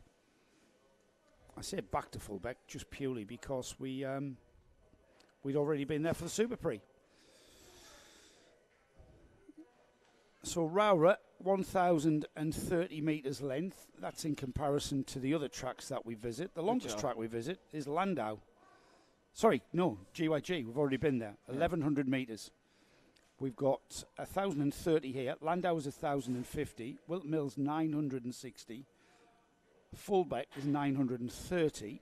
I would have lost a bet there. I would have thought Fullbeck was longer than that. Just goes in, just kind of a long straight. It doesn't do a lot of tiddling about, does it? Just goes away and comes back. Yes, it's a typical old-style airfield circuit, of which there are lots. Felton used to be a similar design. Shennington is a bit like that. Dunkswell, which is now the Mansell Raceway, that's an old airfield circuit where basically you go up one side of the airstrip and series of chicanes and then back down. Fullbeck's a little bit different. It's got a bit of a more, as is Shennington. They've sort of gone beyond the airstrip to a certain extent, but fundamentally it is that. We've recovered carts off the track through the circuit gate there. That gets things, that allows us to get things. That is the cart that had the underway. The broken radiator, the 22. Ah, yes, so it is. Yes, and Andy Powell went into the pits. Did I hear? That's what Scotty was telling us. Right. Top news from Scott. Have we got any more messages from our collective? No. Rachel Foley went, good luck, Jodie Fox, Madison Foley. But I think that was that was during the last race. Right. So, do you want me to confirm where who was the driver? Good luck, Jodie Fox, Madison Foley. All right. So Tyler, Foley. There isn't a Foley in the. Oh, who knows? Maybe the next race. Maybe it's good luck to us then. Could be, yeah. Good luck. Well, I always think it's good luck to us. Because you do know, don't you? Sorry? It's all about me, you know that. Yes. Yes, of course it is. It's all about So we've got a grid of 29 karts that are being prepped for the 4th heat for the Rotax 177s. Just to remind everybody, if you haven't heard me say this, the 177, what do we mean by that? Well, that's the minimum weight that these karts can be, 177 kilograms. Oh, they think track clearing up, that's what they got. They got some quick dries going down. Of course, for that fluid that went down. The karts that we've just seen, the senior Rotax class, pardon me, they run to a minimum weight of 162 kilograms. So if you're a heavier driver, if you're taller or bigger in whatever way, then you're probably more competitive running in a 177 class, which allows you a bit more weight overall with the kart and yourself. Is there a minimum weight for the driver, or could a light driver just put lots of lead on it? Yeah, you can. You can do that. Yeah, if you're right on the border, then that's what you would do. No, but say you would actually light enough to do ordinary Rotax, but you thought, no, I'll do it Rotax heavy. Yeah, you could put a little lead on, yeah. Nobody's going to ask you a personal question of how much do you weigh. When they see that 25 kilograms of lead on it, they're going to go... Yeah, exactly. Why have we got Yeah, three no, car... you can do Why that. have we got 3 car batteries in the back of your car? Yeah, you can do that. I'm not sure why you would want to do that, but... hey, Often the question, why would I do that? Alex Thomas is on the pole position and will lead the team round with Thomas in alongside. We've then got Billy Clark and Dan Millward on the second row. Joe Piffner and Brian McCready are on row 3. Then we've got Brendan Smith and Harry Rowett, Jack Goodyear and Michael Mallet. And we've got Philip Howarth in 11th, Thomas Childs 12th, Ben Hitch and Liam Rabjohns are on the next row. Lawrence Hilton and Louis Large are on the next row, that's row 8. Row 9 is Steve Gilly and Alex Joyner. Steve Maidman and Ewan Logan are on row 10. Row 11 is Oliver Smith and Taylor Adams. Row 12, Darren Edwards and Jai Oliver. Row 13 is Tom Elridge and Richard Evans, with Richard Edwards and Keith Mason on 27th, 28th. And rounding off the 29 kart field is Martin Heath. Field being led round then by Alex Thomas, and Alex is the driver with the blue livery. The yellow and red helmet doesn't help because the Thomas Hinton's helmet is yellow and red also. But they've got the grid formed up in very orderly fashion. Here they come out of Paddock turn. I look towards the starter. He presses the lights to go out. They're off. Good start and by away the they go. 33. Thomas Hinton absolutely got a cracking start there. He almost allowed it by the guy in second, Alex Thomas. But well, Thomas Hinton started second, so he gets a win. It's we've got karts off at the chicane who rejoin. We've got a kart. No, one's not rejoining. One's looking like a little flat. That's On number 77, is it? Yeah. That's Richard Edwards. Yeah. Out he gets. Yeah, he'll help get his cart out of harm's way. I'm not sure why that stopped. Rest of the field, though, they're already at Stewart's. Coming through Stewart's and into our view. Lovely lead. Massive lead from Thomas Hinton, is it? I think so. Just throws it into the St John's. It's the 33 from the 11, from the 29, from the 46. So Philip Howarth already moving up the order there into Paddock. Let's keep behind an eye. him, there was Louis Large as well moving up. Yeah, these two will move up the order. Philip Howarth now in 7th as he comes across the line. And we'll see Philip continue to move up the order. He's just back off these two, Nick, behind him in a pack of carts. If we drop back from that cart there to the next pack that's coming through, that's Philip Howarth there, the number 101. And he's going to move up another position. And then just behind Philip. He's in 7th and Large is in 10th. Yeah. Well, behind, we'll keep an eye on the horizon as well. Oh, and Howarth down the inside. Look at that. That's a bright great gold move. Helmet. That's him there coming through Paddock. Now Philip Howarth is current championship leader. And Philip will side through this field. A little bit of a battle going on ahead of him now. And that's there it is there. Brendan Smith and Billy Clark just ahead of Philip there. And he's broke that fight up already. So he's in 9th. Down the inside. Kind of a kerfuffle at the back end there on the going to McRae's. A few carts lost all their momentum. So the 46 is the next victim. That will be Billy Clark. And then he's got clear air in front of him, Nick. But then behind him is Louis making his way through. So there he goes. That's his favourite overtake there, right there, isn't it? Let's drop back. Let's leave Philip to close that gap. And let's drop back to the number 128, which is the bright coloured. orange. White, red, and there is. With the gold helmet. There he goes. There he goes. Oof. Thinking making a move on the 22 of Dan Millward. And again, Louis down the inside at McRae's. Makes that stick. Ooh. These are two championship contenders trying to optimise their finishing positions from these heats. As I can't wait for the final when we should see these two very close together on the grid. And it was a battle at GYG. It was a battle at Clay Pigeon. Clay Pigeon being the home track of Philip Howarth. He clearly knows. He's from the south of England, near Clay Pigeon, I believe. Really, that's a long trip up here then. Yeah, but I tell you what, his track knowledge here is phenomenal. Another one up for Louis there, and he's waved through, pointed through. Yeah, up ahead of Dan Millward. That might not have been Dan. That might mean the timing's running a bit behind us. I think that was actually Brendan Smith. Brendan Smith, was it? Brendan Smith he got past, yeah. So we're already heading towards half distance, so time running out. Philip Howarth has caught Alex Thomas and is right on the bumper of the number 11 now. Joe Piffner in the 29 has gotten ahead of Thomas and is now second.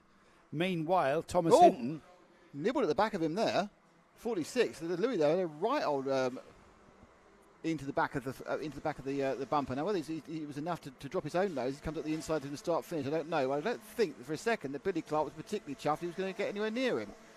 We're going to be very soon seeing Louis Large when he clears this kart, if he can. He's going to have clear hair. Clear hair. That's it, hair. Yeah. Clear air. Looking both to ways. The battle ahead of him, and it's been very well defended by Brendan Smith. Brendan just looks over his shoulder there, driving as he's allowed, very defensively. Louis Large jinks to the right, down the inside at Stewart's, and he does make that stick. Billy Clark. Billy Clark has gone past. It's Billy Clark, is it? Yeah, the 46. Timing's a little bit slow on this one as well, but it's okay. So that's the man who's gone past 46. That's the man on the move, 128. And also on the move is Philip Howarth, who's gotten ahead of Alex Thomas and now up to third.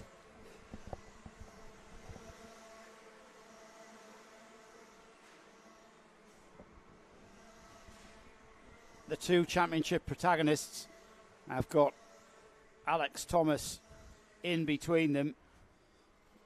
So it'll be Howarth chasing down Joe Piffner now.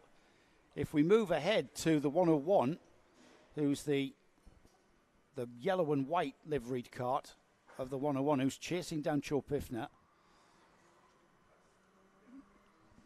I'll try and get a location on him. Just coming into the paddock turn now. There he is. Spot on, boys. We've got him. Let's see what the gap is. It was 1.1 to Piffner. It's 0.9 of a second. So that gap's coming down. 2 minutes, 15 seconds on the clock. And meanwhile, behind Philip, it's a pity we didn't have two live streams here, Nick, to keep an eye. We've got Louis Large now, right behind Philip Howarth on the road. And if anything, he's closing the gap. I'm just waiting for the timing to update. It's been really slow today, hasn't it? Yeah, it's having a bit of tired day. Yeah, it is. Having a Sunday off, I think. So Howarth through into Sunny, kart 101, gold helmet. And as he will come out of paddock turn, hitting across the line, there's Piffner, 0.7 of a second to Howarth, 2 seconds to Louis Large, and Louis is going to struggle. My timing's telling me Louis Large is still behind Alex Thomas. Yes, that's mine. Right. Oh, problem.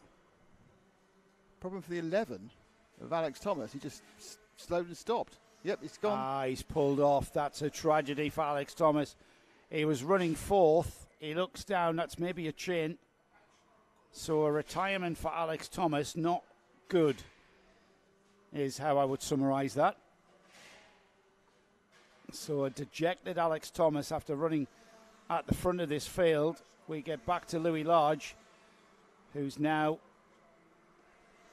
having got by Alex Thomas after that retirement. 3.5 seconds for Louis to pull back.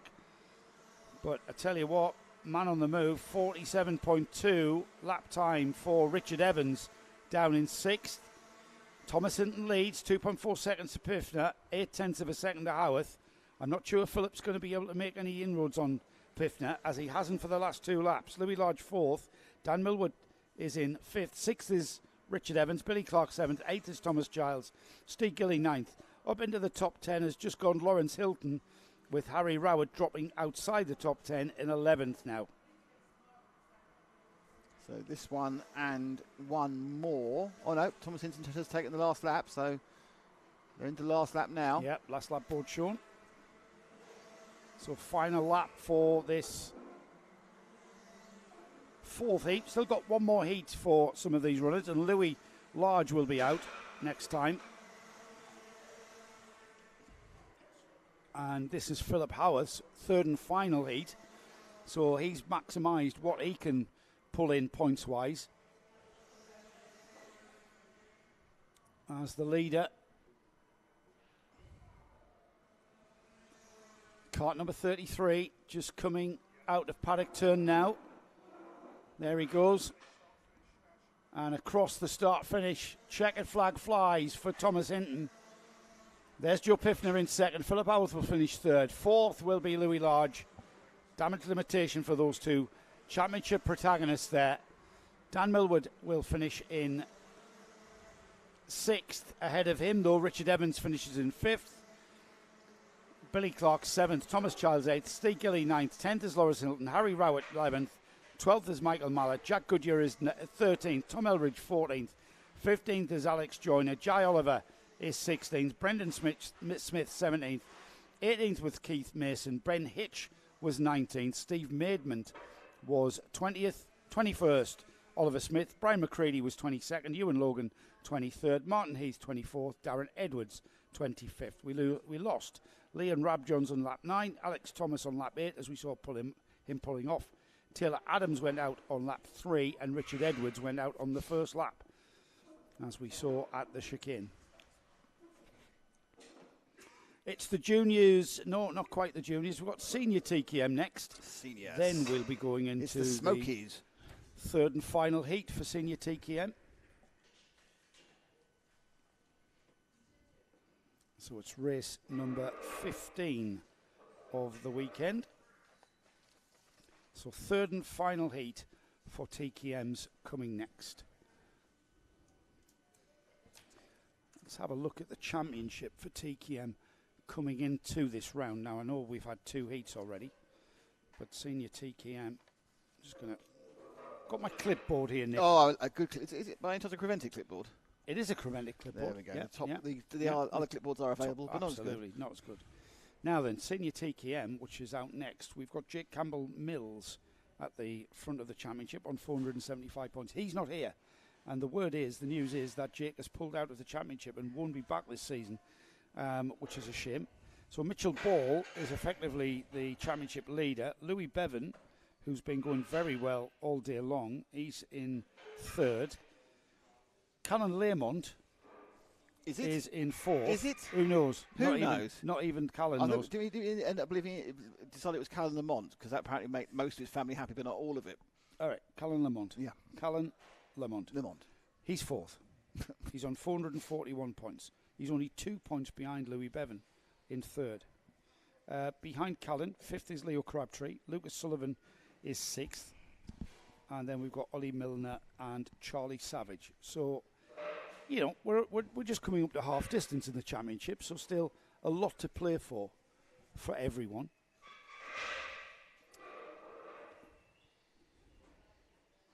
What we got, Nick? Everyone's very quiet at the moment. I think they're enjoying the show. They're enjoying the magnificence of ROWRAH, which apparently is going to rain in a minute, which is just worrying me intensely. Who said it's going to rain in a minute? Malcolm did. He said Malcolm said 4 o'clock. It's only 25 to 2. Is it? Okay, I've lost what time it is. So Malcolm, who is the director of the circuit here, has told us that's going to rain at 4. Taking a long time, aren't they? A lot of clear up in between. Yeah, we are. That's pretty standard fare, though, isn't it? That we do take a little while to recover some carts and a little bit of track service. What's actually going on at the moment? I'm not sure. What's the news on the Super Prix, Nick? So the plan is to live stream the event on Sunday. No, not plan. It's happening. We are live streaming on the Sunday. That's what I mean. The plan is to live stream it on the Sunday. All day racing. Yeah. So I think it's a Friday practice, Saturday sort of time practice, and some bits and bobs, I think. Mixed grids. Mixed grids. And then the actual race is on Sunday, whole day. And there's a huge number of classes. Senior, junior, Rotax. There's obviously 100 UK. There's Formula A, Formula C, some historics. Come one, come all into it. Should be good fun. And it's at Fullbeck. It certainly is. You been to Fullbeck? No. I raced at Fullbeck. Did I ever tell you that this is the very first track that I ever drove on and raced on? Did I ever mention that? No. Yeah, April 1986. Really? Yeah. I had a right kart with a Pirella TT27. Anyway, Joe's not here anymore, so... Let's have a look at the grid then for the senior TKMs. Oliver Fathers on pole with Alexander Lehman alongside Leanna Page and Gordon Smith are on row 2. James Hull and Charlie Savage are on row 3. Row 4 is Leo Crabtree and... Where is Leo Crabtree and James King?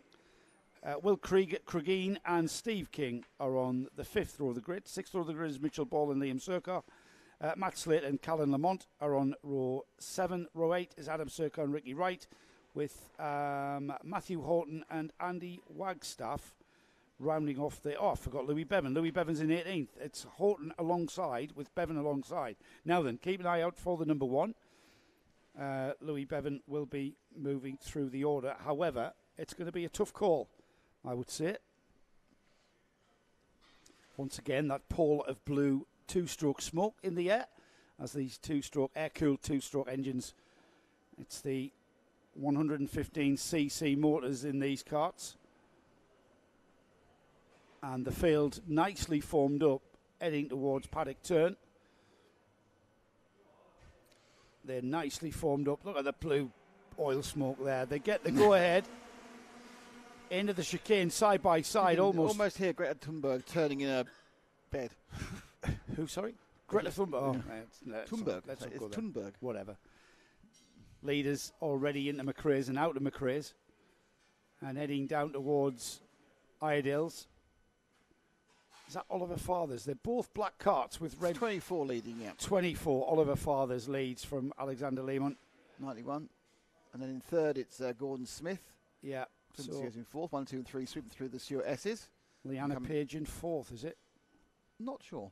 Yeah. Here they come towards us. We'll get a look at this. Through St John's now. Sliding very wide, just catching the slide there. Into Sonny, the left-hander. And then out towards the Paddock Turn. A sweeping turn in. Curving entry on the brakes, just trying to balance the cart on the brakes through Paddock Turn. Already into the chicane though, up and over the brow. It's a blind apex, the left hand bit, but they're already heading down to McRae's. It's the hard acceleration towards Iredale's. The two hairpins here at ROWRAH really do take a lot out of the brakes and the tyres on these carts, and also the drive is very, very tricky to brake from such high speed to a very tight hairpin like these two. Change for fourth, I think that looked like. Charlie Savage moving up ahead of Leanna Page. As the two leaders, though, Oliver Fathers gets on their way. Louis Bevin up to 13th after one lap, I noticed. And he's right in the midfield now, the number 1. Look out for the number 4 as well of Matthew Horton. He's making progress, both on...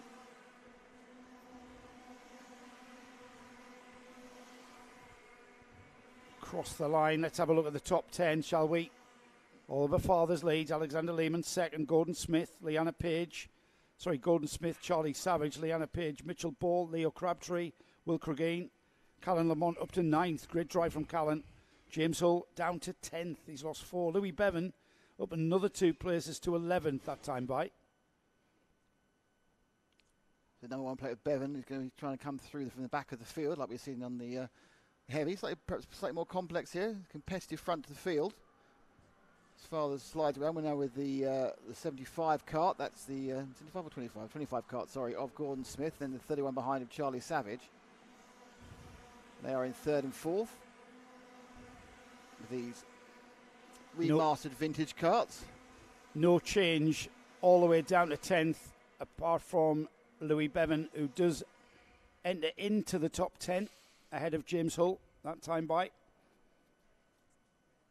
It's a battle with Gordon Smith and Charlie Savage coming together now. They are in third and fourth place. The two leaders kind of sort of just getting on with it, aren't they, at the front of the field? This is one of the more processional races that we had so far. As everyone's keeping their powder dry. Number 19, I think that is Andy Wagstaff. Andy Wagstaff. I think he hadn't come off. He was waiting to get himself back to the pit. I think he's got a problem. Battle for third continues into Paddock Bend, into and out of. Still no apparent chances being taken there. The 25 leads the 31. Gordon Smith and Charlie Savage. And if anything, Gordon Smith had more momentum, just kept him back ever so slightly. They're closing the gap, there's no doubt about it. Leanna Page getting on terms as well, but they're closing the gap to that second place of Alexander Lehman. Leanna Page, she's wanting to be back in on that party. She's lost those 2 places. She was 4th. So that 2-car battle for 3rd and 4th has now become a 4-car battle for 2nd, 3rd, 4th and 5th. Great stuff. Cracking racing here at ROWRAH. It really is an awesome track. As the number 44 of Leo Crabtree gets the warning flag, not sure what that's about. Louis Bevin continues his progress. He's now up to 8th. Callum Lamont, who just been demoted to 9th behind Louis Bevin. Sure. Oh, and there's a move for the 31, yeah, Charlie Savage. Savage got inside of Smith. That's already been made. So he can hold on to it as he comes through the exit, the Stuart S's. Yep, close that one off. So that's a change of 3rd place. Look at the gap. Look at the challenge there. I mean, behind Leanna Page, now right on the rear bumper of Gordon Smith. And right on Leanna's rear bumper is Mitchell Ball and Leo Crabtree. I think Leo Crabtree got the warning flag for basically tripping over the cars in front of him. Bit of So apart from Fathers, who's away and clear, 2 and a bit seconds ahead, this is a train of carts covered by there's about 9 carts covered by a second. Sorry, 2 seconds. As you can see there's a trail around the bottom of McRae's coming up towards Airedale's. And it's a case now, this is the opportunity to overtake. It's looking very much like there's going to be a move made by the 82 of Mitchell Ball up to Leanna Page. And yep, can he make it stick? Behind another one. So 2 or 3 people are using that right-hand turn. And I'm kind of wondering why people aren't covering it by now. Yeah, I know. There's been a lot of overtaking into the Stuart's S's. We've got a massive train of carts, though, Nick. It's a massive train of carts there. From, what's that, 3rd all the way down to second down. 10th or something? Second down to... Second down. Oh, is that a spinner? That's not the leader, is it? Where's that? Oh, there's somebody off there, yeah. It is. It's Oliver Fathers. He's gone off. Oliver Fathers is off. Now, remember... From the lead. We are in the world of air-cooled 2-strokes here, so attrition is a factor. Right. And Oliver Fathers from the lead, 2.5 second lead. So that battle for second now with all of those, 1, 2, 3, 4, 5, 6, 7, 8, 9 carts. It's a 9-cart train for the lead of this race.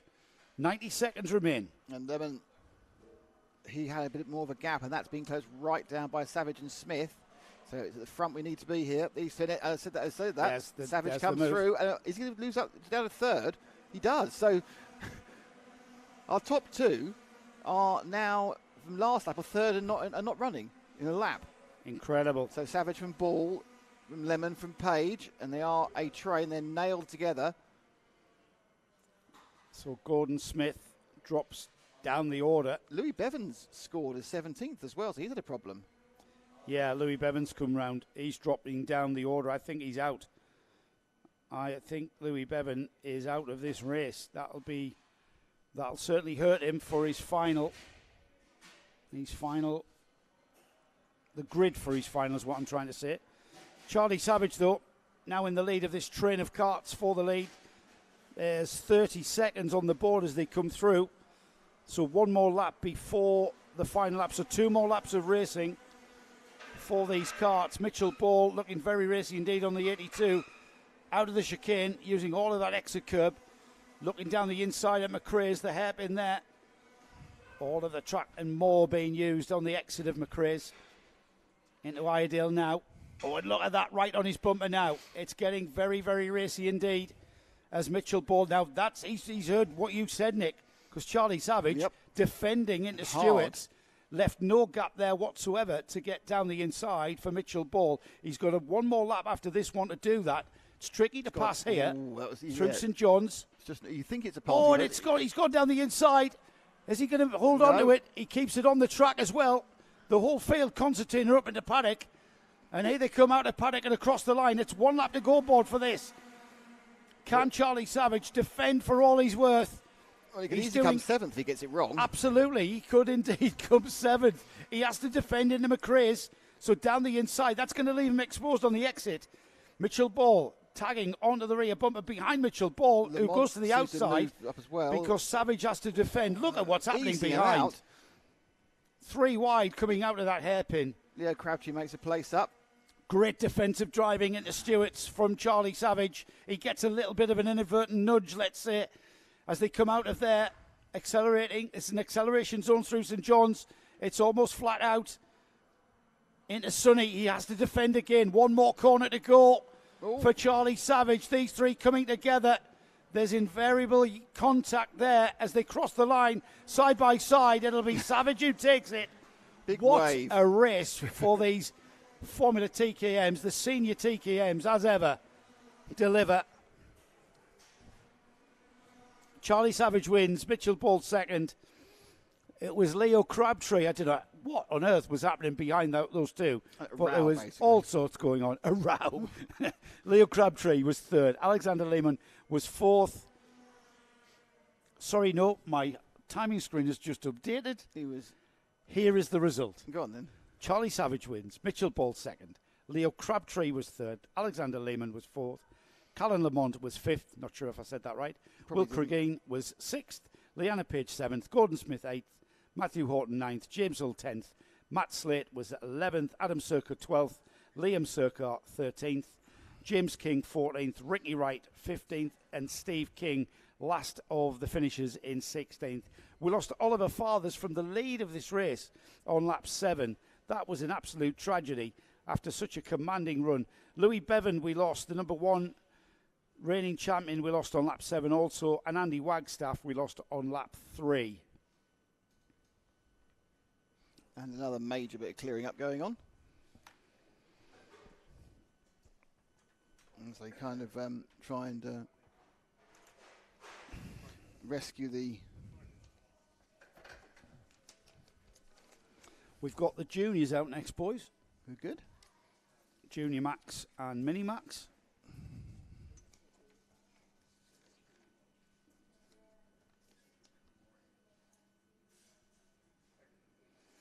We'll be having a look at their grid rundown. Remember, we've got 2 races in one coming next, 2 classes of Rotax Max juniors, Junior Max and Mini Max. 4 Mini Max runners. Alex Fraser this time starts from the Mini Max pool with Charlie Gillum alongside.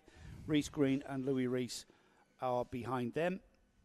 Then we've got Dylan Mitchell and Samuel Wyatt, who will have the job of leading the field round. Ollie Morris and Archie Buttle are on the second row. Archie coming into this round in 3rd place in the championship, remember. First time here at ROWRAH, and he's been going pretty well from what I can gather. A few carts still to be gathered up around the circuit. 3rd row of the grid is Mason Perrin and Jack Briscoe with Ethan Wyatt and Oliver Shrimpton alongside. So we'll have a proper rundown of the junior Rotax Max field when they come out on track.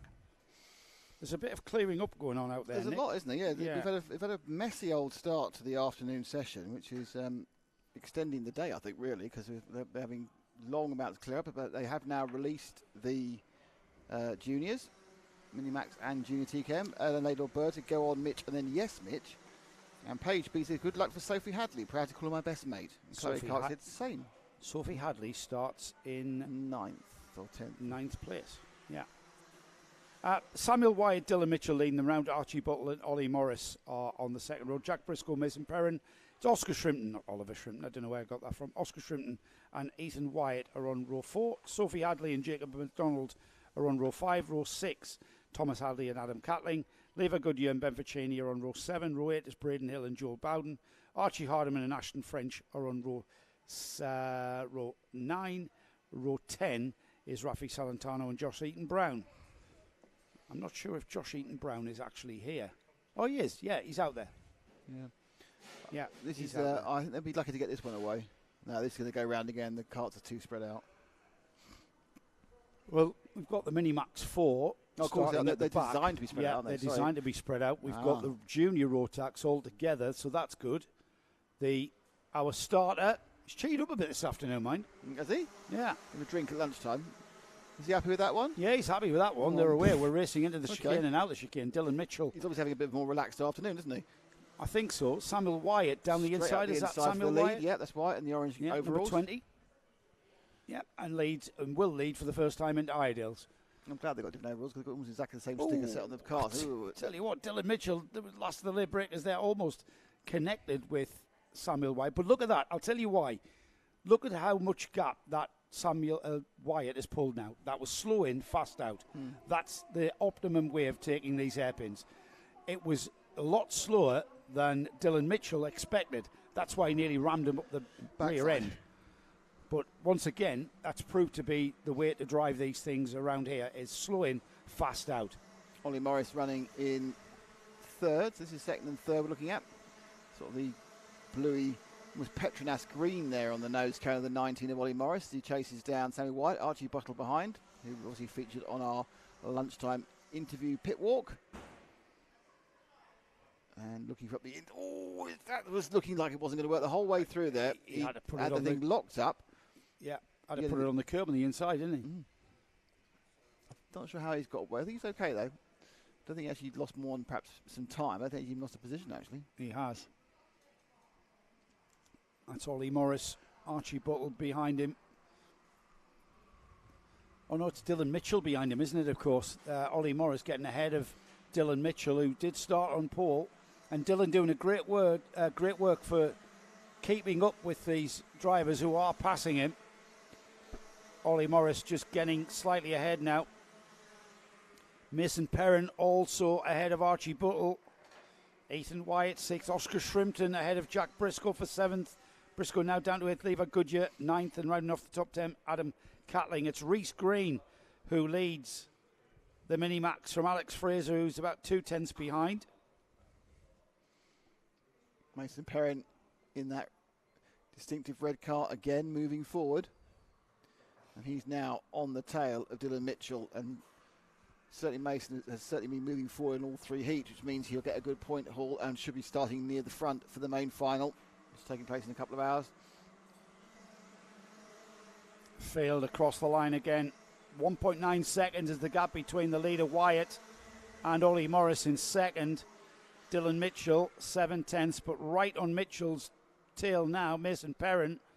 Archie Buttle, would you believe, fastest lap of the race. First time here for Archie, and that's the fastest lap of the race on the third lap. He's the first driver into the 47.8s.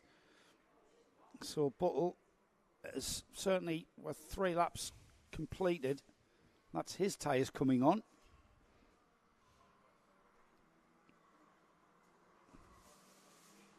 Into and out of Sunny, the leader has gone. Samuel Wyatt crosses the line, very distinct in that orange helmet. Meanwhile, here is that battle, that 3-card battle. Firing out the chicane. Sure, Perrin will like to try and get past what he sees as the roadblock of the 60, Dylan Mitchell. Yeah, Dylan Mitchell, he's driving defensively there. See him right in the middle of the track and then goes to the outside and optimises his line. It's the option. Yeah, Mitchell, Perrin, Buttle, keeping a watching brief on that. Now. Oh, and he's got him. He was waiting for that, wasn't he, yeah. Really? And he just got a little bit extra drive and then just took it up the inside. He's lulled him into a sense of security, I think. It's Mason Perrin, that red overall, red cart, white helmet, ahead of the green helmeted Dylan Mitchell now. And just look at how much ground they've made there. Mason Perrin has pulled out a huge gap already.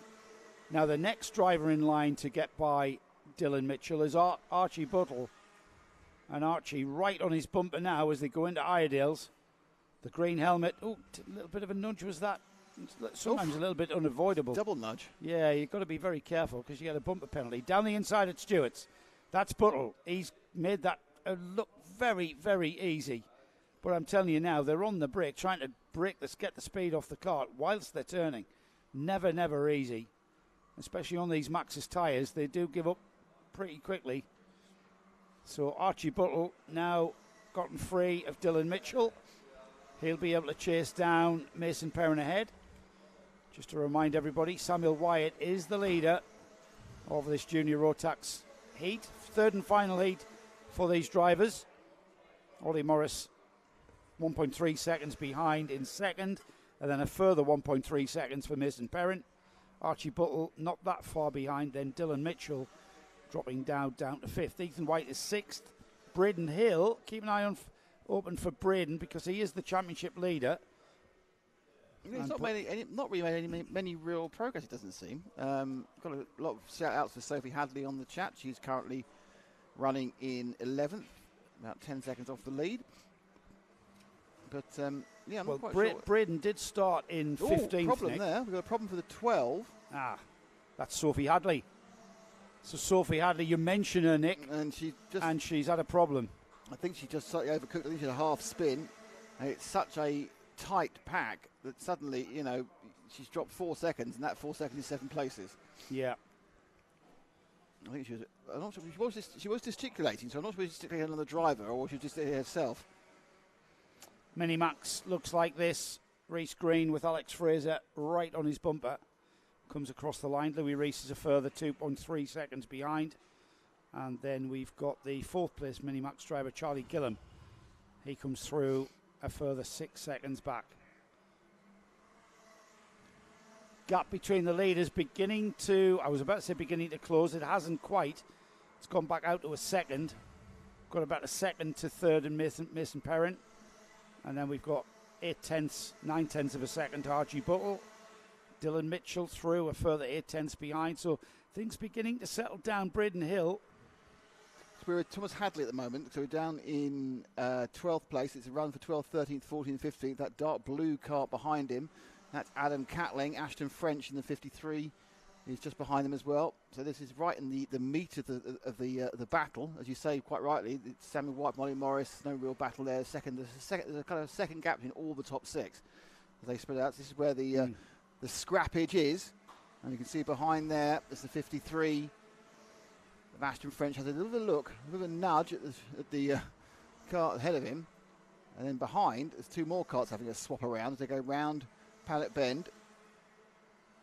13 of Joel Bowden as well as in that one. So there's a lot of movement still going on. So if you had made a place up, Rafi Celentano dropped back, which becomes the end of this final. This is the final heat, the final junior heat, isn't it? Yeah, third and final heat for these drivers.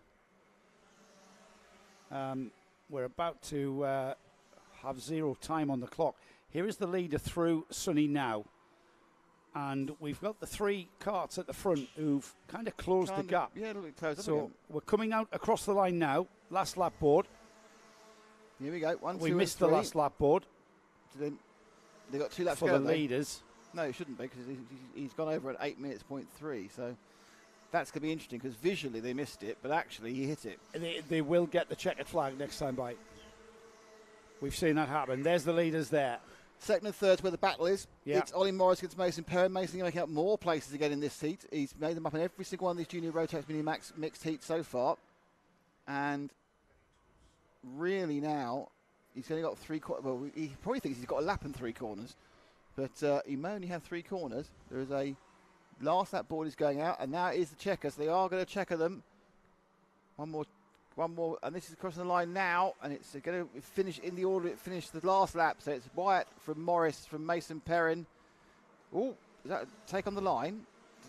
Did Mitchell get? Yep. Ethan Wyatt got Mitchell on the line there. Oh wow! Yeah, by 300ths of a second. Braden Hill comes through in 7th. Oscar Shrimpton will finish 8th. Ronnie Shrimpton 9th. Jack Briscoe 10th. 11th. Levi Goodyear.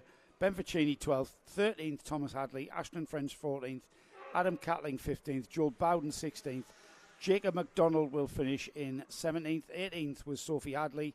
After that problem, Sophie was doing so well as well, ended up in 18th. Rafi Salentano was 19th, Josh Eaton-Brown 20th. We lost, Archie Hardiman is still circulating. He will finish in 21st in the Junior Rotax class. Minimax had Reece Green winning with a margin of just under 0.3 of a second from Alex Fraser. Louis Reese was about 4.7 seconds back, and Charlie Gillam finishes on 4th spot.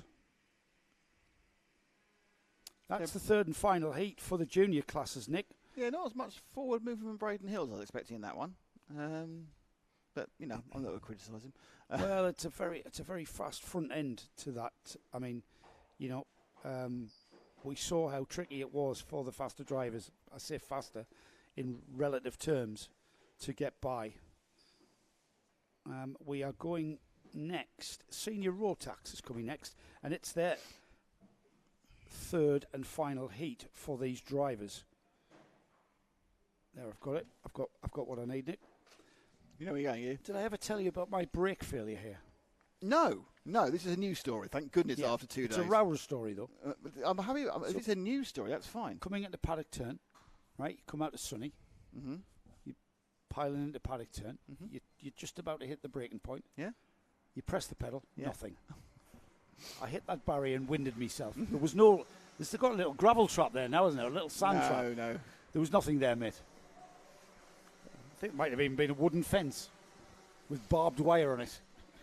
Well, I'm kind of hoping. I'm hoping at one point we'll go to Buckmore Park. 'Cause I've got loads of Buckmore Park stories I can tell you. Have you? Oh God, yeah, I've had no end of disasters at Buckmore Park. Is Buckmore Park back operating as a competitive? Yeah. venue? It's doing corporate and sometimes I think they are trying to get some back onto the various programs. Yeah, after having been post-COVID kind of dropping off.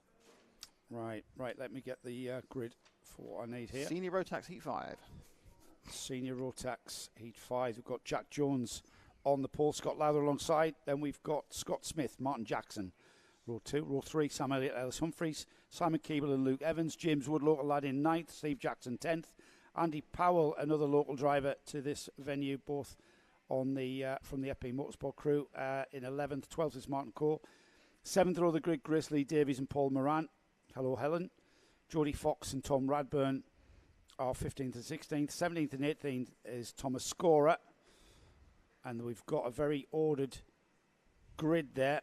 Just head down the grid a little bit more. Alex Warnaby, Patrick Williams, Rahaj, Tommy Lee Davis, Adam Rogers, George Sanders, Miles Barthel, Ben Harper, Harry Barker and Paul Ozan. The old master right at the back of the grid. So keep an eye on Paul Ozan on the number 72, who will invariably come through. Into the lead, though, has gone the 78 of Jack Jones, who leads through the chicane and indeed into and out of the hairpin at McRae's. Heading down to Iredale now. Oh, and that was a bit of a coming together behind them for 3rd and 4th. Scott Lowther and Sam Elliott, I think that was. Smith behind right on the tail of our leader, Jack Jones. Yeah, they've got a huge gap now because of that coming together. He didn't try and get past, did he, in the first lap? You kind of think, well, he sat there going, well, we're pulling away, but he's almost pushing Jack along, isn't he? He really is. Scott Smith looking very racy indeed. He knows he's got to break the gap. These two know they've got to break from the pack, because if there are quicker drivers in the field that are going to come through, they need to be as close to that 8 minutes and 1 lap as they can get. These two continue to circulate behind them. Oh, they're almost side by side coming out of the McRae hairpin into Iredale. Now, the rest of the field. If Scott wants to get past, this is supposed to do it, but it looks like Jack's taking the defensive line. Biggest mover on that first lap, Nick. George Sanders up from 20th place up to 11th. That's impressive. Azan's in 19th, by the way. So Andy Powell down 14. So Andy Powell started towards the front of the grid. Well, you saw some kerfuffleage, didn't you? We did have kerfuffleage. Yeah. As the leaders continue on the way, they're glued together, aren't they? You know what? They're not. Scott Smith isn't challenging though. That's the thing. Scott Smith happy to sit behind, and as I say that, there he goes. Is that a commentator's prediction? It absolutely is. Yeah. But no, but the over and unders worked, and back ahead again goes Jack Jones, side by side towards Stewart's. Who's going to make it stick? It's Jack Jones down the inside. Scott Smith reattaches himself to the rear bumper of that number 78 cart. And not only are we enjoying this, Luke Evans in third's enjoying this as well, because we're slowing them all down. They had broken away by best part of 3 seconds. But these two will cost themselves time, and then get another overtaking manoeuvre up the inside of Paddock. Doesn't always work, and he's going to get the door shut again. They are slowing one another down massively, these two now. Lost a second. Deciding the battle. Here they Luke come Evans. into McRae. Scott Smith looking for a way by, but Jack Jones is having to defend, and that will slow them down because it's not an optimised fastest way to get around the corner. Twitchy under braking. Scott Smith dives to the outside, gets got him. the undercut. Got him, because he notices he jumped out of his seat. Jack Jones realised he hadn't got the drive either. Well, Jack Jones, by defending, really did disadvantage himself coming through. Just to remind everybody, Ellis Humphreys, James Wood, Simon Keeble, Thomas Storer, George Sanders, Paul Moran and Miles Barthorpe all moving up too. That means we've got a warning for Sam Elliott, I'm being told. I'm not sure if Sam Elliott has caused some kind of issue. Paul Ozan from the back of the grid in 28th. Paul Ozan up to 16th. Make that 15th. He's just gone up another one. So a great drive into the midfield already for Paul Ozan. So Jones now becoming under decreasing pressure from Luke Evans, and Luke Evans himself is dragging James Wood into what I think will become a relatively close battle, second and third and fourth. Scott Smith in 37 has got enough pace to break away, and that's what he's doing to pick up the maximum points for this heat and give himself a much better chance of a decent starting place in the final. But these three now, there was very much daylight between Jones and Evans just a couple of laps ago, and now come at the halfway point of this, the final heat of Senior Rotax. 5 heats, you take part in 3 of them. The 3 you take part are random, and you randomly start front, middle and back during those 3 heats. So there's a lot of randomness. Check over the shoulder. He does, he checks, he knows he's there, doesn't he? The Lando Norris kart on the 63 of, is that 63? Yep. Of Adam Rogers? 68, then 68 of Luke Evans. 68, sorry, and of he's Luke got Evans. And Luke Evans got him. Dived up the inside on the entry of the Stuart S is the most popular place to overtake, and the rarely contested point. But now, that orange livery car behind them, though, is the winner of the second heat, or his second heat, was James Wood. And he's thinking about it. And now up the inside, and they're kind of shuffling about. It's all the only real effect is that Evans and Jones are slowing themselves up, and Wood, the local expert, looking to dive up at the inside of McRae's, not thinking about it. One of them kind of decided that the place to overtake is into the Stuart S's because there's no comeback. Yeah, because when you come out of that hairpin, you've got to negotiate a chicane. So it's not just a straightforward accelerate out. You're not going to be disadvantaged. There goes Wood down the inside. That's the ROWRAH move, isn't it? It is. At the Stuart S's. As long as you've got enough front end. James Wood down the hill towards St John's, through the right-hander, now into the left at Sunny. Out towards Paddock turn. Can James Wood catch Luke Evans? Meanwhile, Scott Smith is off into the lead by about 3 seconds. 3.7 now, would you believe? And he's lapping that time by quicker than Luke Evans, so that gap will continue to increase. So James Wood in third now, Jack Jones now in fourth, Ellis Humphreys fifth, Simon Keeble sixth, seventh is George Sanders, Thomas Storer is up to eighth, Miles Barthorpe ninth, Paul Moran is in 10th, Alex Warnaby, and the Paul Ozan continues to improve and goes to 12th place.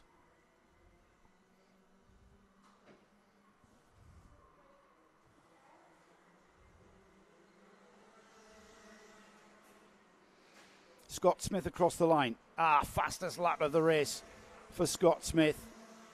James Wood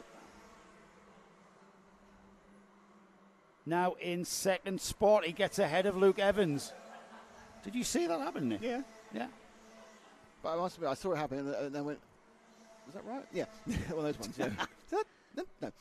Now then, gap is 4.7 seconds. Only a minute and 16 seconds, though. So James is going to have to settle for second. I'm not sure he's got enough time unless... off. And who's that? 19, Andy Powell. Oh, he's having a nightmare. Andy Powell is having a bit of a nightmare. Hopefully got that one going again. But it is the 12 of Wood now who is streaking away. He's got too far really to make up in second place. He's still about 4 seconds back from the leader, Scott Smith. We're getting towards that time, aren't we? It's not going to be next time by for sure. They've got 2 more. Yeah, I think so. James Wood is indeed pulling away from Luke Evans into Stewart's. Your leader for the 10th time. Coming round to complete the lap, so he'll definitely get 2 more in the 37. Scott Smith.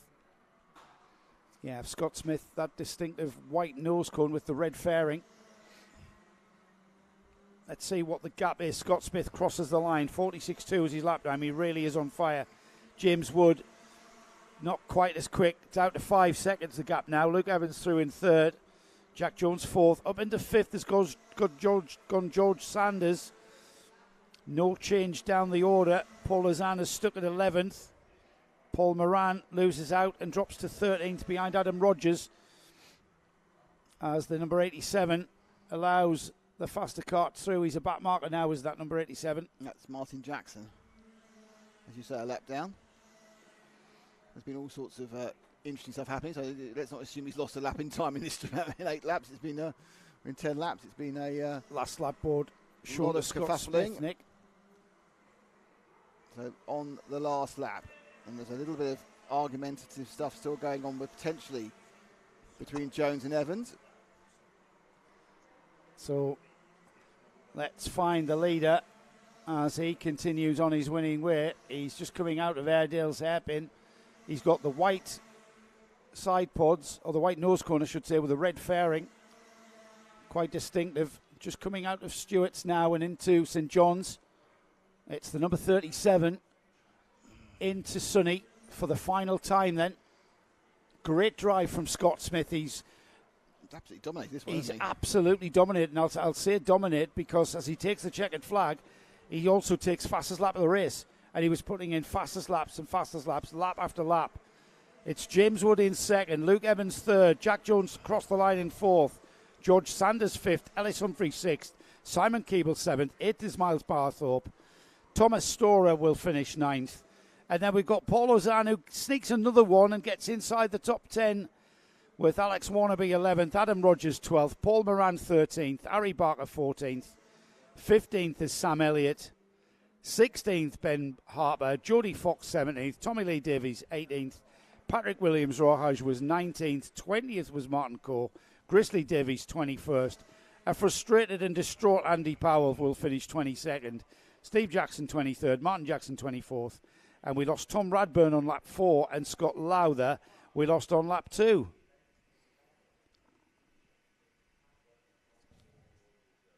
So that's the final heat for the senior Rotax boys. Where am I? There I am. Next out, final heat for the 177s.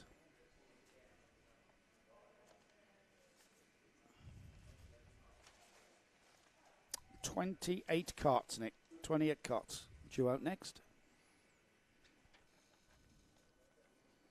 Have you had a thought about the driver of the day, by the way? Not yet. So far, not yet. I'm thinking about people. Usually, it's when do we award that? At the end, is it? Yeah. Well, near the end. Sort of, we kind of need to define some ways. I've got an idea, which I'm going to keep myself. Are you going to give it to someone who can't remember their own name? That is worthy of a driver of the day. He's out there not even knowing how to pronounce his own name. Yeah. That could be. That could be. It's for the wrong reasons, though. Yes. I'm thinking, yeah. Great run in the previous heat. Yep. We like a bit of battling adversity. Driver of the day is not the person who went the fastest. This is not the person. No, it's not about that. It's not about that. In many ways, it's a spirit of karting event. It's a bit like what we do for our car racing events, Nick. That you and I do. It's we call that the spirit of the race, and this is kind of a similar vein, isn't it? Young Harold Wainwright, he's actually a junior, being allowed to run in the seniors because he's so tall. He's taller than me. We interviewed him at Clay Pigeon, you may remember. Yeah. That's worth having another look at if you haven't already seen it. Liam Rabjones is alongside him. Then we've got Alex Joyner and Aidan Hammond, Adrian Smith and Tom Eldridge, Rhys Llewellyn, Charlie Jowers, Michael Mallet and Jai Oliver. 11th and 12th is Stephen Richardson and Ewan Logan, Steve Gilly and Rob Logan, Brendan Smith, Darren Edwards, James Yap, Harry Rowett, Mark Rowe, Tommy Austin, Brian McCready, Alistair Cunningham, Ben Hitch, Mike Edwards, Lawrence Hilton, Alex Thomas and Billy Clark round off this field of karts. I noticed that the two championship protagonists have obviously completed their 3 heats because they're not here. So all to play for, maximum points for some of these drivers. I looked down at the starter, he's shaking his head, and I knew straight away. He's already got he's already got a nomination for driver of the day. He's not happy. He is not happy. The depressed starter has got a nomination for driver of the day. He's a great fella. I wish I knew his name. What do you think he doesn't like about that particular start? I'm not sure. No one ever knows. Only him. Why didn't you like that start? I don't know why I like that start. No, didn't like the look of that one. No, it's a bit smelly. No. So we're going to send them round again. They are heading down the back straight towards the Stuart S's. So 2 more heats remaining. This one and the final heat of the day for the 100 UKs. We've got a straggler. Oh. 83 is the straggler. 83, Oliver Smith. Who currently is the only person currently on the timing. So the timing will right itself, I would think.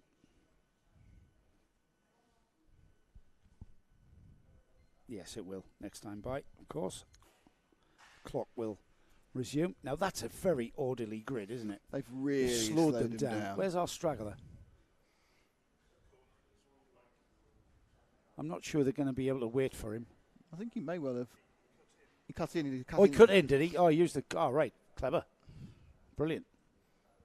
Here we go. Right, this looks good. This is good. I'm going to look at the starter. A little bit aggressive on the right hand side there. The red lights go out. He's happy. We get the race underway. Oh, it's a spin in front of everybody. No. And that is absolute carnage as he spun and was. Can you imagine doing that? Have you ever done that, Nick? Spun around and had the whole field coming at you. That was absolutely terrifying. And he pushes his kart off to the side. I'm not sure of the identity of that unlucky driver. Is that the number 83? The 83's gone. Who's that? That was Oliver Smith, who came on at the lap. Came on, did a lap, destroyed everybody's because he was on the colder tyres. Ah. There's the leader, though. Number 92 it is, Harold Wainwright, the youngster, off into the lead by quite a margin. And who are we giving? 37's in second, I think. I think it's Adrian Warning Smith for 14. Liam Rabjohns has incurred the wrath of the stewards.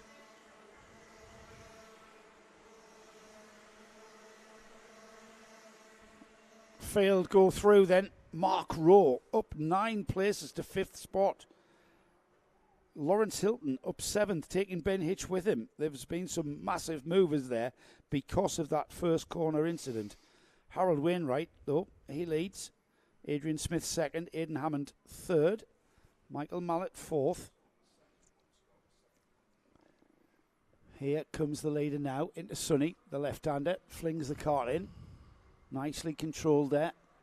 Oh, a little bit of a slide from the 3rd place kart of Aidan Hammond. He's going to struggle to keep Michael Mallet behind him if that kart keeps handling like that. There we go. Big battle for 3rd and 4th going down towards McRae's right now. That's what I was talking about. That's the kart that slid, and that's the kart that's gotten by Michael Mallet ahead of Aidan Hammond. Into 3rd then for the black liveried car. Quite sinister looking livery on that, just plain black. As we continue waiting for the field to come out of the Stuart S's. Here they come. There's the leader. There is 2nd place Adrian Smith. Here comes 3rd place Michael Mallet. Oh, and a change for 4th. Is that Tom Eldridge now up into 4th? That bright yellow livery.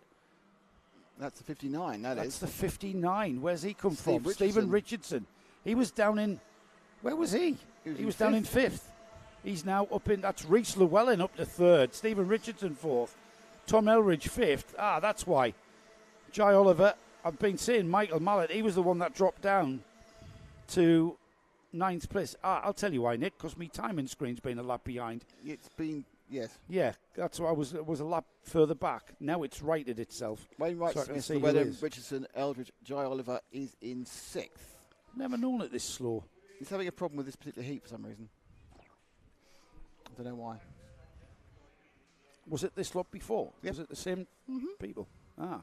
Heavy's been having a problem all day. I don't know what it is.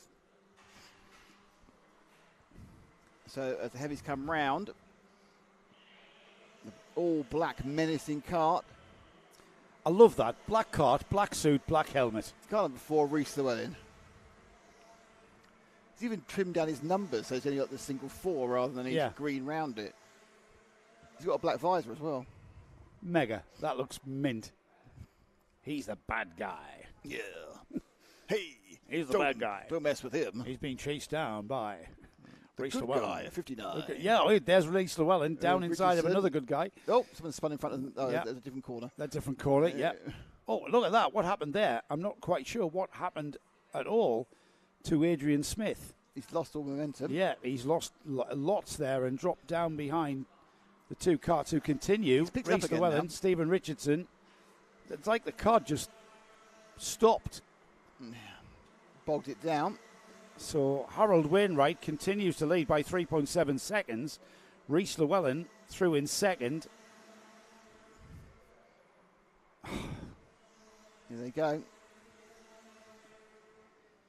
Takes a while for it to reset, doesn't it? It really does. It's really annoying. They're halfway around the lap before it does. We're fine. We can see how far apart they are. We also know that 4 seconds just about ahead is Harold Wainwright, the 92. This is the battle for second, going through the, I keep want to say Senna S's, which is Stuart S's. And that's look at the inside. Battle. Oh, no one's gone through there so far into St John. So let's. I don't think it's going to start happening now. I'm not sure. That was a very, very bright move. That it's. It doesn't seem to disadvantage him, and he's almost side by side. Drive. He's got the line into the chicane, hasn't he? Yeah, great move. He obviously had a lot of momentum over Llewellyn, did Stephen Richardson. Llewellyn now is the follower. Can be easier to be the follower than the leader, but we have seen on the whole that when people have got past, they've managed to gap, haven't they? We haven't had a lot of to and forth. Yeah. To and fro. I think that's the lad who's another local driver to ROWRAH, really, really quick around ROWRAH, and he certainly he was all over the back of Reese Llewellyn there, and he's made it stick. And look at the gap he's pulled already. Yeah, so Stephen Richardson is pulling out. 13 cart goes off the track. Oh, almost Lawrence hits the Hilton managed to avoid hitting the rock actually, but he did go off. Lost a few places. Richardson's now going to pull away from Llewellyn, it seems. So that's strung out field, isn't this one, because of the problems in the first lap. Just waiting for the TV timing to update. With just looking down the order to see where, Lawrence Hilton, it was dropped 5 places to 13th. Outside of the top 10 now for him. Tom Eldridge, another driver to drop 4 places to 9th. Alistair Cunningham, though, up from 12th to 8th last time by. Wainwright is losing 3/4 second a lap at the moment with his lead. Yes, he is. Stephen Richardson is a man on fire. 1 minute 22 on the clock, and a 47.2 was his lap time. 47.9 for Harold Wainwright. As they continue to lap, they've got coming up to a minute remaining. They're into the stewardesses now. Richardson absolutely on a flyer, closing him down. It was 2.1 seconds at the line between Wainwright leading on the number 92 and Richardson on the 59. Out and across the line again. It's down to 1.2. He's taken a second out of him. 47.1 for Richardson, 48.0. Massive. They're going to go across. They should get 2 more after this, shouldn't they? Yes. It's doing the cusp of 1 and 2. I think it's going to be right on the cusp. And what we have seen is the checkered flag coming out, but Richardson's absolutely bearing down on him. I think it's going to be the last lap to go board next time by. They've still got to, yeah, it definitely is. They are into St John's now, and look at the gap now. So one more to Through go. Sonny. Richardson's going to make Look short at, work well, of look this. at that. Wow. He just gained like 7 or 8 metres just coming around that very short area. He's going to scythe by him into the chicane, I think. John's. No, sits back. Wainwright got a lovely little drive out there, up the hill. Over the brow. This is where we go. They're into the final turn, and Wainwright knows he's got to defend. Great driving from Wainwright. Really defended well. Pushed Richardson right to the outside of the track, and Richardson's dropped back a bit. Time running out for Richardson, and an opportunity. He's not in a good position for the best overtaking point on the track. No, he's not. Going tight has gone Wainwright. If he's going to get past now, the only place he's going to be able to do it is round the paddock bend on the last lap. Yeah, here which he is goes. the last lap, so he's got a couple of corners to go. No, as a look into St John's, as a look at Sonny, but not quite. I'm not His sure only opportunity now is Paddock, and it looks like he's lost out at Sonny to do that. Across the line they go, and he's backed out already. He knows the job's done. I hope he backed out there, and that wasn't a problem. I think Harold so. Wainwright held on to that and drove done. very, very well Good indeed. driving the last couple of laps to hold on to that for the win. Yeah, Richardson, though, made up a lot of places, and the Llewellyn looked good in black, so, you know. Yeah, Wainwright, great drive from him, though. Defence driving to keep that. The fastest man on the track at that time was Stephen Richardson, and he did a great job keeping him back. Rhys Llewellyn, the man in black, was in 3rd place. Adrian Smith in 4th. 5th is Charlie Jowers. Alistair Cunningham is in 6th. Mark Rao was 7th. 8th is Steve Gilly. Tom Elridge 9th. 10th was Michael Mallet. And then we had James Yap, Brendan Smith, Mike Edwards, Ben Hitch, Alex Thomas, Tommy Austin, Harry Rowett, Lawrence Hilton, Brian McCready, Billy Clark rounds off the top 20. And then we had Rob Logan, Ewan Logan, Darren Edwards, the last of the finishers. We lost Jai Oliver on lap 6. We lost Liam Ramjohns on lap 4. Aidan Hammond went out on lap 2. Alex Joyner on lap 1. And Oliver Smith was the unfortunate driver at the first turn there, who lost it and caused consternation to the whole field. Coming now down to the next 100 UK. I'm going to grab a cup of coffee, by the way. So I'll have a cup of tea. And a Kit Kat. And a Kit Kat. Have you got any money? Literally, I've got enough for a coffee. Right, hang on. If you are coming to ROWRAH, I bought the boys the dinner. Oh, don't forget it. If you are coming to ROWRAH, you need cash for the canteen. So let's get right back on with the show, as they say. 100 UK. It's the last heat coming up next. It's the 3rd and final heat for 100 UK. After this one, our finals will be 12 minutes and 1 lap. And we'll have more detail of that going into the finals. But for now, we've got one more heat to go. And this one should be an absolute stonker.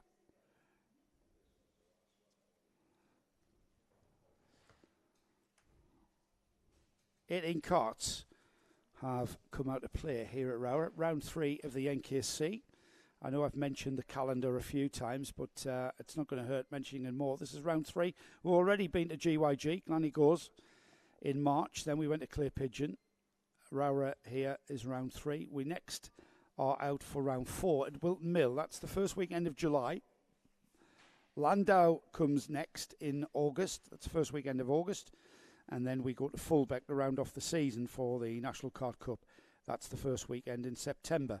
All of it live streamed. If you can't make it to the track, then you can have the next best thing, which is, of course, the live stream. We'll bring you all of the action live. I know we can't cover everybody, and I know we miss so much, because with mixed grids, there is so much action, and it's virtually impossible for us to grab it all. And we really need eyes in the back of our heads, and about, well, even if we had 30 cameras, we can only really show you one. So, that doesn't really affect what we can do. But there's been such great racing here all the way down the field, as ever in NKC. And let's not forget the Super Prix. Milk and one, please. Let's not forget the Super Prix at Fulbeck, first weekend of June, where we go to Fulbeck. And again, that will be live streamed all of it live, all of the action coming to you as it happens. So it's been a great season of NKC racing. Once again, we're only coming up to half distance in it, so all to play for. The 100 UK heat that we're about to see, well, their championship is being led by Ed Peed and Ben Klukas. Well, I say being led, that's coming into this weekend. They were leading the championship. Ed Peed hasn't been able to attend, so that's let Ben Klukas maximise his championship attack. The problem for Ben has been an off-pace kart, it seems. And for hopefully he's managed to get that thing up and running again. The karts are on track, so let's have a quick look at the grid of 18 karts that will come round to take the lights. Tom Pattle is on the pole position with Jordan Kendall alongside.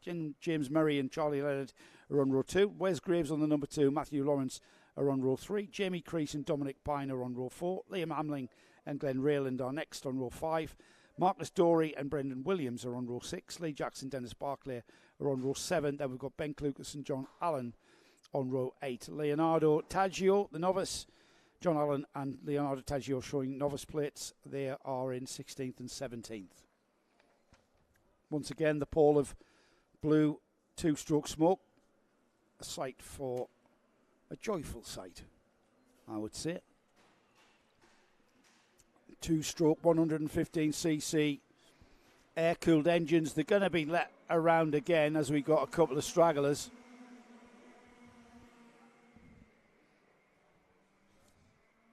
Oh, no, we are racing. I thought we would give them another lap, but it seems that we have... I can't fathom that starter out, Paul. I really can't. We didn't have a grid at all, but we've let them go, and we are racing. Into Iredales for the first time. The field come through. We've got 2 karts at the very back who have joined on. Things getting very bunched. We'll be able to get an idea of who's who as they come back into our sight in front of us through St John's. The sweeping right-hander over the brow there. Beautiful when so you come over there. 14 that's leading, and then number 2. That's Matthew Lawrence. It was Wesley Graves who's come up to second. Graves, wow. From sixth to second. Yeah. Straight through. Incredible. A couple of karts losing out badly there. I think it was the 66 may have lost. Yeah, James Murray was losing out all the way around the outside of Paddock Bend there. We had a big. I wasn't sure once again, Nick, that whether we'd started or not, and we had a big off at the chicane, and that's where Matthew Lawrence and Wesley Graves have come through. Wes Graves down the inside at Iredales. Lawrence will come back at him, but no, he doesn't. He's not able to. So Wes Graves gets into the lead on the number 2. Remember this driver? We spoke to him in the Paddock show that you may have seen at the lunch break. Wes Graves, former teammate of Lewis Hamilton, was a McLaren supported driver back in the junior karting days and has been karting ever since. And certainly a very, very difficult man to pass and indeed catch at this rate. Matthew Lawrence now slotting back into second across the line now. I'll give you a rundown of the top 10 when they do. Matthew Lawrence leads the race. Sorry, Wesley Graves leads the race. Matthew Lawrence is second. Oh. Down the inside has gone the number 3 of Liam Hamling. So Liam Hamling, who came across the line in third, he's now into second. Jamie Crease came across the line in fourth. Tom Pattle, Glenn Rayland, Jordan Kendall, Marcus Dorey and Dominic Pye. Ben Klukas up 3 spots and now 10th. Ben looking like he might have just sorted out that pace problem. Crease has got past Lawrence as well, so Lawrence has dropped like another place. So it's Crease now has moved into third, I think. Yep. So they go round now. It's 2 from 3 from 61. So Hamling second, Graves first, Lawrence and Crease a third. Settling itself down a little bit. So there's a grey change. Kart, the 61. It's Crease up. We've got Glenn Rayland dropping down to 8th with Jordan Kendall and Marcus Dorey going through for 6th and 7th. Ben Klukas stays in 10th. Brendan Williams moves up to 11th. We should see Brendan begin to challenge and get inside that top 10. There's the 61 of Jamie Crease looking over his shoulder there. He's a bit lonely there in third place. Not sure if that battle for the front is going to develop into anything. Liam Hamling on the number 3. So the number 2 challenges the number 3. These two, second and third in this championship last year. The 2021 vice champion there, Wesley Graves. Liam Hamling on the number 3. These two now beginning to come together. It's going to be a big ask for Liam Hamling to actually challenge Wes Graves. He's very quick around here. Thinking about it, he's carrying some speed through the chicane. Picked up probably a 10th, and there's a little kind of acknowledgement of where he are and what's going on. Hard braking for the right-hander at Airedale's, and now we've seen this being one of the best places to pass. Taking a neutral line so far is Graves, and he moved out. As soon as he moved out, wow, bang! Thank you very much. Hamlin took it, but they throw the in or out, but no, it's going to be Hamlin who's going to take it. Graves had a little bit of a think about seeing what they could do elsewhere, but it didn't work. Yeah, you know what, Nick? You said why do people not defend more into Stewart's, and I've got to say I really do not know that. Maybe they think that we've just clicked past half distance, and maybe you know what, I can keep him back for a lap or two, but I'm not going to keep him back for 4 minutes of racing. And Wes Graves choosing the discretion being the better part of valor, maximising his points all rather than potentially, coming away with nothing if he starts scrapping. But I'm wondering whether that attitude is going to change for the finals. I know it's still points, but it absolutely will. Trophy, isn't it? Still points though. Shiny points, shiny points, which is better than ordinary points. Yeah. If one's a shiny point, you know that. Hamling extends the gap. It was 2/10 across the line. It's certainly looking like that might just be about the same, if not slightly more. So these two now, they're definitely pulling away, aren't they? Liam Hamling, the gap's out at just under 6/10. So Hamling, the kart really did pick up the time there through the medium fast and fast sections here towards the end of the lap. And here comes Jamie Crease. Yeah, Jamie Crease catching Wes Graves. Wes Graves knows that as well. Looks over his left shoulder. He sees him there. And he'll be just getting him in his peripheral vision there. He'll know he's there. You can actually hear the engine of your competitors, can't you? You can actually hear. You know the note of the engine in front of you. You can hear the engine coming up behind you. It's sounds like this. Raises your awareness. It sometimes feels like that. Marcus Story up to 5th, by the way. And he's Gasberry. There you go. Thank you, Gaz. With our grids for our finals.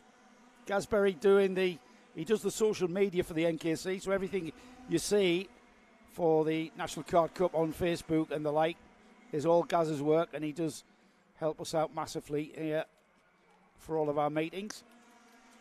Big round of applause to Mr. Berry. And he's a massive motorsport fan. He's a right geek. No, we don't want those. Yeah, I think. Why? We know enough of those. We are in good company. So the first, second, and third beginning to space out a little bit, isn't it? Yeah, they're just putting down a bit of space. I think the distance between Graves and Crease has stayed pretty standard, about 0.6 or 0.7. 62. That's Glenn Rayland. He's got. What's he doing? Changing his plug. He's done something. He's going to try and start it again. High tension lead. Oh, that was class act. Look at that. Class act. Yes. It's like, do you know what that looks like? Do you know at fairground rides, where the fairground ride operator just hops on the back of the dodgem and slides around because some semi-attractive woman from the local area is there. Semi-attractive. And he's hanging around. That looks exactly the same when we started that. We're inside the final minute, Nick. We're inside the final minute, so I'm not sure just how far away they are. They are heading to Stewart's now, the leader, Liam Hamling. So with 34 seconds on the clock, I think he's going to have enough time for 2 more laps. So 2 more laps for Hamling by my estimation. Here he comes down the hill to St John's. Wes Graves there, the number 2. There's the number 3, the leader. Heading towards Paddock turn now. So across the line with about 10 seconds or so on the clock. It'll be the last lap board for Liam Hamling. Behind Liam Hamling, Wes Graves 2nd, Jamie Crease 3rd, Marcus Story 4th, Jordan Kendall 5th. Then there's Ben Clucas, who's gone up to 6th, good points haul for Ben. Matthew Lawrence is in 7th, Dominic Pine 8th, Tom Pattle 9th. And then we have Brendan Williams, Charlie Leonard, Lee Jackson, Dennis Barclay, Glenn Rayland we saw go off and restart, and he'll be down the order. Oh, and there he's gone off again. Shoved off found the track himself, with 62 there. Found himself alongside the novice, John Allen, and John Allen was kind of unaware that Rayland was there, and Rayland had to take evasive action. He's our leader. He's the leader. About to start the last lap. Graves across the line second. Creaser in third. Marcus Dory, he's had quite an eventful event so far, but he's in a bit of a calmer race this time. He hasn't really kind of had any issues with going past or getting home. Come on, Marcus, in fact, says to McGraham. Well, he's in a good fourth at the moment. 62 trying to get out of the way after his problems early on. So he really has had a bit of a... He's going to be a hard man to beat in the... I mean, the way that he picked off Wes Graves was the most impressive thing. He's looking and quick. Then he's gone and pulled a second on him. But we've not had Ed Pete's not here, and Ben Lucas is completely out of form today for some reason. And we don't know how optimised their tyres setup is, their kart setup is. I think the final's going to be it's really going to give us an insight as to where people are. Handling from Graves, from Creaser, from Dory, from Kendall. That's a lapped kart getting in the way slightly there. Lucas is 6th. Oh, no, he did get past. Lucas got past on the line there.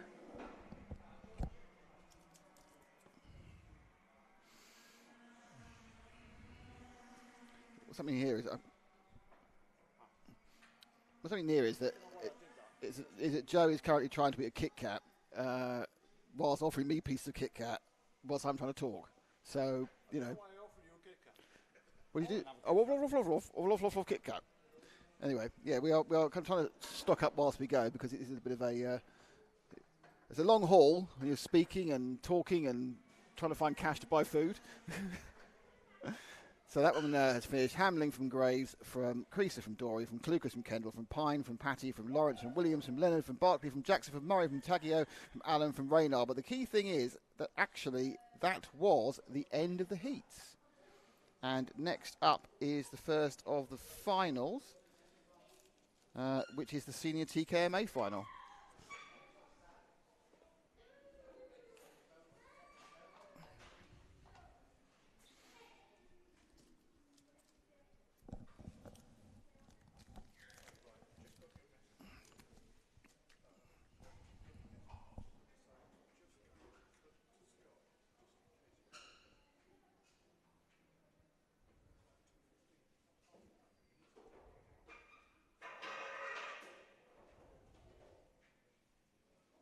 You need to talk because I'm doing management stuff.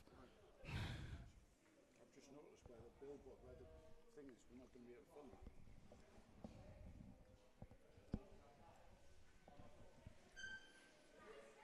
I think the saying is, have a break, have a Kit Kat. Have a break.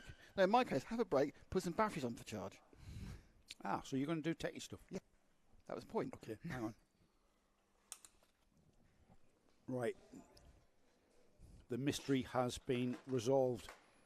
The TKMs have taken to the track for their final.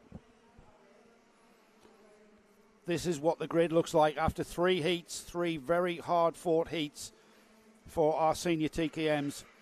Mitchell Ball on the pole position with Callum Lamont alongside. Leo Crabtree and Matthew Horton are on the second row with Charlie Savage and Louis Bevin. Will Cregeen, I should say. James Huller on row 4. Row 5 is Oliver Fathers and Gordon Smith. Matt Slate and Liam Surkar on row 6. Leanna Page and Alexander Lehman are on row 7. Adam Surkar and James King are on row 8. Row 9 is Ricky Wright and Steve King, and Andy Wagstoff rounds off the 19 kart field. I tell you what, just reading down those names at the front of on the front row of this grid, that was... This is going to be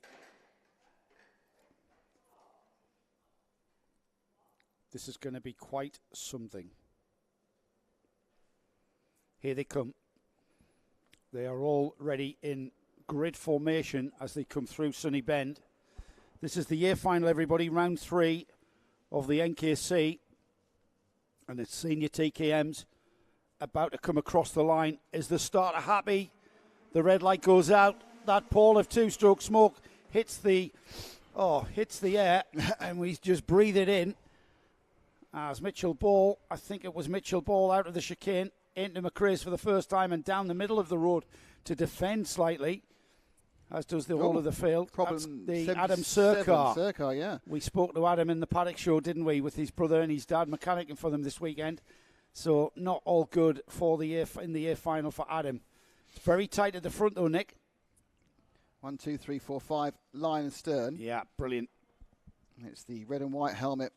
There's so many carts that have blue and yellow stickers, aren't there? Blue and yellow is a very popular sticker regime. Well, the Flex team in this category has got a lot of carts in it, and if you watch the Paddock show, which I know you did, there we go. Leads changed, and into the lead has gone the 23, and it looks like the 44 is also going to get up the inside of Ball as well. So Callum Lamont, Kaylan, who knows? But he's leading now. Mitchell Ball, Crabtree's second. I think Ball's third as they went around those corners. They come into McRae's for the second time. It is indeed Kaylan who's leading. Uncle Craig is on the edge of his seat watching this. Well, Uncle Craig, Callum Lamont. Kaylan leaning. Whatever. Callum Lamont is at the front of this field, and he's got Mitchell Ball breathing down his neck. Leo Crabtree, Matthew Horton, Charlie Savage. Oliver Fathers is going to join in very soon, and just look at this. Out onto this. I love this stretch of ROWRAH. St John's through the sweeping right into the left-hander at Sunny. Use all the track and more. Then into Paddock. How many carts are in this train, by the way? I'd say 8 at least. It's huge. 1, 2, into the 3, chicane 4, then. 5. You've got 5, and then you've got another 5 behind them. But they're all up and about. So Lamont is not getting away. No. Ball shadowing him into McRae's. Just not really even shaping for a move, but he's waiting for an error. The problem he's got, of course, if he makes a move and he costs him time, he's very likely to get snaffled up. So with these longer finals, you can start thinking maybe a little bit more tactical and actually try and encourage the gaps between the carts, which gives you a chance to make a minor mistake whilst going ahead and not losing a position yourself. There's a lot of those carts in the Flex team with the Flex livery. Callum Lamont has got Mitchell Ball right on his bumper, who has Leo Crabtree on his. Through St John's into Sunny now. 1, 2, 3, 4, 5, 6, 7, 8, 9 carts at the trail of this field. Down the inside for second. The inside. Yeah, Leo Crabtree there, bit of opportunity. Threw it up the inside. This is what you said, exactly what you said, Nick, was going to happen. They're taking the time to get by Callum Lamont, and there into Paddock. He used a tin opener there, didn't he? The number 44 of Leo Crabtree. And then it lost the there momentum. was not a gap there for Ball, and Ball therefore falls off. And you'll see when we come back onto live pictures in a second, is you'll see that there's been gappage at the front. Look at that, the leader away. Wow, Lamont's away, and then we've got 4 carts squabbling over second place, and it's currently 4 that nudged out. Louis Bevin. It's Louis Bevin who comes out into second. They were, I don't know what they were. He went over line in 5th. 2 by 2, like Noah's Ark, going into the stewardesses. And Louis Bevin just took that opportunity to get right in amongst it. Now, Callum Lamont, the young man who came up and chatted to us just before lunch to clarify the pronunciation of his name. Yeah, which still isn't clarified. No. Has now got the number 1 cart of Louis Bevin breathing down on him. And I have to say hello to Poppy and Spencer Bevin, Lewis's niece and nephew. Hello to Poppy and Spencer. It's from Caroline. Okay, back to the race action, because it's important to shout out. I'm feeling, and at the inside again.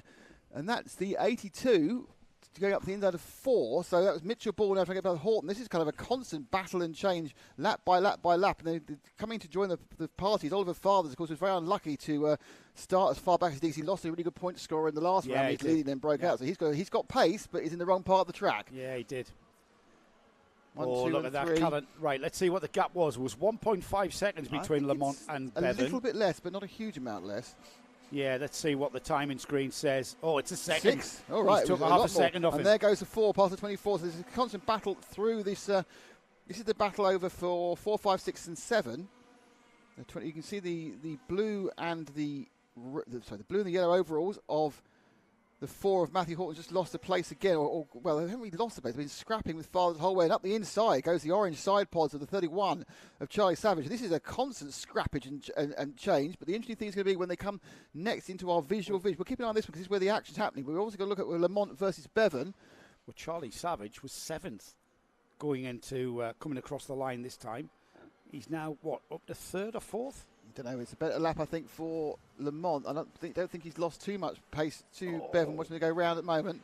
Uncle Louis is absolutely closing down that gap. At all that time. That was a neutral lap. There's a 31 versus 24 as they go through the chicane into the race. It hasn't updated yet. Oh. There it is, 6/10. He took another 3/10 out of him. He's taken on average 3 to 4 tenths a lap. I should believe people aren't going to do things the thousands of the second, shouldn't I? Oh, it's the same again. Yeah, exactly. This is a great battle. The number 4 of Matthew Horton, Charlie Savage, Oliver Fathers and Will Cregeen getting involved as well. Just ahead of them, though, things beginning to sort of spread out with Leo Crabtree. It's getting quite. I think we should now think about looking at our leaders. They're coming over start-finish now. Coming over start-finish now. There's going to be a couple of laps. Here they come. Start-finish. Bang. Gap will, when it's down to 3, so he does now 3:10. So Bevin will be on his bumper. It's only half distance as well, Nick. At the end. This is a long race. He's Remember, I don't know if we told everybody, it's 12 minutes and 1 lap. We have now. I think we did. No. Oh, we have now. No, I think I did earlier while you were off getting the tea, which is the most important thing of the afternoon. Thank you. Yeah. Here we go then. Uncle Louis. Let's look behind him, but there's no one there. He's after him. 1.1 seconds from Crabtree. So Lamont, who's looked very, very keen and very, very cool. The only problem he's got is knowing how to pronounce his own name. Well, he's got more than that to worry about now because Louis Bevin is a lot closer than 3/10 of a second. It was 6/10 last time by. Well, sorry, it was 3/10, just under 4/10 last time by. I would say that's about a 1/10 of a second now. He looks over his shoulder. Yep, there's the blue and yellow flex livery that he can see across the chicane, using all the curb. Not quite in the realms of having to defend yet for Lamont, but it's getting there because right now we've got Louis Bevin. One more braking error, he's going to be on his bumper, isn't he? Absolutely. There he is. There we go. Now, will he immediately try and get up the inside? Will Lamont defend? I think it's a little bit too far away because you need to be completely on the end to make that dive up the to the right-hander work through the S's. They power up the short straight into St John's. No one's gone past St John's yet, so I want to see a St John's pass at some point in this final. So hard to do. And very hard to lines, do. Taking a wide line to get to the arc there. Bevin was trying to get a bit more speed, which he may have done as he drives up and through the chicane. Very, very reclined. I know did you hear how reclined Lamont looks in the card? I know it's a kind of optical illusion because of his racing. Black overall. But he looks like he's really lying down incredibly flat. You sometimes do that to get the weight over the rear axle. Because if you look how laid back it is compared Louis to others. Bevin sits up. Different. I tell you what, though, Louis has closed the gap, but he hasn't continued that momentum and gotten by him, which is sometimes what we see. So that tells me the margins are absolutely tiny between the performance of Callum Lamont and Louis Bevin. I think they're both out of flex, aren't they? Is Bevin doing the thing you said that you shouldn't do, which is so you find yourself pacing yourself the person ahead? I mean, the other thing I suppose is in his mind is he's got a long time to go past. He's got several minutes to get past, and sometimes that can work against you because you don't make the move in time. Well, it was Murray Walker who coined the phrase, it's one thing catching someone, it's another thing altogether getting past. And we've still got 3.5 minutes of this duel, let's call it. Leo Crabtree remains in third. He's about a second back. Then Mitchell Ball, Oliver Fathers in fifth, just gotten ahead of Matthew Horton after a couple of laps following him. Charlie Savage is back down to seventh. Charlie was up to fourth. Now he's dropped back down. This is the battle for the lead, though, with 3 minutes remaining. Callum Lamont through St John's. Love that part of the track. Through Sunny. And now into Paddock Turn. Louis Bevin gets right onto the bumper, but as he does so, he slides wide. It was as if he lost aero there, wasn't it? He got right under his bumper and he started to understeer.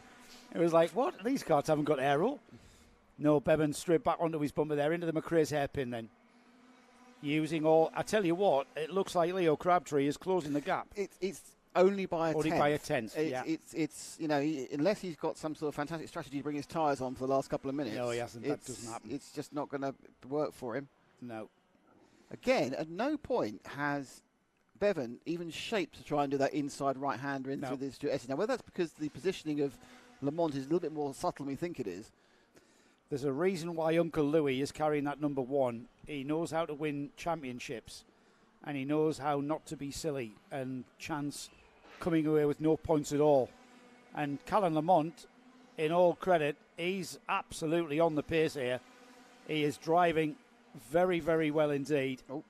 We are getting towards, well, we're underneath 2 minutes, so we're getting towards, look how Louis' body language has changed. It's not raining, the sun's out. Callum Lamont is now thinking about defending. Now this is his chance. Yeah, see him look over his shoulder. There's been a mental change there. Dips his head down, look, Wide on the inside. Cut back, no. Lamont is taking a slightly middle right. line defensive through the Stuart S's, so he is slightly defensive, but he's got a problem in that I think he's now had 5 minutes of shaping him up, and Bevin at some point in the very near future has worked out where to get past, because I think he's got more ground speed. And plus, when the driver ahead of you thinks defensively, you can then just back off and then exploit that sort of lack of pace that develops from having to drive offline. You start getting, your tyres start to get dirty a little bit, and you've just got to sort of try and use the disadvantage that. But there he's back. I mean, Callum is totally aware of where Louis is, and Louis has now got Leo Crabtree to contend with. So if Louis doesn't get it done very quickly, well, we're inside the final minute. So and two more laps. A little bit of daylight as well. A little bit of daylight. Yeah. Now I think that must have been a micro mistake we didn't quite see from Louis. That is pulling Leo Crabtree into the battle now, because what was 1.5 from first to third is now 0.7 of a second. So as they come round with 2 to go. So it will be the last lap board next time by. And these drivers, remember, are completely aware as they go across the start-finish line. Now he's made a mistake. Callum made a mistake then. He got slightly offline where he wanted to be. Lost a little bit of drive, but it wasn't a case where Bevin can make the most of it. The person who did gain from that was actually third place man Leo Crabtree, and Crabtree now looking very feisty. This is what I said. Uncle Louis is going to have to watch himself. Look how defensive Lamont is. And then what you saw there was that Crabtree was able to take the faster line as they both defended. Is it going to be a St John's pass? They come up the hill? No. But both out the outside, and they come round 3 abreast almost. And then we've joined the fourth man's joining our party. Yeah, Here comes Mitchell Ball. Mitchell Ball is wanting a bit of this. 1 lap to go. Right, here we go, guys. The last lap board is coming out now, and they all see it. Callum Lamont into the chicane. Louis Bevin. Look at that. Lost drive. No, he slowed them up. He just backed out of that one. Down the inside. He's going to disadvantage himself there. He hangs on to that. He'll defend into Iredale. Middle of the track, though, not quite. More worried, I think, about Crabtree than he is about moving forward past Lamont. He will be. Obviously is going to go defensive. Look how defensive he's gone. And look right at Mitchell on the right-hand Ball. side. Look at Mitchell Ball. Mitchell Ball's going to go around the outside. They're into Stewart's for the final time. Out of Stewart's towards St John's. It's not a passing place. It's an acceleration zone. He's not going to get by here. He might dive down the inside here, but no, Lamont's got the gap. Out of Sonny for the final time. Down towards Paddock. It's Lamont who's going to take the win, because if he can get round Paddock, and he has, it'll be the checkered flag for Lamont. And behind him, Louis Bevin takes second, but who took third? Crabtree just got it by about 100th and a half. 18 thousandths of a second. Well, fantastic. Well, that was amazing. Can I just say, well, great race. Brilliant drive by Lamont to hold off the pressure. Well done for Louis coming through the first place, but wow. Yeah. Callum Lamont. Great. Callum Lamont is... Now he knows who he is. It was a fabulous drive from all of those 4 drivers. Very, very entertaining stuff there. And Uncle Louis came through to take second from... Where was Louis? Where was Louis on the grid? He was 6th. And this is what we expected to happen in the finals, Nick. Because the faster drivers are at the front. So great race win for Callum Lamont. It will be the trophy presentation later on this evening, after all of our finals are through. Wow, let's take a bit of a breather there. Next out, Senior Rotax B final. Now, the regulations are that the first 4 qualify through to the A final. Is that right? Yeah, let's go with that one. So once again, 12 minutes and 1 lap for the B final. So I always think that you're kind of very disadvantaged considering you're only allowed 2 sets of tyres in this series.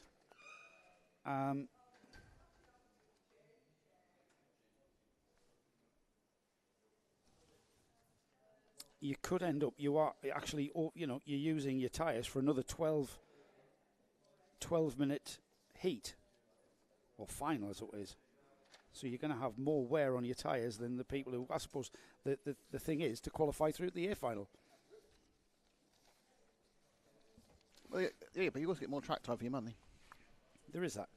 It's all about track time. 16 karts then have qualified for the B final. And it will be 4 karts that come first, second, third, and fourth. So we're going to be looking at the battle for 4th and 5th, I think, because that's the battle of that's the most important aspect of this final that's coming up. Like I say, 16 karts qualified. Matthew Hildred will start on pole position with Tom Radburn alongside. James Costin is on row 2 behind with Ben Harper alongside. Andy Powell, unfortunately for Andy, starting 5th. Charlotte Parker is alongside in 6th. Jamie Hardy and Nathan Hope are on the 4th row. Ben Blowers, Steve Jackson start on row 5. Row 6 is Patrick William Rahaj with Rob Statham alongside. Grace Lee Davies and Martin Jackson are on row 7. And then the 8th and final row of this B final is George Boxall and Toby Case. So, let me have a look and see.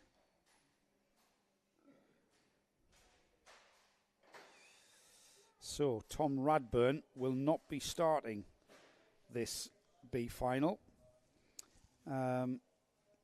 Information that multiple collisions have rendered not fit for even a coffee table. I hope you mean the cart and not Tom. Hello. Yes, I'm now a coffee table. That's what I can do. My career is over. I'm living as furniture.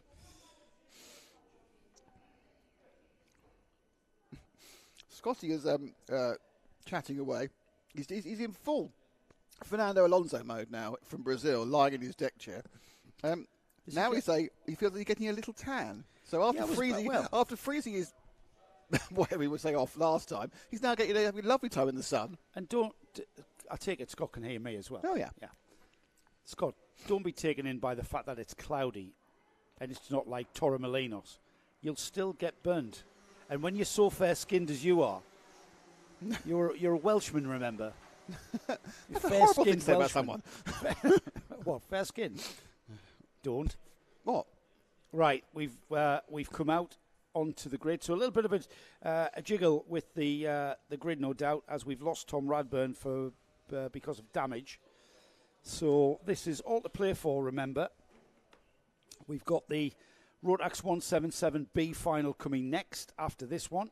This is the 162 senior Rotax category. All carts, minimum weight 162 kilograms. All 125cc water-cooled Rotax motors. 0 to 60 of about 3 seconds with a top speed here at ROWRAH of about 75, I would say. God, it's suddenly turned to a salesman. Any car you like, sir, including black. How much do they cost, these things? For an engine and motor, you probably pay about $7,500. What? Really? Yeah. Is that cheap or? No, it's expensive. Oh, really? I thought that when I was karting, it was like 30 years ago. It was a long time ago. I don't know. Think about it. It probably. Here we go. We'll start the race rather than reminiscing because no one wants that. So I was now trying to work out. I was literally going to work out the inflation of the last 30 years. Don't even think about it. We've got everybody through the chicane, which is nice.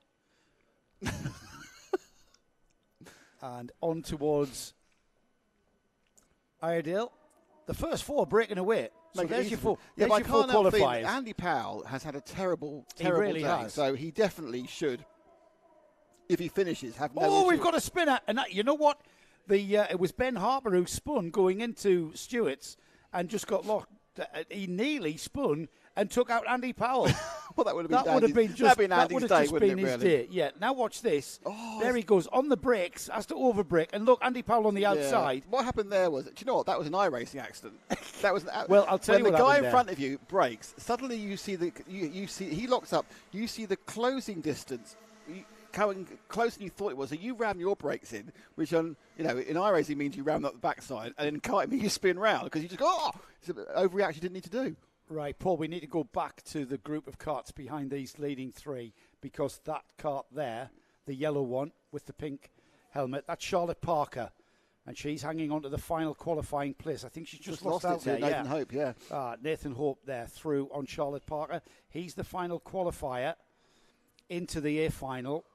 This is the fourth place kart. And there's Charlotte, who'll want to get back on terms. She'll be aware of where she is. She can see the kart ahead of him, and you can kind of work out when you're as close to the front. Andy Powell up into second on the number 19. He's had a torrid day, as you see it, and it's a day when it's his first run out with a Hunter Motorsport motor, and he was saying how great he was feeling, and then he's just had rotten luck, hasn't he? He has, and it has nothing to do with your chassis preparation or anything. Yeah, the point is you can spend as much as you like, you can do as much preparation as you like, you can be as physically well prepared as you like, but if Lady Luck's saying, nah, it doesn't really matter, does it? And that was nearly it for him. I mean, to be honest, that would have given you a superb underlie on the day, wouldn't it? It would have just I been got it. 3/4 of a lap round in the pre-final, the B-final, and I was taken out.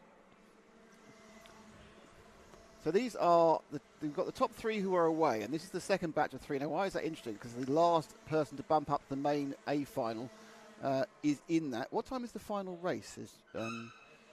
We don't know about the times. The 12 we've got. Well, we were told it will finish by 5, so my guess is the final race will probably be around 20 to 5.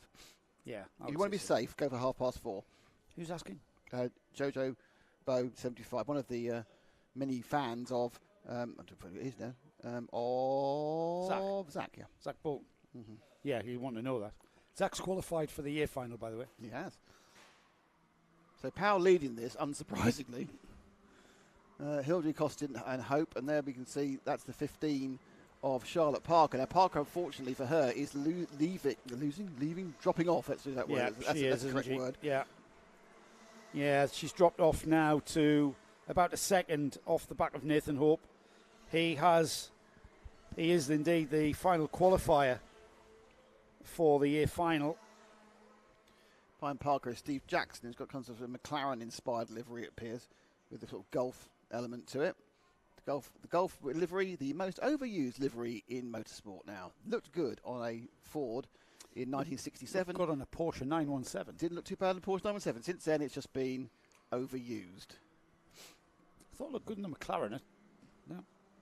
Did for me. It's an overused livery, isn't it? So Andy Powell. Everyone thinks it gives them instant kind of kudos. It doesn't. It just think of something new. Especially when it's not even sponsored by Golf. They just use the colours. Right, Charlotte Parker there. She's got the yellow with the pink traces there, and she's under pressure from the 99 of Steve Jackson. There could have been facing the other direction very easily. With that much tyre on the dirt. But none of these two are bumping up, of course. It's Hope ahead of them is the final bump upper. That's right. Yeah. Powell's running about a second faster than everyone else in this. Yes. Now he's got to the front. He'll do very comfortably in second, and therefore very comfortably bumping up. Costin he's bumping up and he's got about 1.3 seconds. So the top three are very comfortable. In fact, in many ways, the top four are comfortable because Hope is also a reasonable way away ahead of Parker. Now, the only question is that if Jackson, who's putting Parker under pressure right now, can get past, can he actually find enough pace to then bridge that gap to Nathan Hope? We're not halfway yet, so there's plenty to play out. I've just done a really strange and silly thing there, Nick. Have you given money to a Nigerian prince? No, I haven't. Okay. I've just messaged someone for some information. Yeah, who's and here? then realised they're racing. It's Andrew Powell who's leading this race. Well, he'll get it eventually. Let's see how clever he is. Let's see if he can answer what's on the car. Yeah. Because there's no rule against texting and karting. I needed some information about someone else, and he'll get it. I don't need the information now. Just worry, isn't it? Yeah. Half distance then. I love that. You people go buzz, buzz, go rigid. Yeah, keep it. Yeah. The first 4 are comfortable, I would think. 3 seconds, 4.2 seconds now between Nathan Hope in 4th and Charlotte Parker, who were following so the only around. Thing is if Parker loses this place, perhaps. Oh, we've lost the 54. Oh, and the 54. End of a bad day. Yeah, end of a bad day for Jamie Hardy. Hardy dropping back down. Grace Lee Davis will pick up the place. So 47-1 is Andy Powell's. I think who has had a bad day is Patrick Williams Rauhaj, who's going to end up being scored. Oh, there she goes. That's through. In through goes Jackson now to begin a 5-second chase on 4th place. But I'll just say Patrick Williams Rauhaj, you remember he led the first 3 or 4 laps of the first heat and then had a problem. Yes, yeah. He's dead last. He's now scored. I know. He's had nothing but more technical issues ever since. I don't get it. He's obviously had a problem. He's another one. He's another one who's going. I have driven all. I assume he's not local. I've driven all this bloody way. Just. Yes. But the good news is when he goes home, he can clip out those first 3 laps when he was leading and show them to all his friends. Yeah. There is coming up to 5 minutes remaining, and the 4 qualifiers are pretty settled now. They've got a 5.5 second gap. Parker's not taking lying down, is he? Steve Jackson. Yeah, Andrew Powell leads. He's got 3 seconds on Matthew Hildridge, who's got half a second on James Costin, who's got half a second on Nathan Hope. So 2nd, 3rd and 4th are relatively close together. There's no need for them to fight. They're going to be on the final 2 rows of the grid for the year final. So, it doesn't really make a difference when you're in a 30 kart on a 30 kart grid. Steve Jackson has finally got ahead of Charlotte Parker. He's up to 5th. Yeah, she's giving me a strap back. She is. She's staying with him. Yeah. That's what you took need him to a do. while, though, didn't it? Yeah, because also you never know. One of the top 4 could have a problem. Well, we interviewed Charlotte at Glanigau's at round 1, and she was telling us, she likes the aspect of competing, and she's there for the competition. I think at the end of the year, I'm going to produce an interview supercut. What does that mean? I'm going to put all the interviews together into one. Oh, like a season. Yeah, just not, obviously not for the general consumption of the YouTube audience, just for people who want to see it from the championship. Yeah, makes sense. It does, doesn't it? Happens occasionally. So we're just off 3.5 minutes now. Can we pick up number 19, guys? He's got a white nose cone and white. Here he comes side up pods. the short straight into St John's now. Here he comes. Let's have a look at our leader here for the B final. He's clearly, the gap that he's pulled here, 4 seconds. Andy is clearly, had a bad day to be qualifying in the B final. It's not really, there's a lot of drivers that we see in the B final have had a torrid day, and it's not been down to their lack of pace, let's say. And it does give them a chance to qualify. But I'll probably play with his head when I speak to him next. Good idea, say, you've put an extra 12 minutes of running on your tyres. What's that going to mean towards the end of the season? I think he lost some minutes of running by not actually finishing the race. Well, that's a good point, actually, yes. He's got some spare minutes. Yeah, he did. It balances out, I suppose. If we just drop back to 2nd, 3rd and 4th, because they're being rather silly and arguing with each other. Are they really? Yeah. They are. I thought they were just steadily doodling round. Well, they weren't this close. Last time round, they were all over each other. In fact, there has been a change because I think Hope has got past. Yeah, there's been a change. Hope's got past Costin for 3rd. Sorry. So they were having a bit of a battle behind. What they need to do is just trundle round and qualify through. Yeah. He's put himself alongside James Costin on the back of the grid. Yeah. So it's gone from the left to the right, or the right to the left, whichever way it goes. Yeah. Which is important here. I've noticed that the pole position kart on the right always gets the lead at the chicane. Always. That's how it should be. Always. Yeah, absolutely. But there are some tracks, Warden Law, for instance, my home track, the outside is sometimes beneficial and it's advantageous. You go all the way around the outside. You've got a much longer run. There's a much longer run, and it's a very short run. It's a short run into a difficult corner here. Yeah, it is. Yeah. Remember, there was always carnage. Always carnage at the chicane at ROWRAH. We're getting towards 90 seconds of this B final. Andy Powell has lots of sensible made his way through.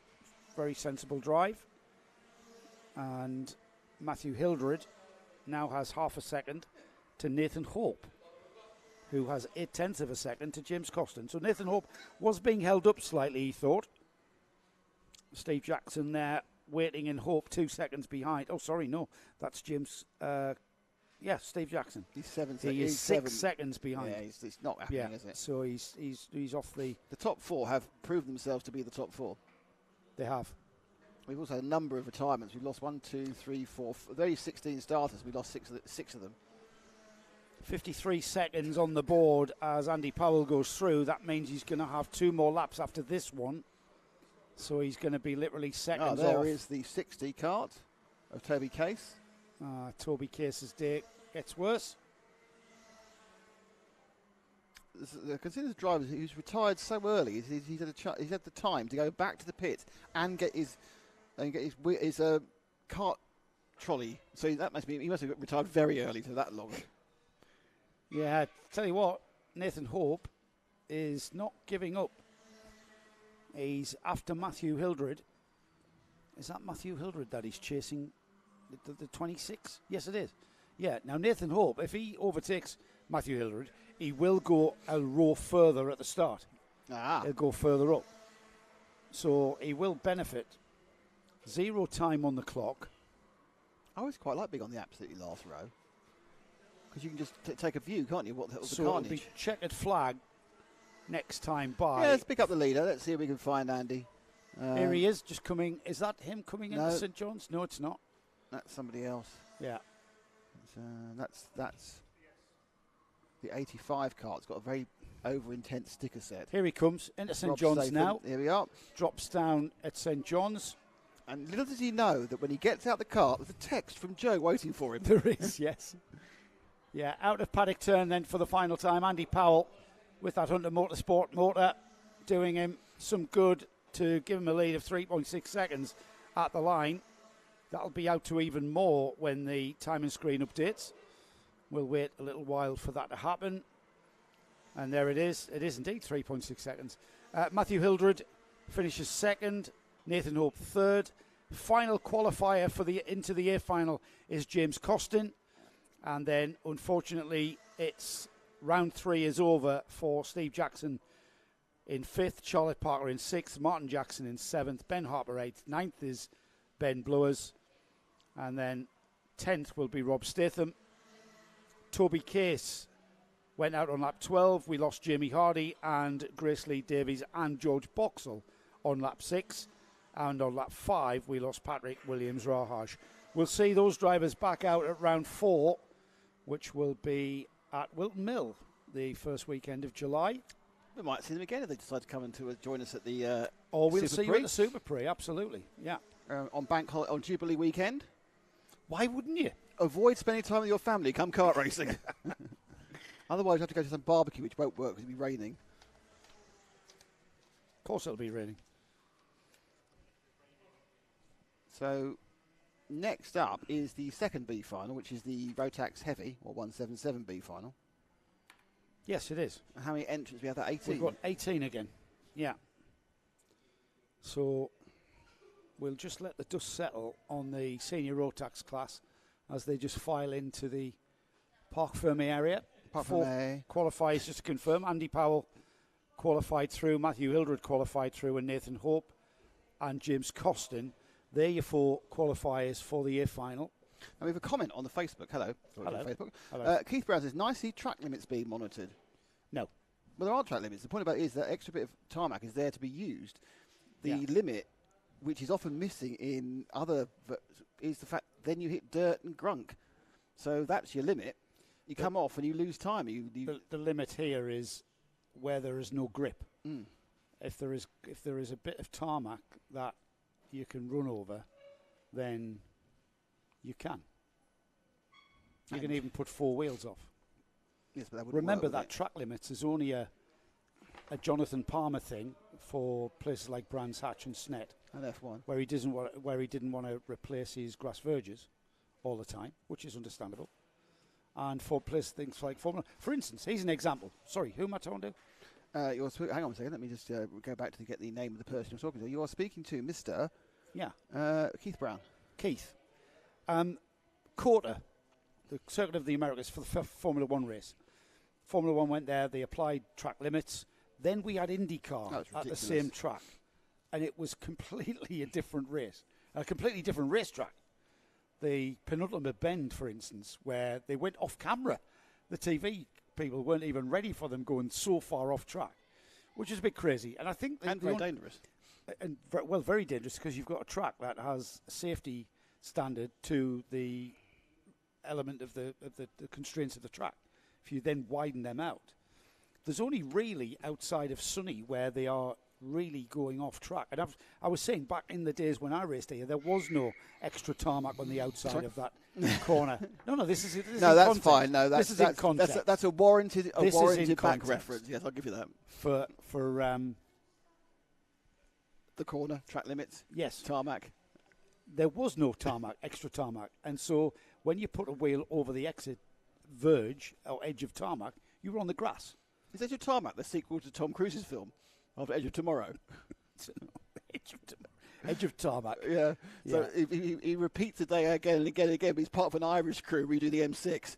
And you know what? I wouldn't be surprised if the club, the Cumbria Kart Club who own this track, put that tarmac down to save them having to replace the grass verge. However, drivers will continue to push and push and push. 177s. A lot less than 18 karts started that. Yeah, I'll tell you exactly. 14. We've got Thomas Childs and Dan Millward, Jack Goodyear, Alex Thomas, Oliver Smith and Adrian Smith, Jake Lewis and Rob Logan, Steve Maidment, Brian McCready, Martin Heath, Aidan Hammond, Richard Edwards and Carl Bryant. I don't think we've got anything like that many karts. Though. We have not got Liam Rabjohns.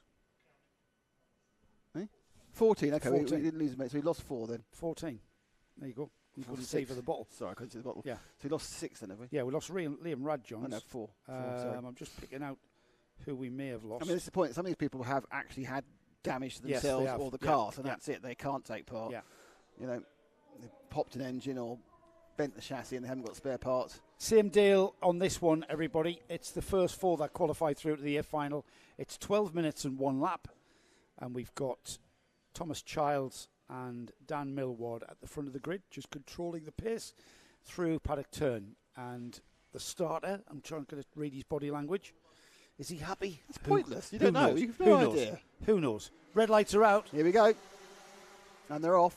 And into the lead, as you said, once again, is a man in pole, Thomas Childs. And it was Dan Millward. Second. Sensible start. There's 1, 2, 3, 4, 5. I think they've all gone through in order, actually. Yeah. Oh, one We've problem. Lost the one. The 77. That is Richard Edwards. Yeah, that's it. His weekend continues to improve. So 1, 2, 3, 4, 5, 6. They've got a lovely little even gappage there, isn't there? It's the 47 in 6th place, Jake Lewis. So that's he started 6th. He's still 6th. And Childs, as he carves his way through the Stuart S's, using that patented, it's the end of the day, a bit tired method of moving your entire body. Once again, we're seeing 4 karts eke out from the rest of the pack. Now, they're the 4 qualifiers as they stand. 4 of them maintaining a gap already after lap 1. Look at that, across the line. Thomas Childs, Dan Millward, Alex Thomas, Oliver Smith. And then we've got a gap of nearly 4 seconds to Adrian Smith, Jack Goodyear, Steve Maidment, Rob Logan, Carl Bryant. So these 4, all these 4 need to do, Nick, is continue round. Yeah, and we're down to effectively 11 active runners. We've got Edwards a long way back, and Jake Lewis and Malden Heath didn't complete the first lap. I just saw one of them pull off. So there's been some problems. Lewis was running in 6th, and he's just pulled off. Engine running a bit sick. Well, the thing is, like we say, the constraints of this championship, 2 sets of tyres for 6 rounds of racing. If you have had a problem on the first lap of this B final, and you're not in a chance to qualify for the A final, you are going to pull off. And think about that. I'm sure it's a consideration. I wish I had that much intelligence to do that. I'd just carry on going. Would you? Yeah. I've paid to be here. Well, there is that as well. Yeah, it's a long way. Yeah, I mean, this guy at the back here. Up the inside goes at 22, take the lead. So Millward now takes the lead. Number 77, he's taking a leaf out of your book. I know. Richard Edwards continuing round. A tad quicker than that. Because he's just enjoying the drive. I probably wouldn't, actually. Change for the lead. Yep, 22 got the inside of Millward. So Millward got the inside of Childs. Oh, he comes back. Now Childs come back. Childs coming back. So they're slowing each other up. Do you think this is staged? No, I think they're not thinking about it. Yeah. So that's bringing them back into Thomas and Smith. But the big gap is the gap between 4th and 5th, which Oliver Smith, the 83, had 3.8 seconds, and Adrian Smith, the 37. And that gap doesn't appear to be getting any smaller. And the top 4 are nose to tail. Yeah, the top 4 are. That's what I mean. Is it staged? Do they know they don't have to race? There's only 4 tenths between the top 4. And if we had a pit lane and a pit board, we'd be putting the pit board out. Up the inside. No. Oh, look at that! And he's just lost all drive coming. He had to do the bouncy move. Yeah, he did. They were tripping over one another, weren't they? Thomas Childs, Dan Millward, Alex Thomas, and Oliver Smith side by side now. Right then, Thomas was thinking of edging Smith onto the grass. You could see. No, I won't do it. Yeah. So is that Smith now ahead of Thomas? Yep, it is. So it's Childs, Millward, Smith, Thomas. Top 2 broken away from the second 2. Running currently in the not bumping up 5th place. It's the 2 carts that's come through. So Carl Bryant coming through now. Has he got the pace to bridge that gap now, which is going to be at least 4 seconds, I would say. Yeah, I think so. Yeah, it's 4.3. Oh, yeah. Another cart has withdrawn. Who'll be lost? I think we lost Adrian Hammond. Has gone now, pulled off. Ah, right. We'll find out because Richard I think Edwards I think he might actually have been looking for his tyres. He's gone. That's not going to work. Aidan Hammond has pulled off. Did he pull off into the pits? No, he pulled off into this other road. There's another way you can get off into the. He went up there. Yeah. All right. That's the old pit entrance. So back in my day. Yes, obviously. Did I ever mention that this is the place that I there's debuted? The left-hand side now is that same pits, which they're not using. That's where he pulled off. Right. Did I mention that I debuted here? You did say debut. It was a starring debut. Yeah. Was it after you signed associate professional terms? I'll tell you what, it was the same weekend as Alan McNish. Oh, okay. Multiple Le Mans winner. Yes. Was his first race in seniors. Really? My first race in still karts. 4'3".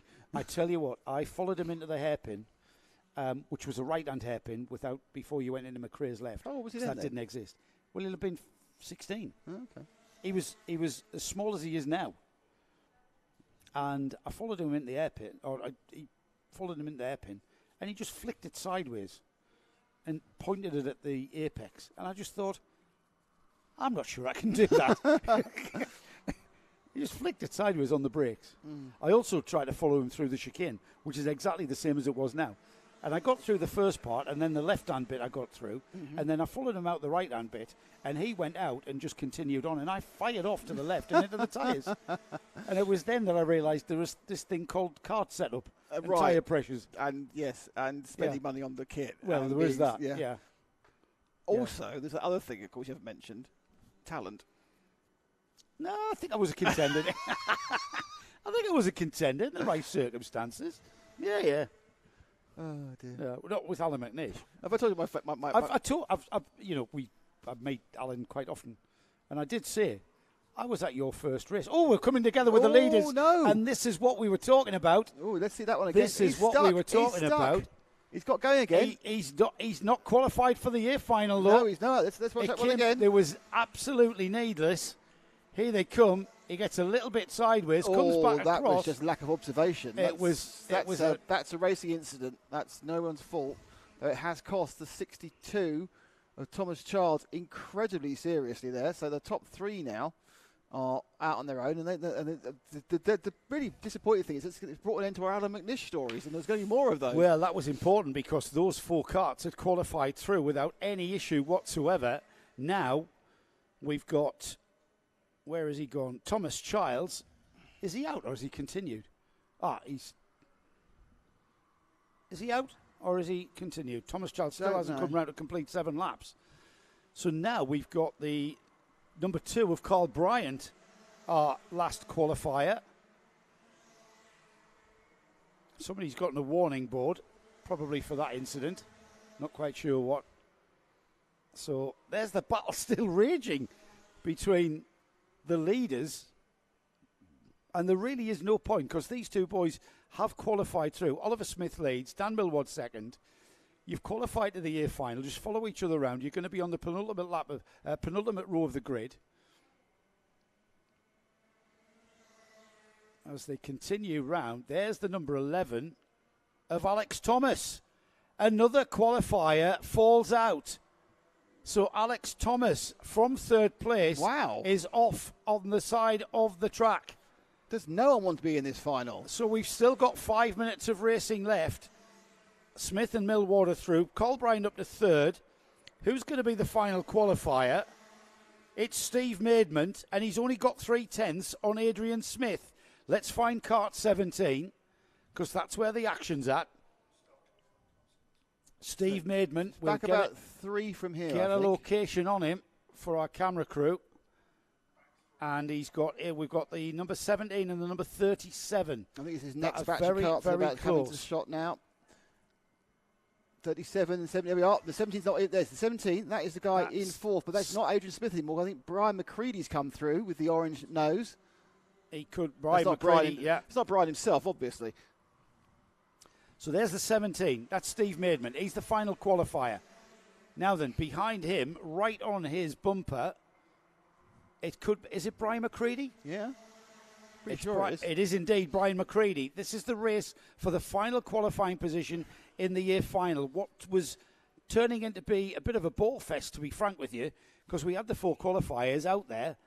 Ended up us talking about Alan McNish and me going off at wherever I was going off. A tangent. A tangent, yeah. Of your Here we are, career. action for the last 3.5 minutes, because Steve Maidment has now got to hold off Brian McCready for 3.5 minutes. Can he do it? Here they come. Down the hill, through the right-hander at St John's. Just pick your mark very carefully. Keep off the curb on the inside of Sonny. Into Paddock turn then.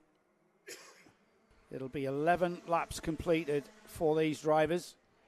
Steve Maidment in 4th place.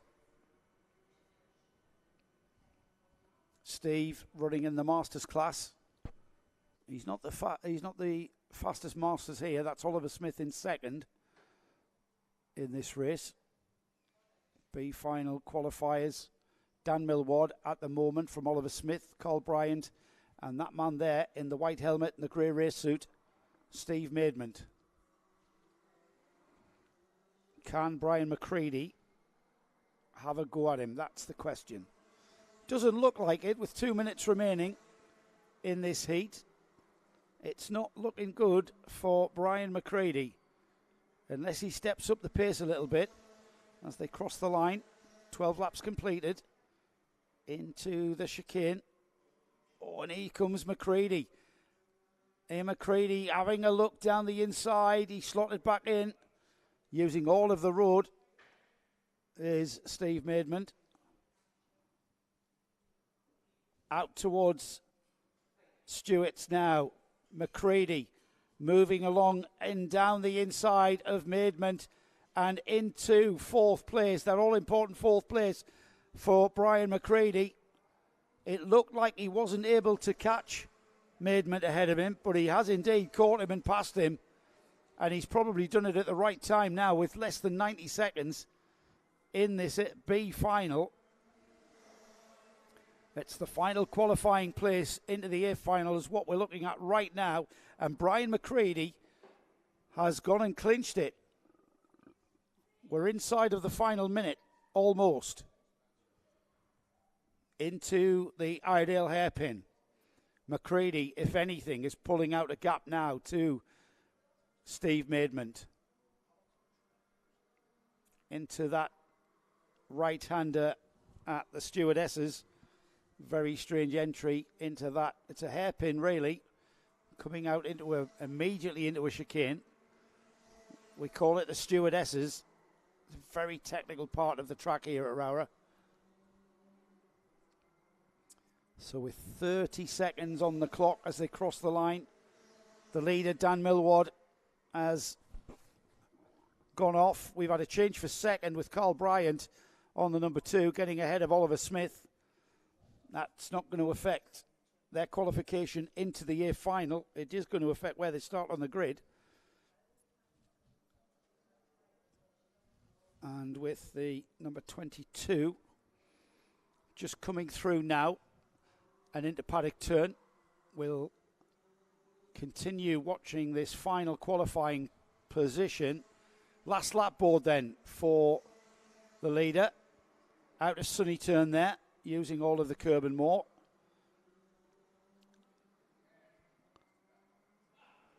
Last lap board for Brian McCready, the final qualifier for the A final. Into the McRae hairpin for the final time. Not be the final time of the day for Brian McCready though. He's got an A final coming up. It'll be the last race of the day for these drivers. There's the leader as Dan Millward takes the B final victory and crosses the line. He will take victory in this B final and qualify through to the penultimate row of the grid for the A final. Carl Bryant is second, 2 seconds back, 0.8 of a second further back, Oliver Smith. And then here comes McCready to take that fourth place. Drama in the B final for the 177 Rotax class, as we had all sorts of things happening, karts coming together, and then that unfortunate retirement for Alex Thomas. Not quite sure exactly what the problem was there, but an absolute shame for Alex Thomas. It was Steve Maidment who finished in 5th, Jack Goodyear in 6th, 7th was Adrian Smith, and then we lost Richard Edwards on lap 9. We lost, as I said there, Alex Thomas, kart number 11 on lap 8, along with Rob Logan. Thomas Childs went out on lap 6 with Aidan Hammond finishing on lap 3, and then Jake Lewis and Martin Heath we lost on the first lap. It's the junior final next, and it's Junior Rotax and Minimax, and that one's coming next. 12 minutes and 1 lap for the finals. 4 Minimax runners will be taking to the track. Reese Green is on the pole position in Minimax from Louis Reese, and then third is Alex Fraser, and fourth is Charlie Gillam.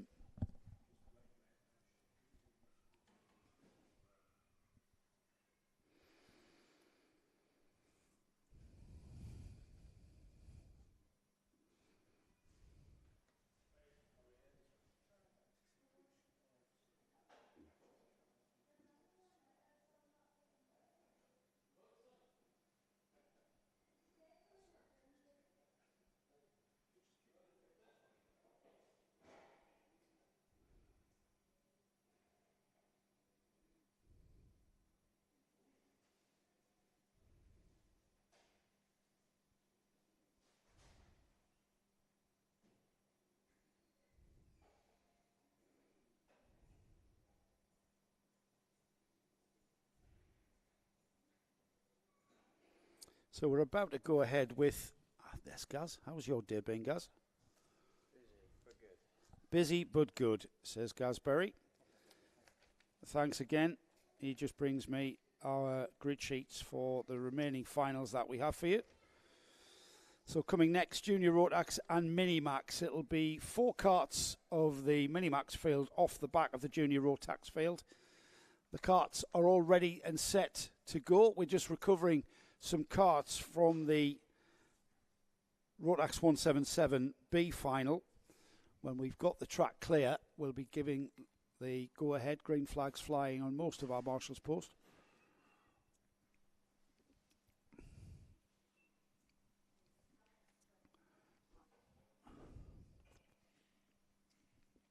Last of the karts just using one of the access gates onto that pole. You know, when we went over for a walk over that far side and we saw that little strip of tarmac, and I wondered why that was there. Perfect, brilliant idea. Recovering karts, getting them behind the fence, and that little strip of tarmac leads onto the pit entrance roadway, and that enables us to get the karts off the track very quickly here at ROWRAH. Great venue for the owned by the Cumbrian Kart Club and managed by their president Malcolm Fell and his wife Marion, who does a great job here and kept us fed and watered throughout the weekend. Let's have a look at the grid then for the Junior Rotax final, round 3 of the NAVOS NKC Championship, and it's Mason Perrin on the pole position from Samuel Wyatt. Ronnie Shrimpton and Ethan Wyatt are on row 2. Braden Hill and Ben Ficini are on row 3. Archie Buttle and Ashton French are on row 4, with Dylan Mitchell and Levi Goodyear on row 5. Row 6 is Adam Catling and Oscar Shrimpton. Sophie Hadley and Joel Bowden are on row 7. Row 8, Rafi Celentano, I should say, Ollie Morris, Thomas Hadley and Jack Briscoe are on row 9. Jacob McDonald and Archie Hardiman are on row 10. And the final row of the grid, 22 kart field for Junior Rotax, is Josh Eaton-Brown and James Rigby. Karts forming up nicely just before Paddock turn. Mr. Starter has let them go. He's released them. And into the lead has gone Mason Perrin. That the red overalls, the red livery of the kart. Off has gone the 69. And that is Oscar Shrimpton there, losing it coming out of the chicane. Oh, look at this battle for second and third. Thomas Hadley, Archie Hardiman coming together 3 wide. Somebody on the grass there. The number 20 was that? We'll fathom out who that was as they come out of the stewardesses and down towards us. It should be the number 30. It is indeed Mason Perrin. Then we've got the 72. Then we've got the 72 of Ronnie Shrimpton, who's gone right up and into second place, side by side across the line. And they're still sorting themselves out as they come out of the hairpin. Mason Perrin has gone. These karts squabbling behind Perrin, 3 wide almost coming out of McRae's. These three karts battling. Oh, they're coming together there at the hairpin. All sorts of junior drivers tripping over one another outside of the Iredale hairpin. Let's have another look at this as they head into Iredale. It's the right-hand hairpin. And then it's Ronnie Shrimpton, Braden Hill, Samuel Wyatt involved there. The 72 of Ronnie Shrimpton diving down the inside. Here they come then. It's 2 laps completed. Perrin leads. Braden Hill now on the 35 up to second. It's Ronnie Shrimpton in third. Samuel Wyatt fourth. Archie Button fifth. Ethan Wyatt, Ashton French, Dylan Mitchell, Ben Ficini and Adam Catling rounding off the top 10. These karts have sorted themselves out, and Braden Hill, current championship leader coming into this round, has gotten off into second place and will be chasing down Mason Perrin. The gap at the line last time by was 1.6 seconds. We'll keep an eye on that. Mason Perrin, however, are going to be a hard man to beat. Fastest lap of the race there. Battle for third. Ronnie Shrimpton and Samuel Wyatt. Absolutely nose to tail. Being joined by Archie Buttle. And down the inside has gone Wyatt on Shrimpton. Wyatt makes it stick across the line. Samuel Wyatt up to third. Shrimpton fourth. And as they come out of the chicane and head towards McRae's, great drive from Samuel Wyatt. He's gotten by Shrimpton now, and he'll be chasing after Braden Hill. Braden Hill, fastest lap of the race. The second place kart, number 35, is chasing down the leader, Mason Perrin. That's the battle for third there. That orange overall of Sam Wyatt is now chasing after second place Braden Hill, who likewise is chasing after race leader Mason Perrin. We've had a third of this race coming up to... What's happened? I've been fiddling with stuff. All sorts, mate, all sorts. I know you've been fiddling with technicals. I'll tell you what we've got. We've got Mason Perrin leading, but we've got Braden Hill, who's reduced the gap from 1.8 seconds. It's now down to 0.8 of a second in 3 laps. Wow. And he's closing him down. Let's, if we can, Paul, let's find kart 35. He's second at the moment, and he's just behind the leader. There's Mason Perrin coming out of the stewardesses. Here they come, down into St John's, just a little bit ahead of where you are now. I got some good luck messages. Good luck to Sophie and Thomas. Good luck all. That's supposed to be Alex Fraser. Sorry, say that again. I was saying good luck messages. It's fine. I've totally neglected the Minimax race because this is really getting hot. We've got a mechanical flag being shown. Can't see the number of the driver. Can't hear what that is for. There's 79. The battle for the lead. 79 is the mechanical. Right, 79. He's down in 18th Jack place. Briscoe. This is the battle for the lead. It's Reece Green leading Minimax. Alex Fraser is second in Minimax. But the junior Rotax class, this has been Mason Perrin, who's led from the start. However, Braden Hill, current championship leader coming into round 3, is chasing him down. He's got the gap down to half a second, but that's not half a second, is it? Braden Hill, who has looked suspiciously off the pace at some points in this race, has bolted on a different set of tyres. Yes, no doubt. He's been using some right old rubbish in qualifying. Is that a fact, or have you just thought of that?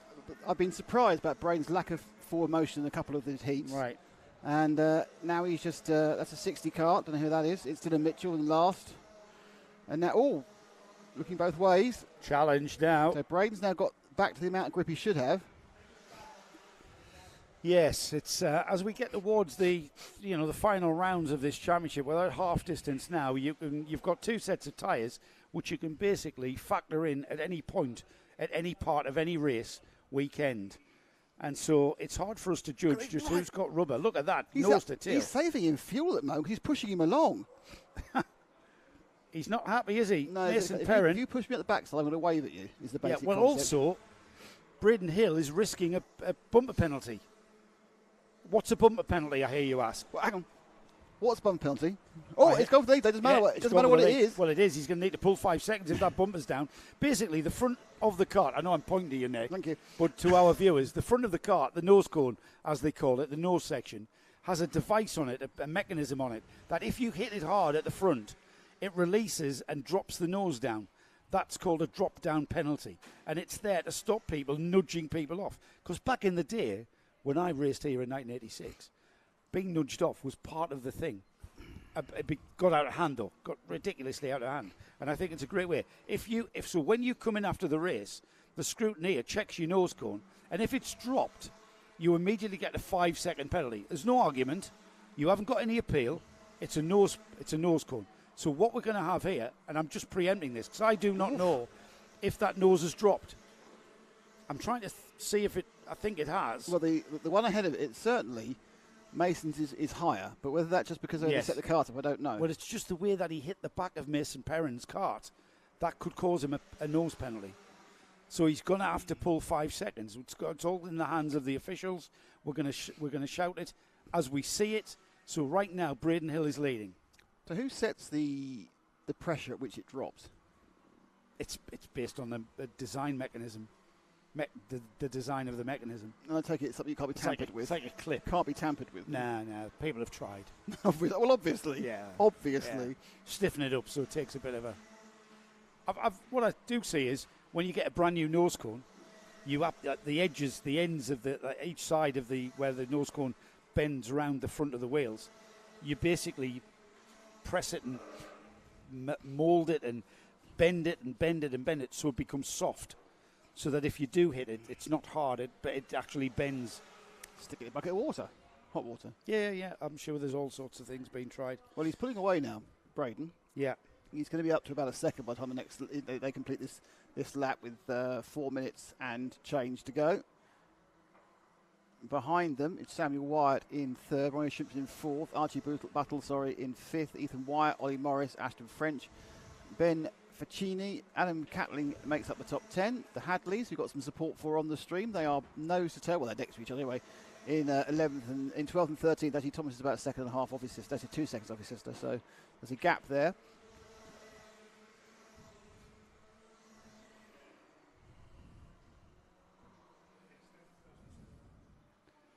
Yeah, that's definitely... There's a bit of a scrap between fourth and fifth, actually, between Ronnie Shrimpton and Archie Battle. Looking at the here we come. This is the battle, fourth and fifth. Let's watch that, and I'll keep an eye on the gap between Braden Hill and Mason Perrin. The brightly covered 72 of Ronnie Shrimpton and Archie Battle 22. We obviously spoke to Archie in the pit, we didn't. Joe did in the pit walk. That's available, obviously, whenever you want to see it. Just scroll back on the live stream. It's at lunchtime, where you can watch it on a completely standalone on kartinglive.tv. And if you haven't liked kartinglive.tv on Facebook, please do. And if you haven't subscribed to Control Sport on YouTube, do that as well. It makes it a lot easier for us to talk to you and make sure you don't miss any of our other things. We've got a really random selection of stuff coming up. We've got more karting. We've got studio vision from Lamont, where you can get to see people commentating. Oh, really? Then we've got a whole succession of radio controlled car events, more karting. It's all going on. When you say Lemont, you don't mean Lemont karting. Oh, he's nudged him out there on the on the. That was Ronnie Shrimpton nudging out Samuel Wyatt. Buttle taking. Buttle. So he comes in. He's behind him, into St John's, and he just gives him a bit of a shove round. Oh, I see. Yeah, Archie Buttle nudged out Ronnie Shrimpton. Yeah, with not a massive speed differential. He may not have dropped his nose. Again, that's tricky. These noses do tend to drop down for the slightest of things. So, and there's Buttle moving away now. The 22, having got by Ronnie Shrimpton, is pulled out. So, picking up fourth Archie place. Came into the weekend as third in the championship. Now then, what's happening in the mini-maxes? They're only a few tenths apart. I don't know where Reece Green is leading by about. They are only a few tenths apart, but they've got a junior right in the middle of them. So we need to find 71 and give them a bit of love for a few seconds. Let's find Kart 71. That's Reece Green. He's leading Minimax. Alex Fraser is second in Minimax. Then we've got Louis Reese, Kart 47. They've got the yellow number boards. Here it comes. They've got the Ash has got them. It's going through Erdales now. Now it's 71. No, that's 77. Oh, right. Where's 19? You're looking for a yellow number board with a black number.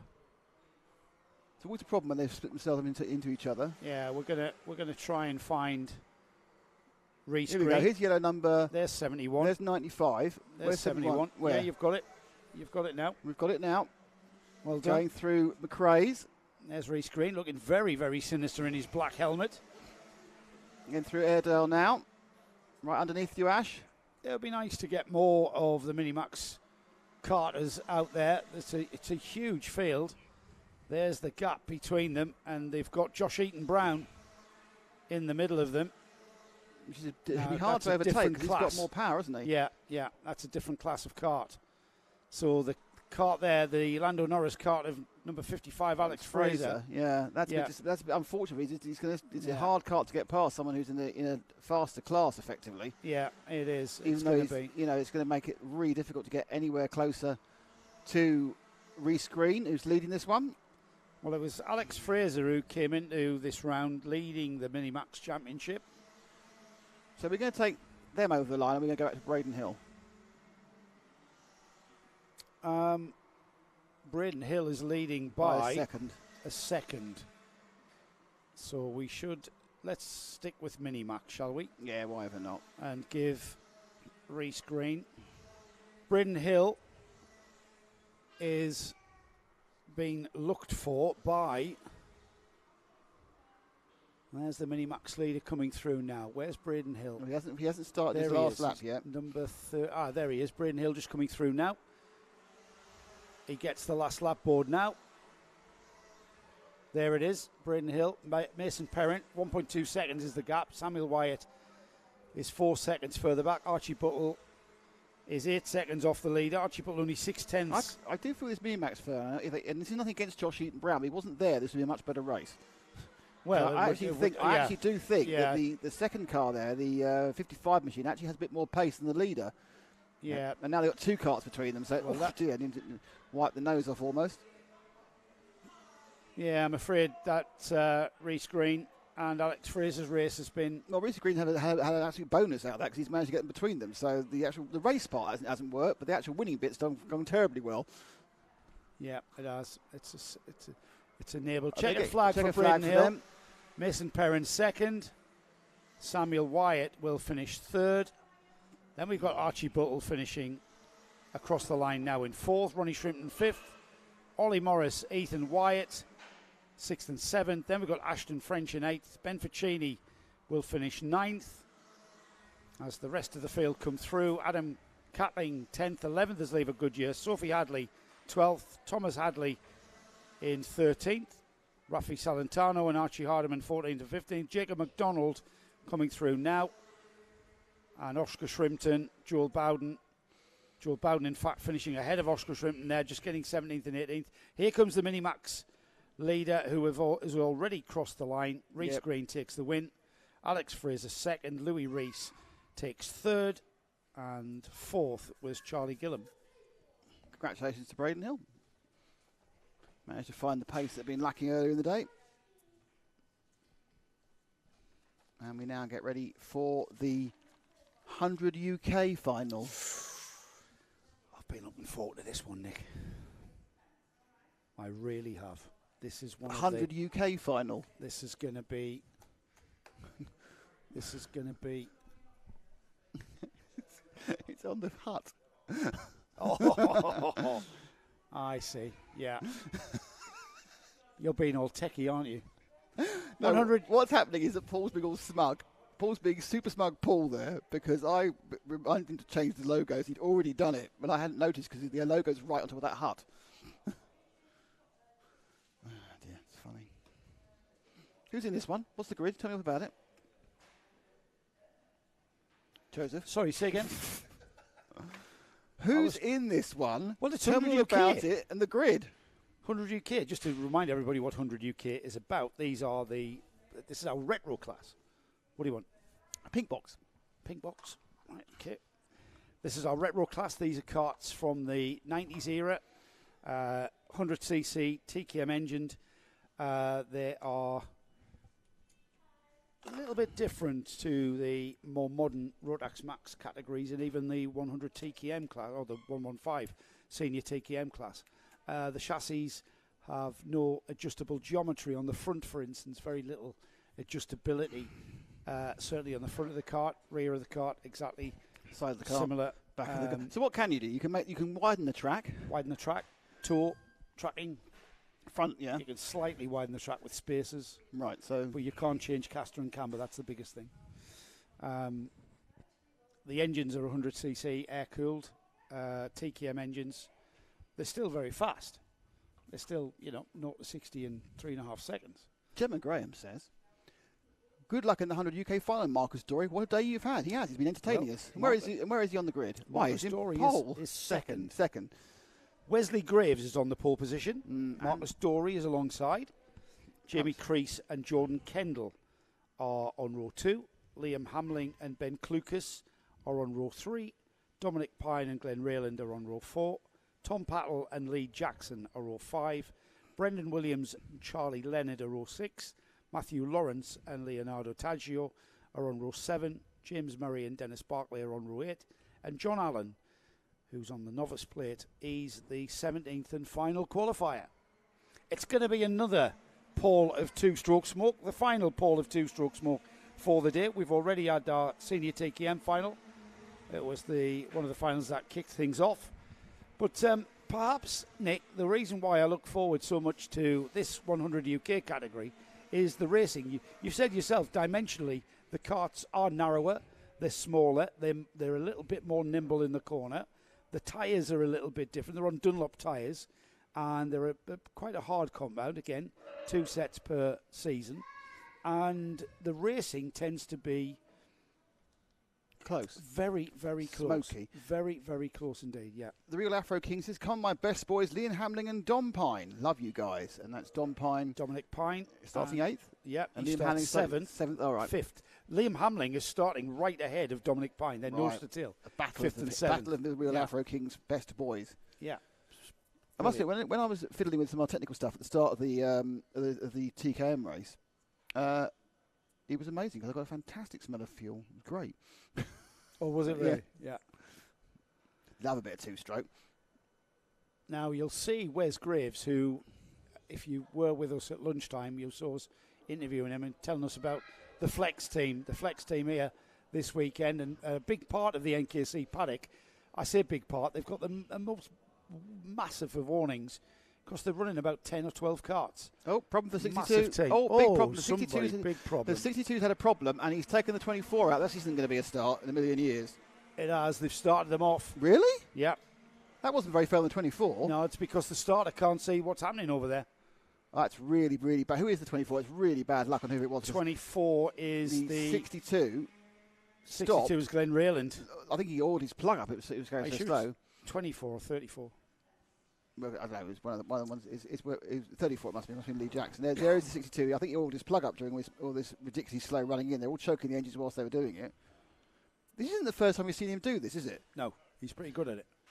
He's giving it a big old run here. Obviously, it's not sounding right. Meanwhile, Wes Graves is off into the lead, number 2.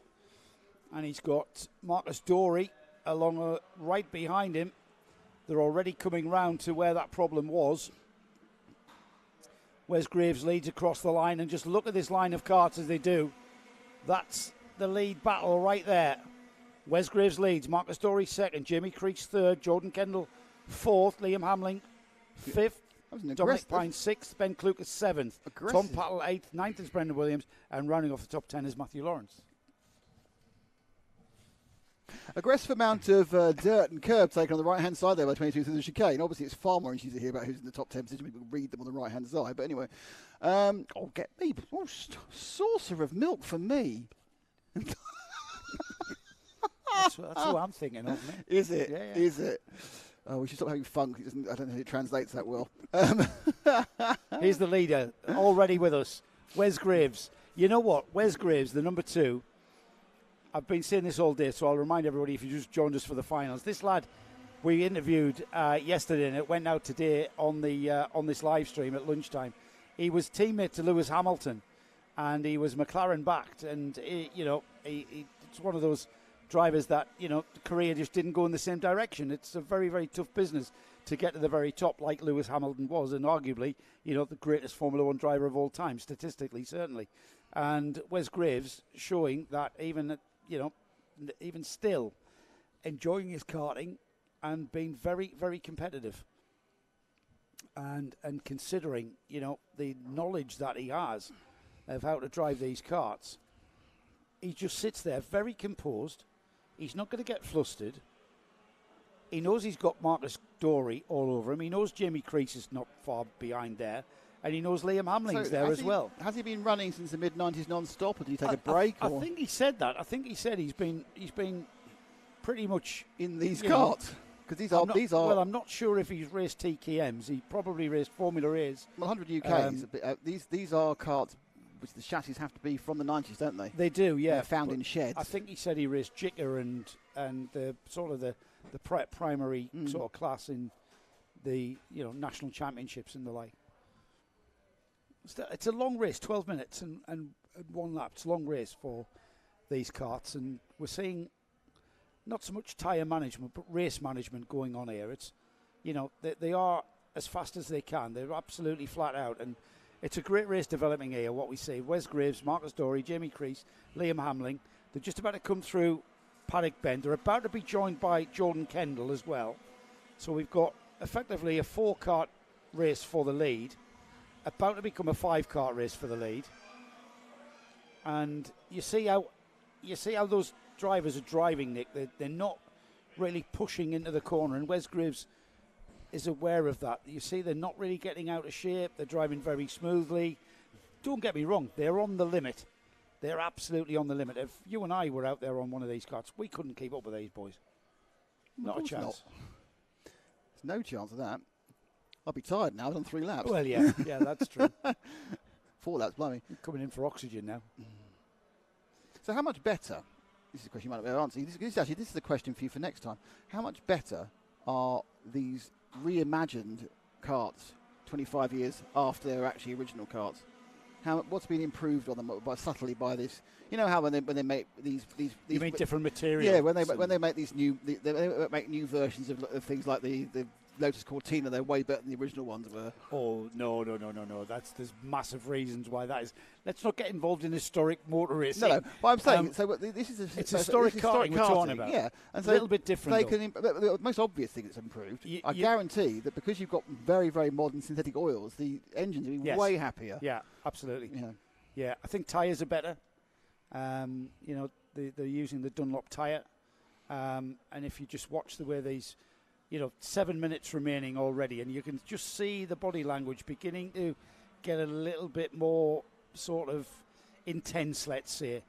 These two beginning to break away from 3rd and 4th. But I think there's a lot of karts original. Mm-hmm. But yeah, you're right. Materials, the standard of metals that are used in the tube frames of building these karts will undoubtedly be a better grade of steel.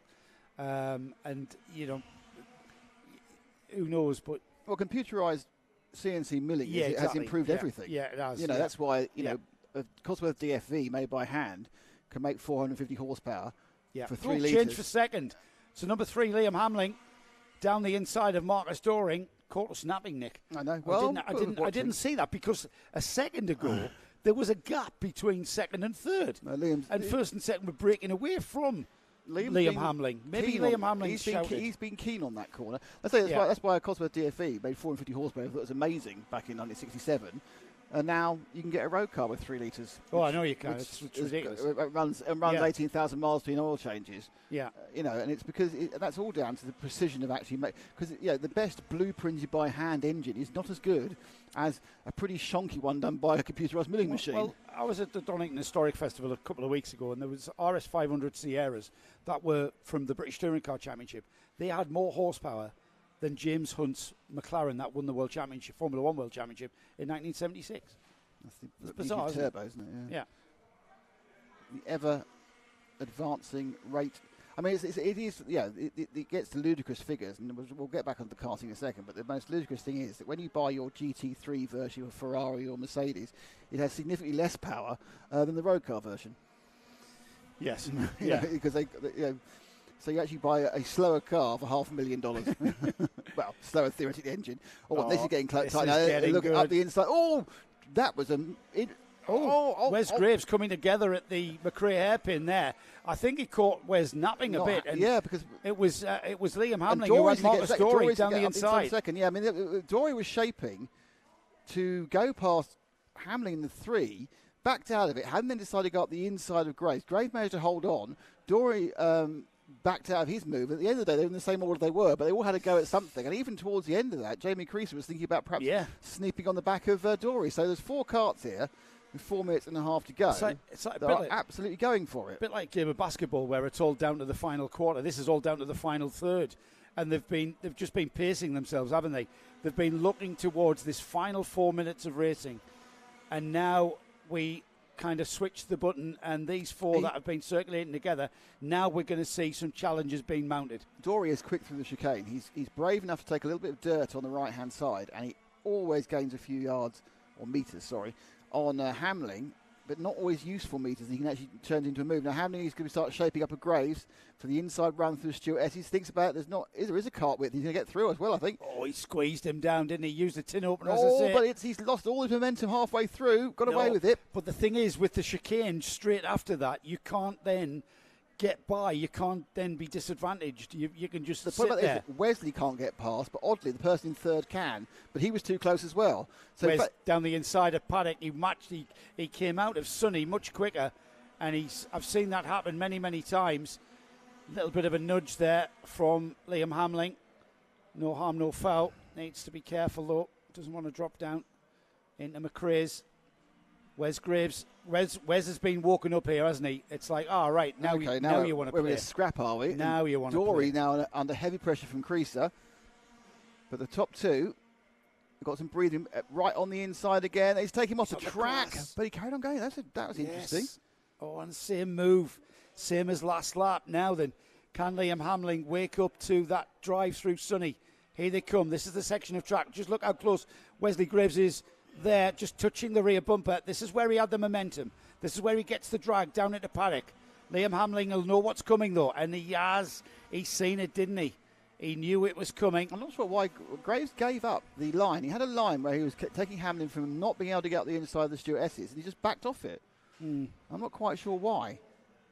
He did. He moved over to the left and kind of opened the door, didn't he? He was doing it, as aggressively as you're allowed legally. But look, now he's away. Hamlin's managed to gap it. So Hamlin looking like he's got the speed to win this.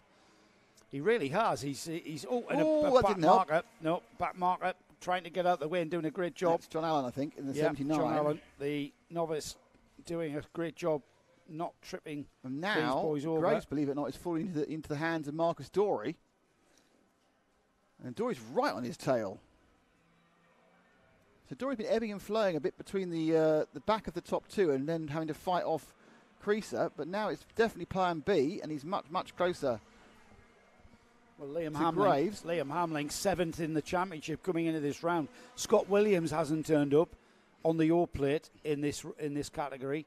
Ed Peed, championship leader, hasn't turned up. So maximising the points haul for Liam Hamling. Wes Graves will be thinking about that as well, because Wes is second in the championship. Wes Ben Clucas, by the way, He's down in 7th. He's had a torrid just day, hasn't he? not had the car set up. He's not at all. And just look at that gap already. Liam Hamling, he was 0.3 of a second across the line. We're into the final minute, Nick. Into the final minute. Would you believe that? So they got this and 2 more. It was a high-speed game of chess, the start of this race, wasn't it? Yeah. And now it's woken up into the final 4 minutes and already into the final minute. They're right on the cusp of getting... Oh, we are. 48 seconds there as we cross the line. Right, I think they're doing the laps under 48 seconds, aren't they? They're doing 52s. Oh, they're not then. All right, this will be the penultimate lap then. Yeah, it'll be 1 lap to go aboard next time by. Stabilising down, a nice comfy lead of 3 or 4 tenths. If it's going to happen now, it's going to be Dory on Graves. Yeah, they've dropped Jamie Crease in 4th, haven't they? They've dropped Jamie Crease. That's none of our phones. We're in the Cumbria Kart Club Cafe Lounge. Lounge, love. That could be anybody's. Advanced Lounge, yeah. First class only. Dory really trying to get himself to Graves. Graves, I don't think is going to get anywhere near Liam Hamling without a major mistake from Liam in this final lap that's coming up. Time expired, so this will be the last lap. Can Dory, though? White helmet, grey kart. There again, look, he's got superb speed up and over the chicane again. Now, he's going to have to go for it. No, not quite. And it's one of those things, when you back out, you end up losing more than your advantage. Yeah, but the thing is, Nick, you're on such a knife edge. You remember, there's only brakes on the rear axle of these karts. Yeah. So when you press the brake tad more. No room at the inn from Smith this time. Graves should have done that to keep Liam Hamling behind him. But he backed out for some reason. Yeah. It's so easy to spin and lock the rear axle and spin off in these karts. Side by side into St John's, that's not going to work. Here they come into Sunny for the final time then. And it's the checkered flag being ready for Liam Hamling. He got the inside. No, he can't. Liam Hamling. Lead over the line. There he goes. Waves it. 1, 2, 3, 4. Close as ever. Another great final from the 100 TKMers. I'm just going to reboot my So timing. It's Liam Hamling from Wesley Graves. Marcus Dory was 3rd. Jamie Creaser was 4th. Dominic Pine was 5th. We had some Dominic fans earlier. And then we have Ben Klukas, Jordan Kendall, Tom Pattle, Matthew Lawrence, Lee Jackson, Dennis Barkley? Yes. There's Barkley. Troy Leonard, Leonardo Taggio, John Allen, Brandon Williams, and Glenn Reynard.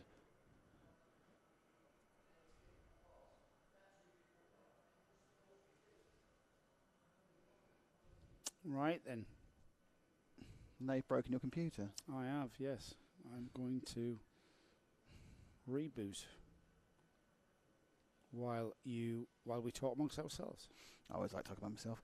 So so that's the there's 2 races to go. We've got the two Rotax finals to come. Yeah, 2 Rotax finals to come. So senior Rotax A final coming up first. That's the 162 weight category. And Jojo Bow 75 says some amazing driving today from everybody. Shame everyone could not win a medal or a trophy. Well, really is well said. Proud of you, Marcus Dory, says Gemma Graham. Yep, 3rd place with Marcus and very, very competitive all day. And when he gets home and watches the stream, he's going to see himself both being brilliant and slightly confused at the same time. But some brilliant driving by Marcus. In fairness, he's absolutely been one of the stars of the day, but not the driver of the day, I don't think. No. That's hard. It's going to be a hard one, that. I'm really struggling to think about a driver of the day, and I know that's what we've been tasked with. You got any thoughts? I am, kind of was thinking about someone. I've changed my mind. Really? Yeah. I think my driver of the day is based on utter stupidity. Well, that's the best way, I think, normally. And he'll take that as it was meant. Because I think I said that to his face, actually. Oh, I've got a technical question from Scotty here. Yes. You need to answer. You've only got 8 tyres, yeah? Yeah. What happens if you're unlucky and get a puncture or something? Well, then that's called force majeure. Right. And you can apply with the said damaged tyre, and the organisers will allow you to replace the tyre. you've got to be very careful insofar as, no foul players. Have a right or go at this. If it happens to have no tread on it, yeah, and you puncture it, it's going to be like, no, you can sit, there's tread depth indicators. Ah. Did you not know that? Yes, I did actually. Yeah, of course you did. I sat there with the right, dots. let's have a look at this. Jay Lewis on the pole position. James Wood, our on-cart cameraman, is on the front row alongside him. This is his local track. He's a Workington lad. Callum Davies and Miles Barthorpe are on the second row. George Sanders and Luke Evans on the third row. Scott Smith and Adam Rogers. Then we've got Lewis Jones, Paul Lozan, Harry Barker, Jack Jones, Simon Keeble, Alex Warnaby, Pedro Oliveira, Jez Owen, Lewis Ball, Thomas Storer, Scott Lowther, Paul Moran on row 10, Tommy Lee Davies, Dylan Tatum, Ellis Humphreys, Jody Fox, Dan Andrews, Tyler Fossey, Scott Russell, Alexander Mirazan are on row 14. Row 15 is Martin Coe and Sam Elliott. Then we've got our B finalists, Andrew Powell, Matthew Kildred, Nathan Hope and James Costin. Well done. That's a superb example of just going for it. And they go, and here they go, over the line now. Yeah, they've been released. Looks like Jay Lewis. That's James Wood in second on the number 12. Oh, he lost a bit of momentum there. Yeah, he's going to have Miles Barthorpe and Callum Davies all over him, though, if he's not careful. Full start. Full start. Full start, shouted. Couldn't tell by his, I know that, but couldn't tell by his body language. He looked happy. I just went, it's written at the top. Sometimes you get surprised by the things your own system does. So that was a great start, I think, from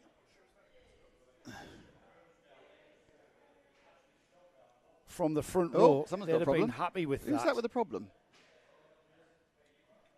Can't see the number of that one, I'm afraid. It's a plain white helmet. It's probably Andy Powell because he's It's card 80. 80. I've got nobody. Jody Fox. Jody Fox. That's really bad luck for Jody there. Might be able to get started again. The thing about it, they had their own self-starters. Oh, some right old tyre warming going on from from Callum Davis.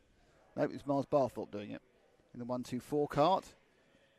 Trying again. 12 minutes of racing. Not sure why the starter was unsatisfied with that. But the 80 has rejoined. He's at the back, so he's got going again. Jody Fox, but he's at the back now. Right, here they go then. Jay Lewis, James Wood once again. Right across. That one was very sweepy. That's got to be not a false start, because that was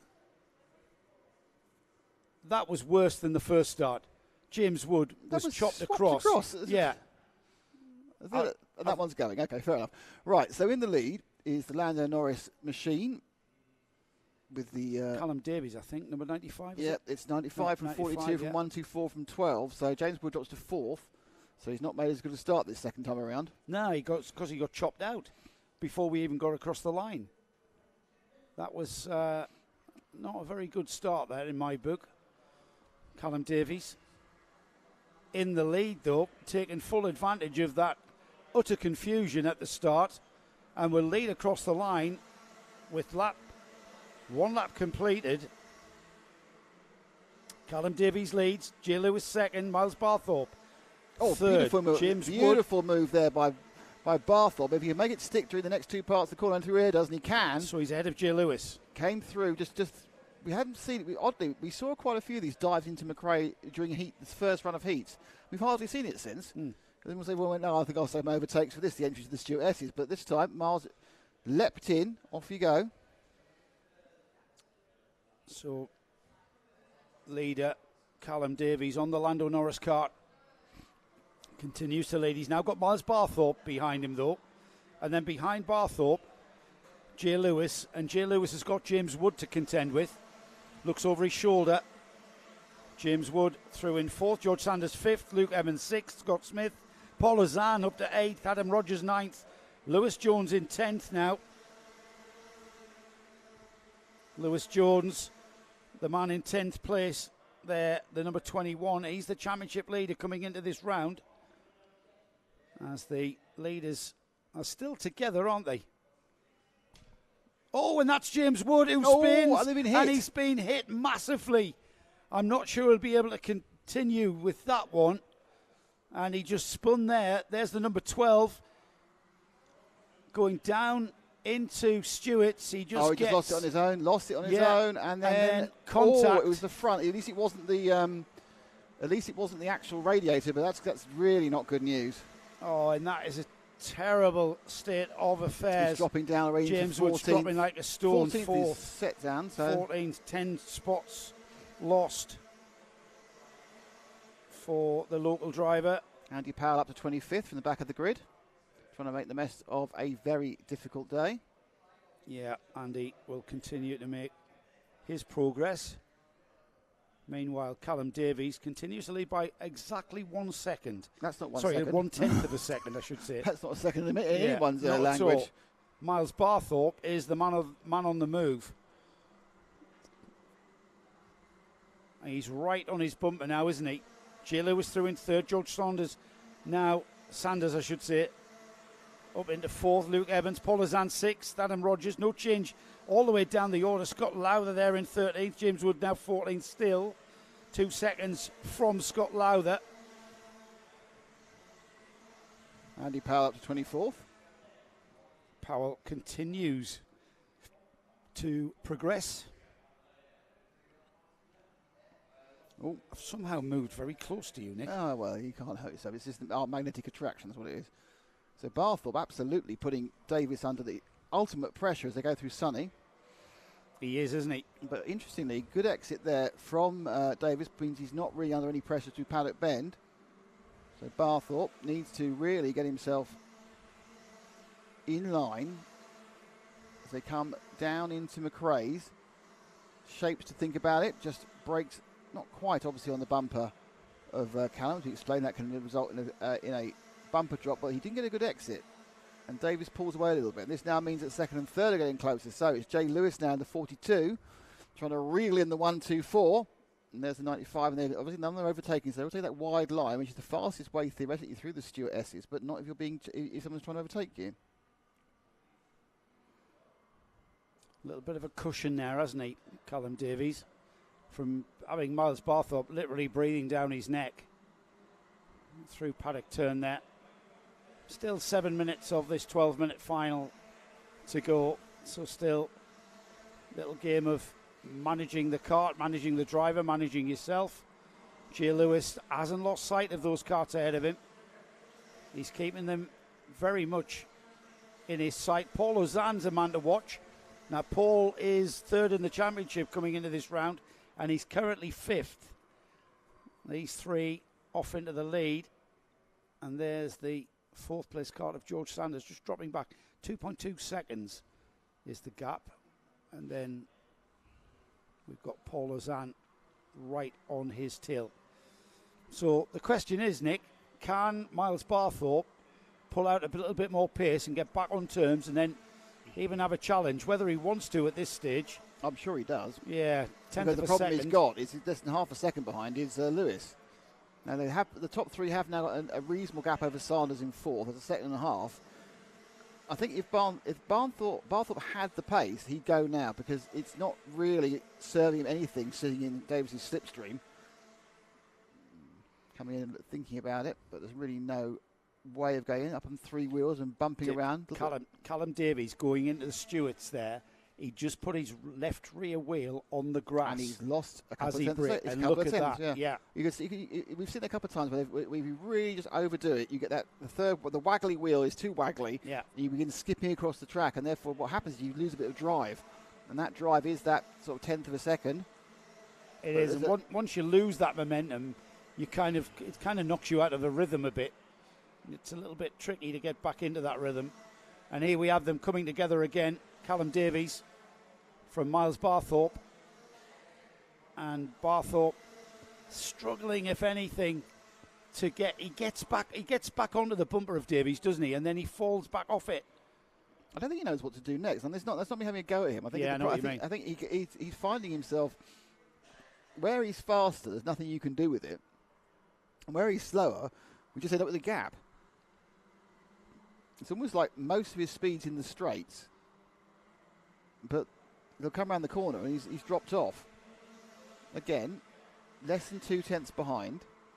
Jay Lewis is 4 tenths behind Barthorpe. Sanders getting closer actually. So down to second now. So they are beginning to trip over each other at the front here. 4.5 minutes to go. So we're only just over halfway. We're not down to 2/3 yet by any means. Then there's an extra lap.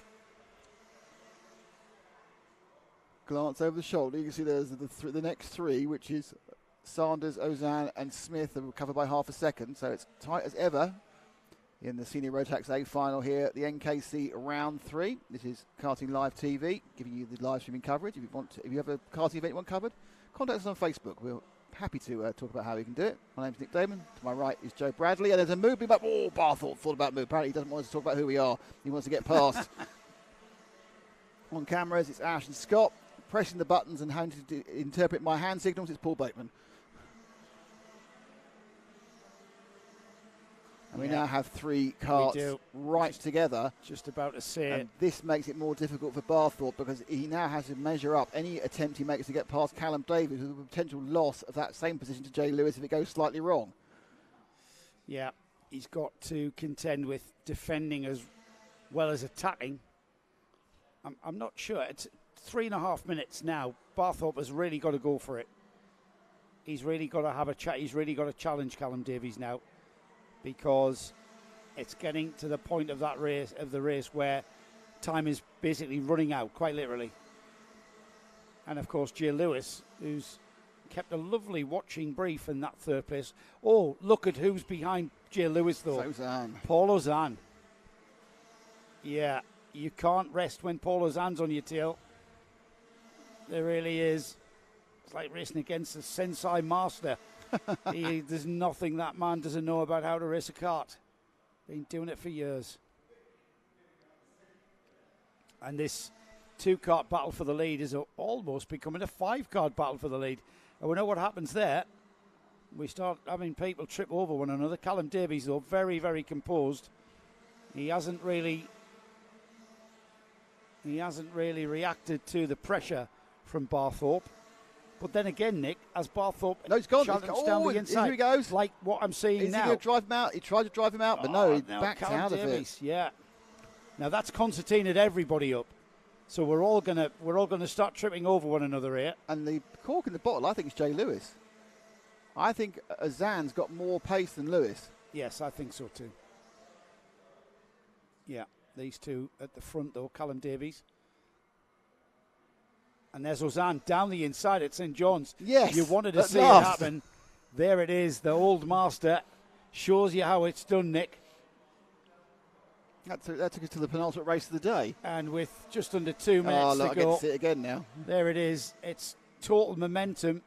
Slips out from the behind Lewis. Look at that. And puts the kart down the inside. I thought we were seeing so many of those. Yeah, I did. Yeah, it's an acceleration zone. It's very, very hard. And with the new track, you get more. I say the new track. It's been like this for years. What? We've been here before then? Yeah, just a bit.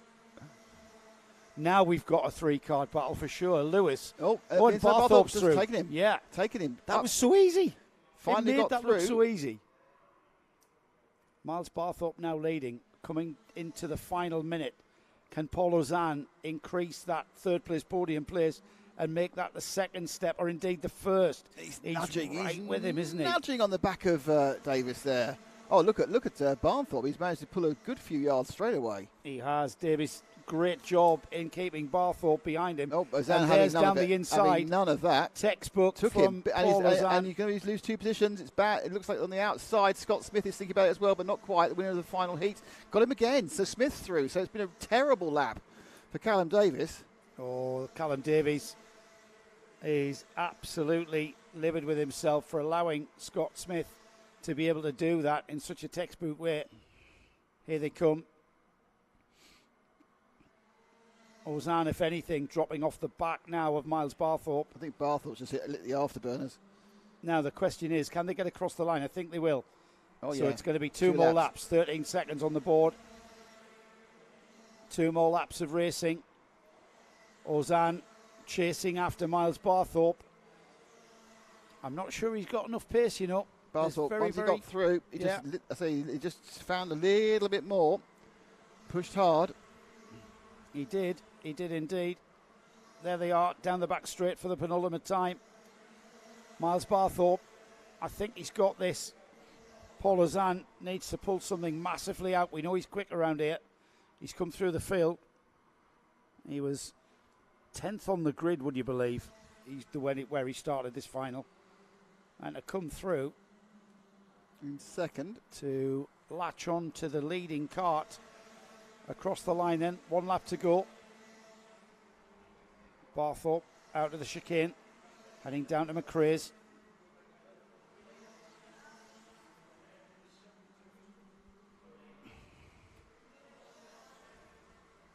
Into Iredale and out onto the back straight. Ozan is closer than he was the last lap. We know how strong he is out of here. Textbook line. He wants to get on terms with Barthorpe, who is equally as quick. Tries to get the momentum. He closes the door off, does Barthorpe.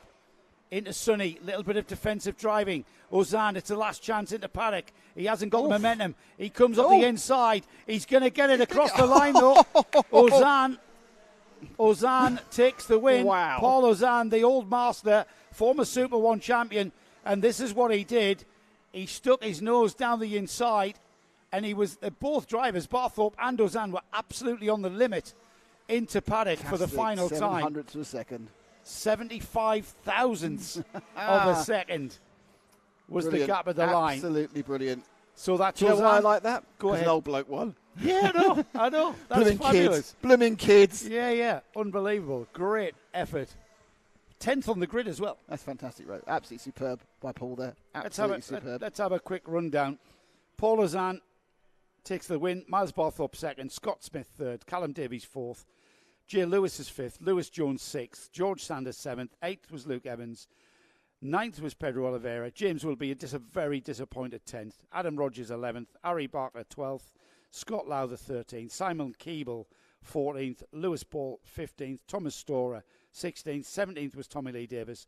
18th was Jez Owen. Andrew Powell gets all the way up to 19th after that dilemma that found him in the B final. Paul Moran 20th. Jack Jones 21st. And let's have a look at the rest of the finishers. We've then got Tyler Fossey. Hopefully his ribs and his wrist are okay. Scott Russell, Matthew Hildred, Ellis Humphreys, Martin Coe, Nathan Hope, James Costin, Jody Fox. Dylan Tatum finishes 30th. Alexander Mirazan finishes 31st. Alex Warnaby 32nd. We lost Dan Andrews, who went out of the race on lap 11, and Sam Elliott, who went out at the beginning. Well, Nick, round 3 of the NKC about to come to its conclusion. We've had some good final. I know we've got one race to go. We've had some very good finals this time. I remember the clay of the finals was a little bit more. We've had some really good finals here. I mean, let's hope we get one final one to round off the day. I think it's the nature of the track, though, isn't it? When we came here and we've said that there was lots of potential overtaking spots, some of which weren't as apparent as the others. Some have been invented, and the ones by that the we drivers. thought were apparent have not been. No. Well, until last race. Mr. Ozan is my hero for doing that, going to St John's. So we have one more race to go, and that is the 177A final, heavy. So that's going to see the Louis Large battle against... Have a guess what the front row looks like. Well, it's Louis Large and Phil Howarth, isn't it, really? Yes, it is. On the pole position, though, and getting more championship points. One more point than Louis. Is Philip Howarth. He's on the pole. Louis Large is second. I'm going to cough, Nick. Okay. So talk amongst yourselves. And in third on the grid, it's Steve Richardson. Fourth is Joe Fifner. In fifth, it's Richard Evans. Sixth is Harold Wainwright. He's had some good performances. Seventh, Reece Llewellyn in the all-black cart. Mark Rowe in eighth. Keith Mason in ninth. Zach Bolton's in 10th. I can hear the cheers from the internet right now. In 11th, it's Ben Hitch. 12th is Stephen Horner. 13th is Lawrence Hilton. 14th is Harry Rowitz with 7 rows in. 8th row is Steve Gilly and Charlie Jowers. 9th row is Michael Mallet and Thomas Hinton. Then we have Alasdair Cunningham and Tim Darlow.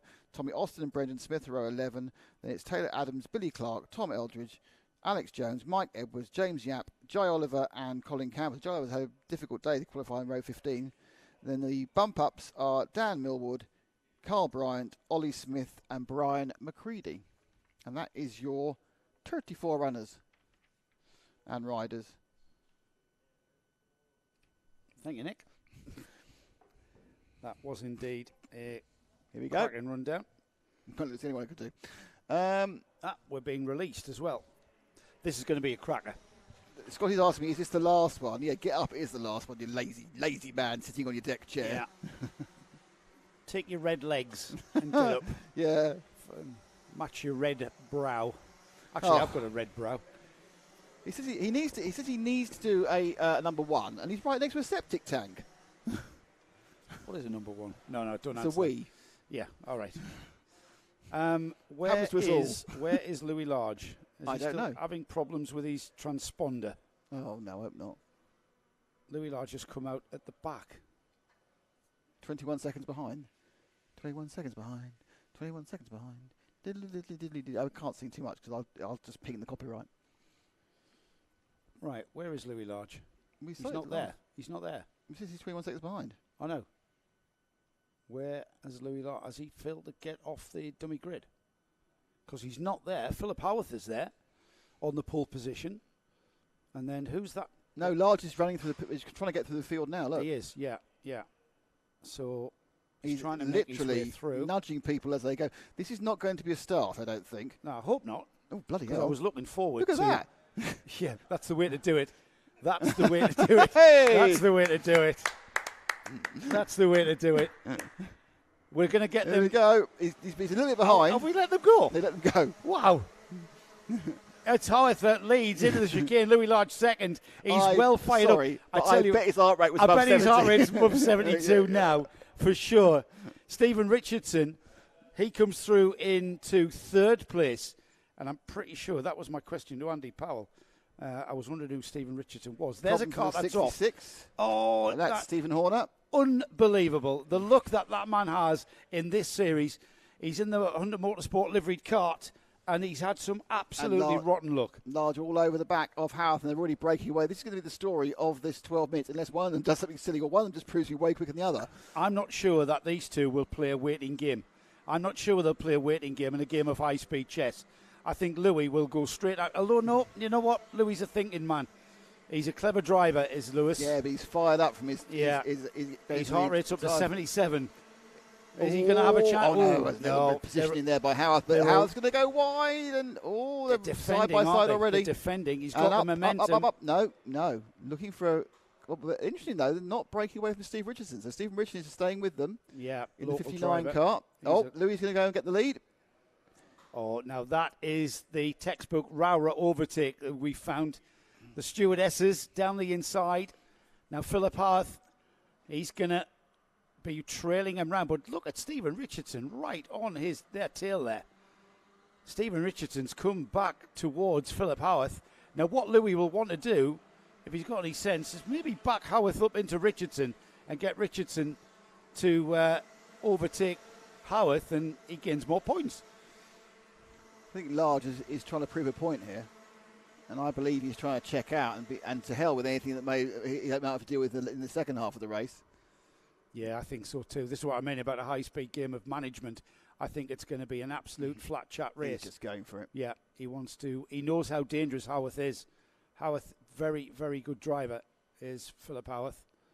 Both of these drivers, British national champion standards. Stephen Richardson showing that he's worth something as well. Into Paddock turn then. It's going to be 3 laps completed.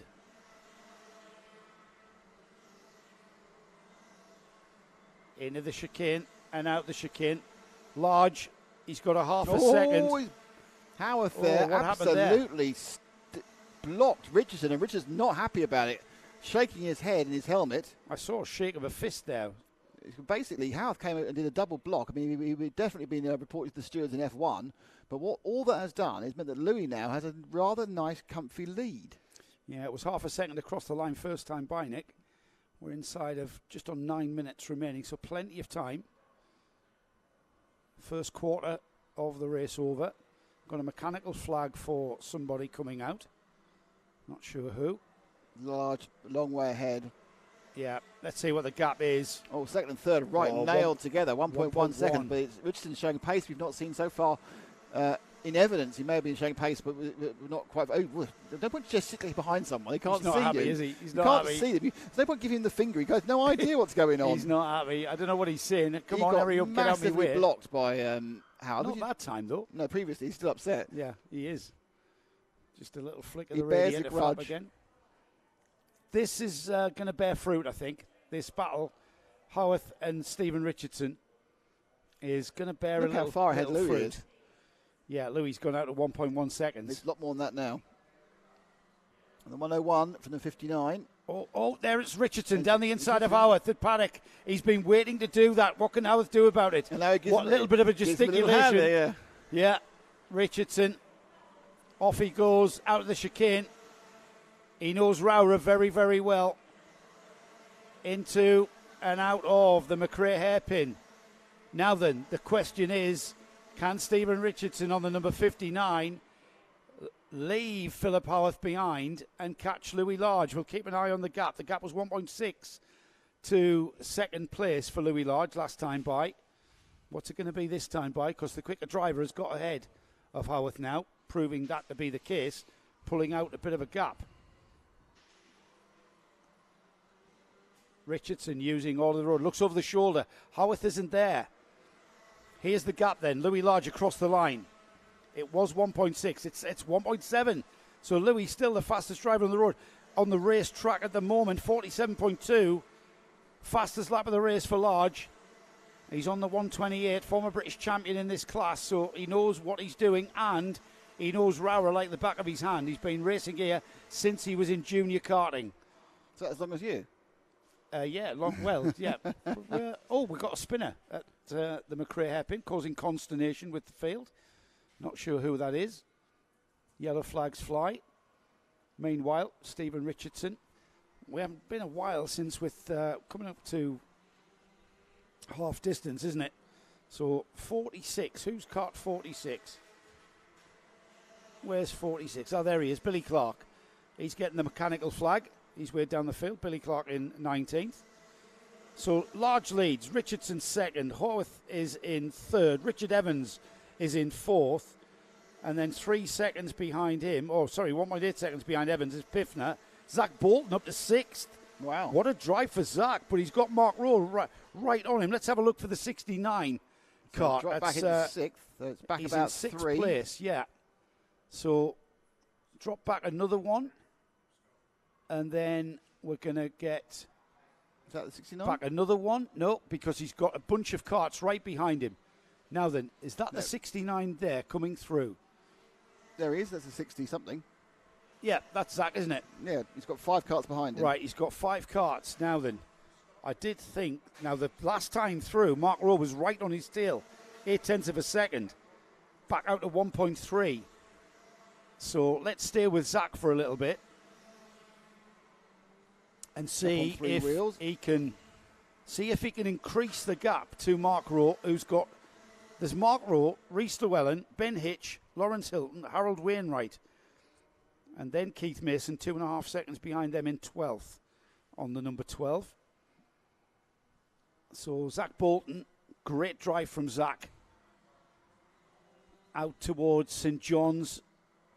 And it looks to me, as though Zach has pulled out that gap and is increasing that gap. gap. A lot of scrapping, but the next 3 are having a right old row with themselves. So just Yeah, drop they back are. 1.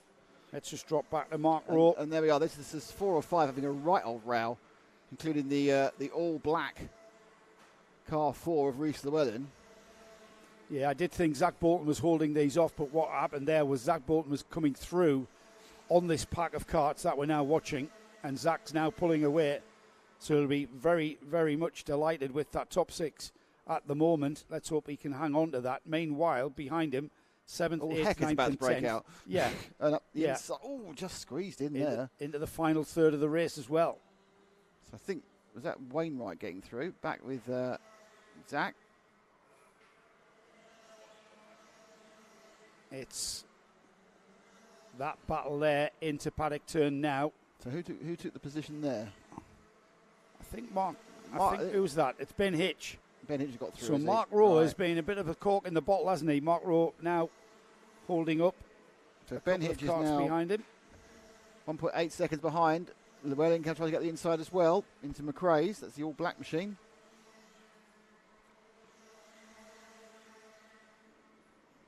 And they're now moving down through to the entrance to the Stewart-esses. Will the 5 car to Mark Rowe give it a go? Nope. They've all gone round in a semi-racing line. A little bit of defensive line by Reese Llewellyn, to be honest, but not too silly.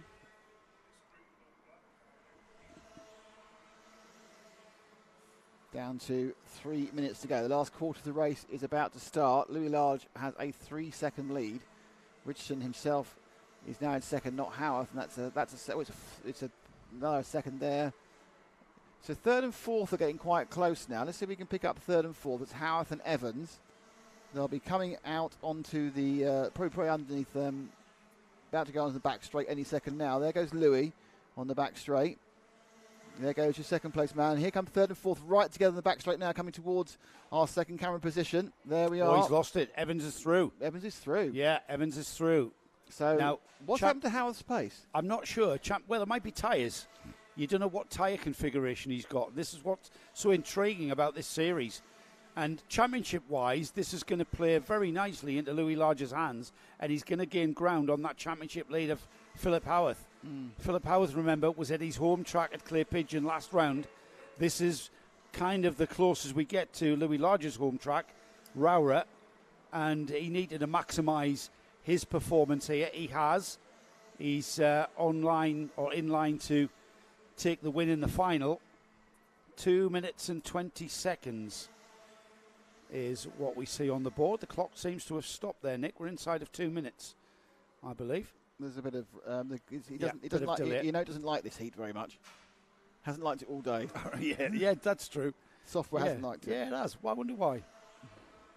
Richard Evans, though, fine third place for Richard. Moving up and ahead of Philip Howarth, championship leader. Joe Piffner still in 5th. Zach Bolton still in 6th.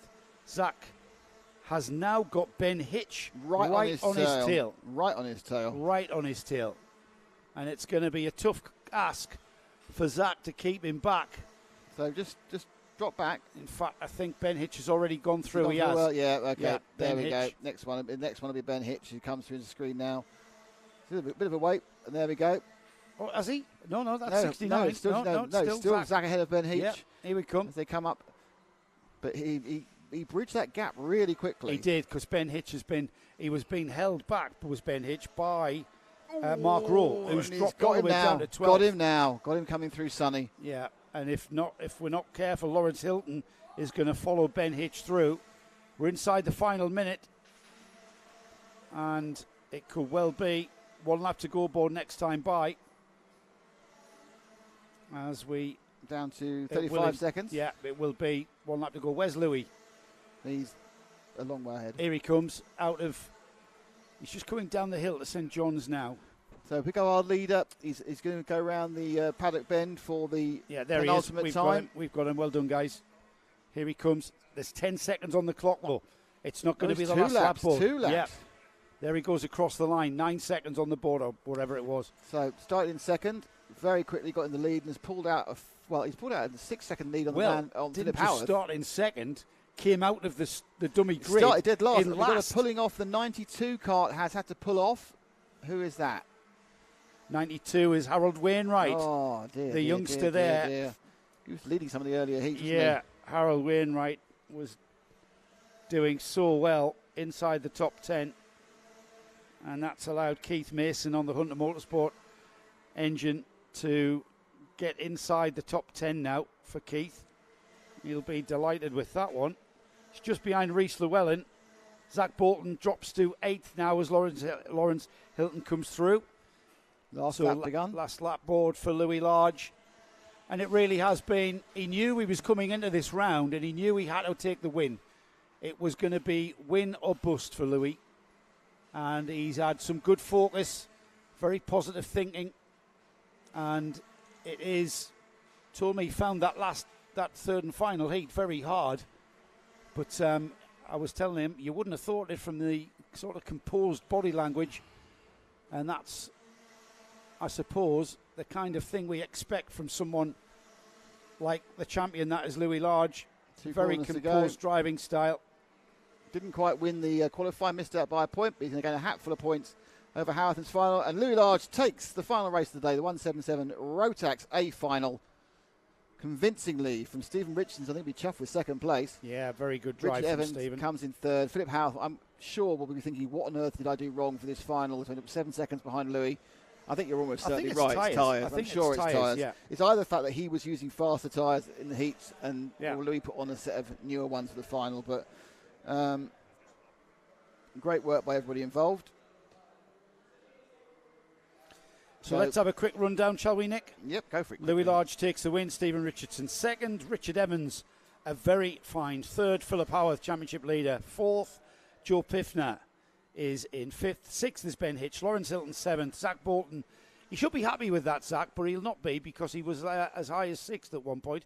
Reece Llewellyn ninth. Keith Mason a very good 10th. Steve Gilly 11th. Mark Rowe drops to 12th. Charlie Jowers 13th. Tommy Austin 14th. Alistair Cunningham 15th. 16th is Brendan Smith. Carl Bryant 17th. Oliver Smith is in 18th. And then we've got Michael Mallet and Mike Edwards round off the top 20. Dan Millward, James Yapp, Brian McCready, Jai Oliver, Tom Elridge, Harry Rowett, Colin Campbell finishes 27th. Harold Rainwright we lost on lap 14. We lost Billy Clark and Alex Jones on lap 7. Thomas Hinton on lap 6. Tim Darlow went out on lap 5. We lost Taylor Adams on lap 4. We lost Stephen Horner, who's had some absolutely diabolical luck in this series. Poor Stephen. He went out at the start of the race. Driver of the day, Nick. Well, we have had a long conversation by looking at each other, and the driver of the day is Andrew Powell. Why is that? For never giving up and having a shocking set of races, despite having some real pace, and then having to bump through the repechage. Let's call it that, shall we? I like repechage better than B-final. No, pre-final. B-final? Yeah. It's not pre-final. Well, repechage is a British championship sort of thing. Okay, it's a and European then thing. Once he got in, down about 33rd place, got all the way to 19th. It's the salvaging something from a day of disaster, which I think makes you driver of the day. He didn't give in, did he? No. He didn't give in. So Andy Powell takes the Driver of the Day award. We'll be presenting that